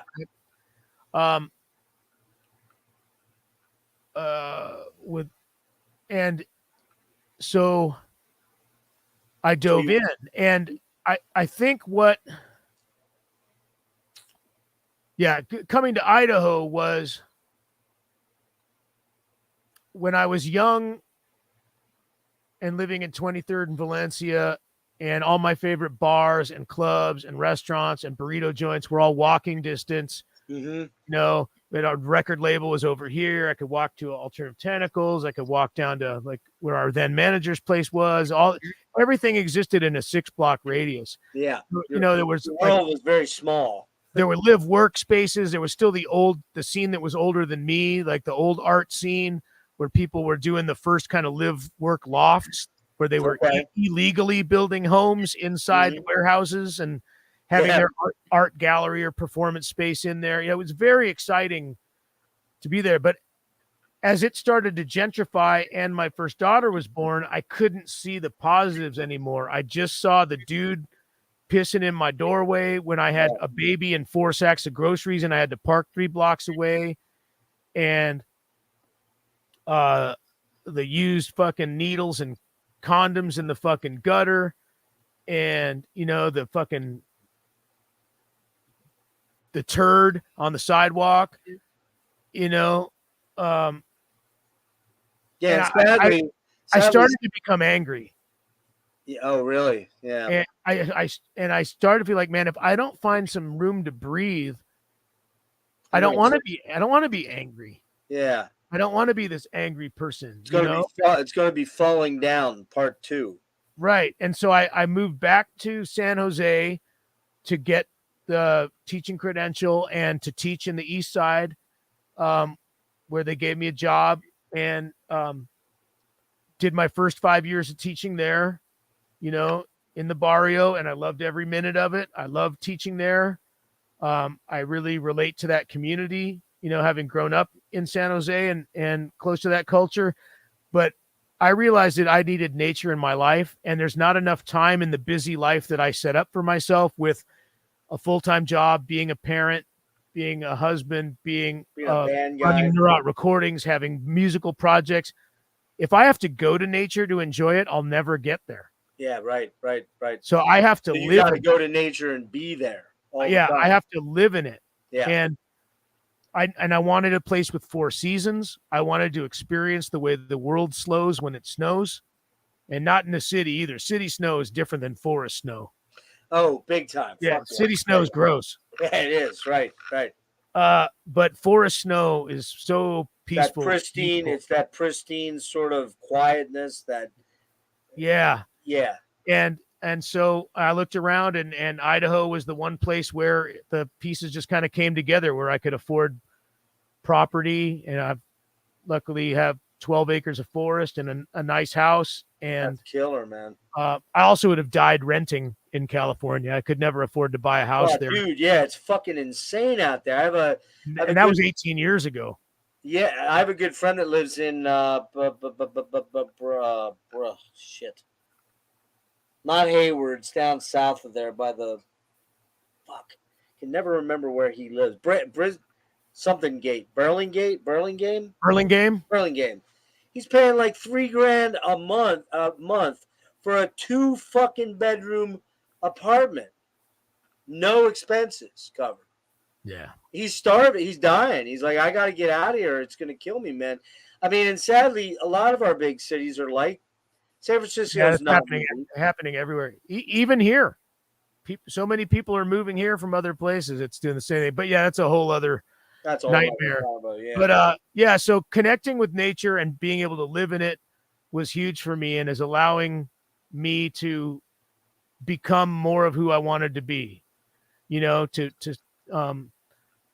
I brought a busy lifestyle with me, so it's not like I'm out here like, you know, sleeping under trees all the time. Right. Tree hugging. But it has allowed me to slow down a bit and allowed me to follow a lot of different creative paths. Yeah, and I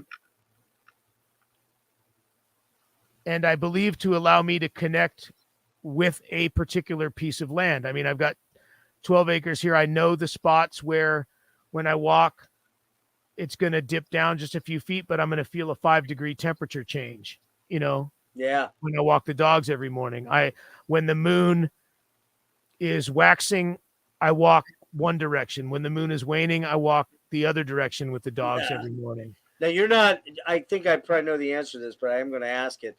You're probably not a hunter, I'm guessing, right? I have hunted. Yeah. I'm not a vegetarian. Okay. No, what I meant was, though, I know you have a strong connectivity to nature. I just didn't know if that's one of the, killing animals. I hate to say that because there's like, I'm a hunter, and what people visualize who don't live in rural areas see that word as something different than what is. They see a bunch of redneck jackasses drinking beer and just jumping out of the truck and killing animals everywhere. Yeah. And out here in the forests of North Idaho, that's not how it is. The animals have it. They've got the jump on you. They smell you and hear you. Yeah, right. Long before you ever did. But I'm there's a funny bumper sticker here that like the rednecks put on their truck, and I'm kind of like, kind of represents me. It says vegetarian. It's a super racist bumper sticker, right? Great. It's bullshit. It says vegetarian is Indian word for bad hunter, and jeez. I'm a bad hunter, so I don't eat a whole lot of meat because I'm not very successful, right? Right. But it's mostly taking a rifle out for really long walks during the fall and just communing with the spirit of nature. I mean, the things you have to be aware of is you have to be aware of your smell and what direction the wind is. You don't talk. You don't drink. You don't make noise. You learn to shut the fuck up and be part of the woods. Be part of the woods, yeah. And really respect where you're at, you know, and the chances that an animal will present itself and be in a respectful zone for a respectful, quick, clean kill is rare. Yeah. You know, and I'm not going to do anything. And it's the last few years I haven't gone at all because I honestly haven't felt like being a predator. Yeah. I haven't had the stomach for it. And the couple times I have been successful, I shed tears. I killed a robin with a flu arrow once. Right after I got into archery, I pegged this thing. Had no clue I was going to hit it. Dude, that was it for me. I just couldn't do it. I couldn't do it. Now, I won't lie to you. I'm not a spider lover and a bug lover. Those I'm a little bit of a massacre of spiders. But I'm a what do they call it? I'm a hypocritical animal lover because I will kill fucking spiders if they're anywhere near me, cockroaches. But But so the couple times I have, what I can say is it connected me more to the cycle of life and death than any philosophy I've ever thought about or read, because I had to watch this beautiful animal's last breath. Yeah. And feel the responsibility of taking it. Heavy shit. I did not enjoy. Right? You know, I enjoyed the pursuit, but I did not enjoy the kill or the death. But I learned to get up in it. And the couple animals which I was fortunate enough to harvest, right? We butchered them ourselves. We didn't pay anybody to make sausage for us or whatever. We did it all. Skinned it, cut out the steaks, froze it, used every bit we could possibly use. You know? I mean, there is Steve, that element of, you know, if there isn't some herd thinning, it can overrun. Populations can become overwhelming. So there's some I'm animals not judging. There's no judgment here. No judgment on my part. I would never like hunt a wolf, for example. I mean, I will say this openly and straight up. There's a lot of human beings I'd rather eradicate than most animals, quite frankly. And I would probably start in Washington. That's a good place to start. We won't go down that road because there's. I think you and I could have a 20-hour. Easy. That's way too. Yeah, that's going to get ugly. Dude, I can't thank you enough for this, man. It's been fucking an amazing chat with you, and I am very sorry for taking 4 hours of your life away. Well, you warned me that it might, so I prepared. I was open to you, and I said I'd dig deep, and I hope you enjoyed the line of questioning that I came up with and what we went down into, and I would hope that we can continue to have a dialogue. Absolutely, man. And brother, I love you for doing this for me. Thank you so much. Anything you want to throw out there to kind of tie things up in the end here? Oh, I just did want to note real quick. Pretty cool thing here. Napalm Tomahawk says, "Thanks for everything, Steve, and you saved my life more than once." Pretty heavy shit, man. That is heavy. Thank you. Well, very, very cool. The music has saved all of our lives. 100%.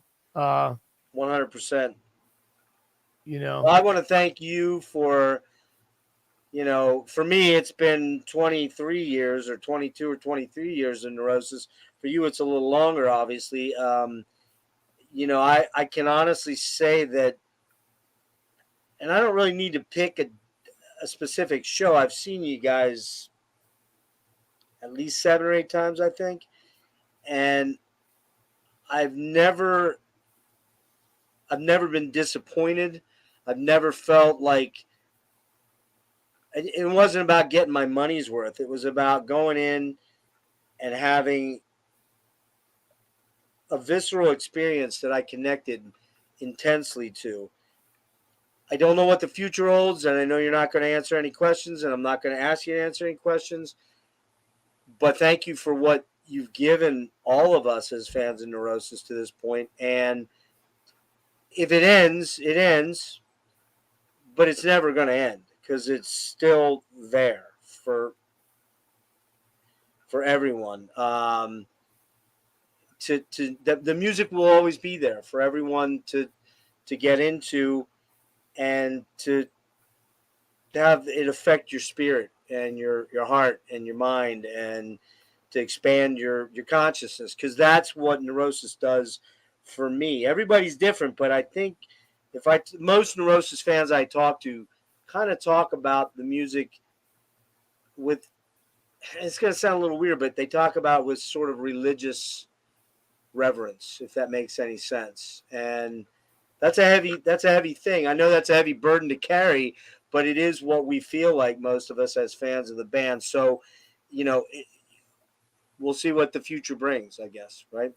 So we'll end it on that, Steve. And again, please, everybody, go visit the links in the description below.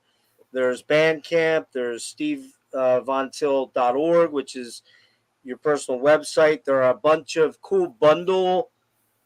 I think they're on quite a bit on sale right now. As far as I was just looking at them the other day, kind of sizing up what I might want to grab, and I think there's some bundles of the poetry book and vinyls and CD versions, I believe, that are all involved. And so go check that shit out. Support this man because he does, I don't know, one of these ways you are. I forget which. We'll just do that. You're in one of these directions, yeah. And he's been very gracious to give me almost 4.5 hours of his life tonight, and I can't thank you enough, Steve. So. Well, thank you, Jeff, man. I appreciate it very much. All right, brother. Hang on a sec. I'm going to end it, and I just want to talk to you backstage for 1 minute, and then we'll let you go. To everybody that jumped in here, thanks, Steve. Neurosis for me was probably the first transcendental experience. Great way of putting it. It's pretty fucking insane, man. He said exactly what I'm thinking. I completely left myself. Dude, that happened to me at the Union Transfer show in like 2014. I literally felt like I was out of my body watching it. So fucking badass shit. Neurosis transcends time. Fuck yeah. We'll be playing catch up. And just to let you know, everybody that's out there, the one big thing that I have planned with Kelly from Killing for Company and Nick from Thralls of Metal, who's been in here tonight, we are doing the Neurosis catalog deep dive on the 26th at 5 p.m. My health will, notwithstanding, if I'm able to do it, we're going to do it on the 26th. My daughter and I are doing the first third of the Bowie catalog on Tuesday night. Those are the big ones I've got planned. There may be another interview with hopefully Brian Williams of Lustmore coming up too. So I'm going to sign off and let this man go eat dinner and do what he needs to do. But you guys take care. Thank you so much. All right. Hang on, Steve.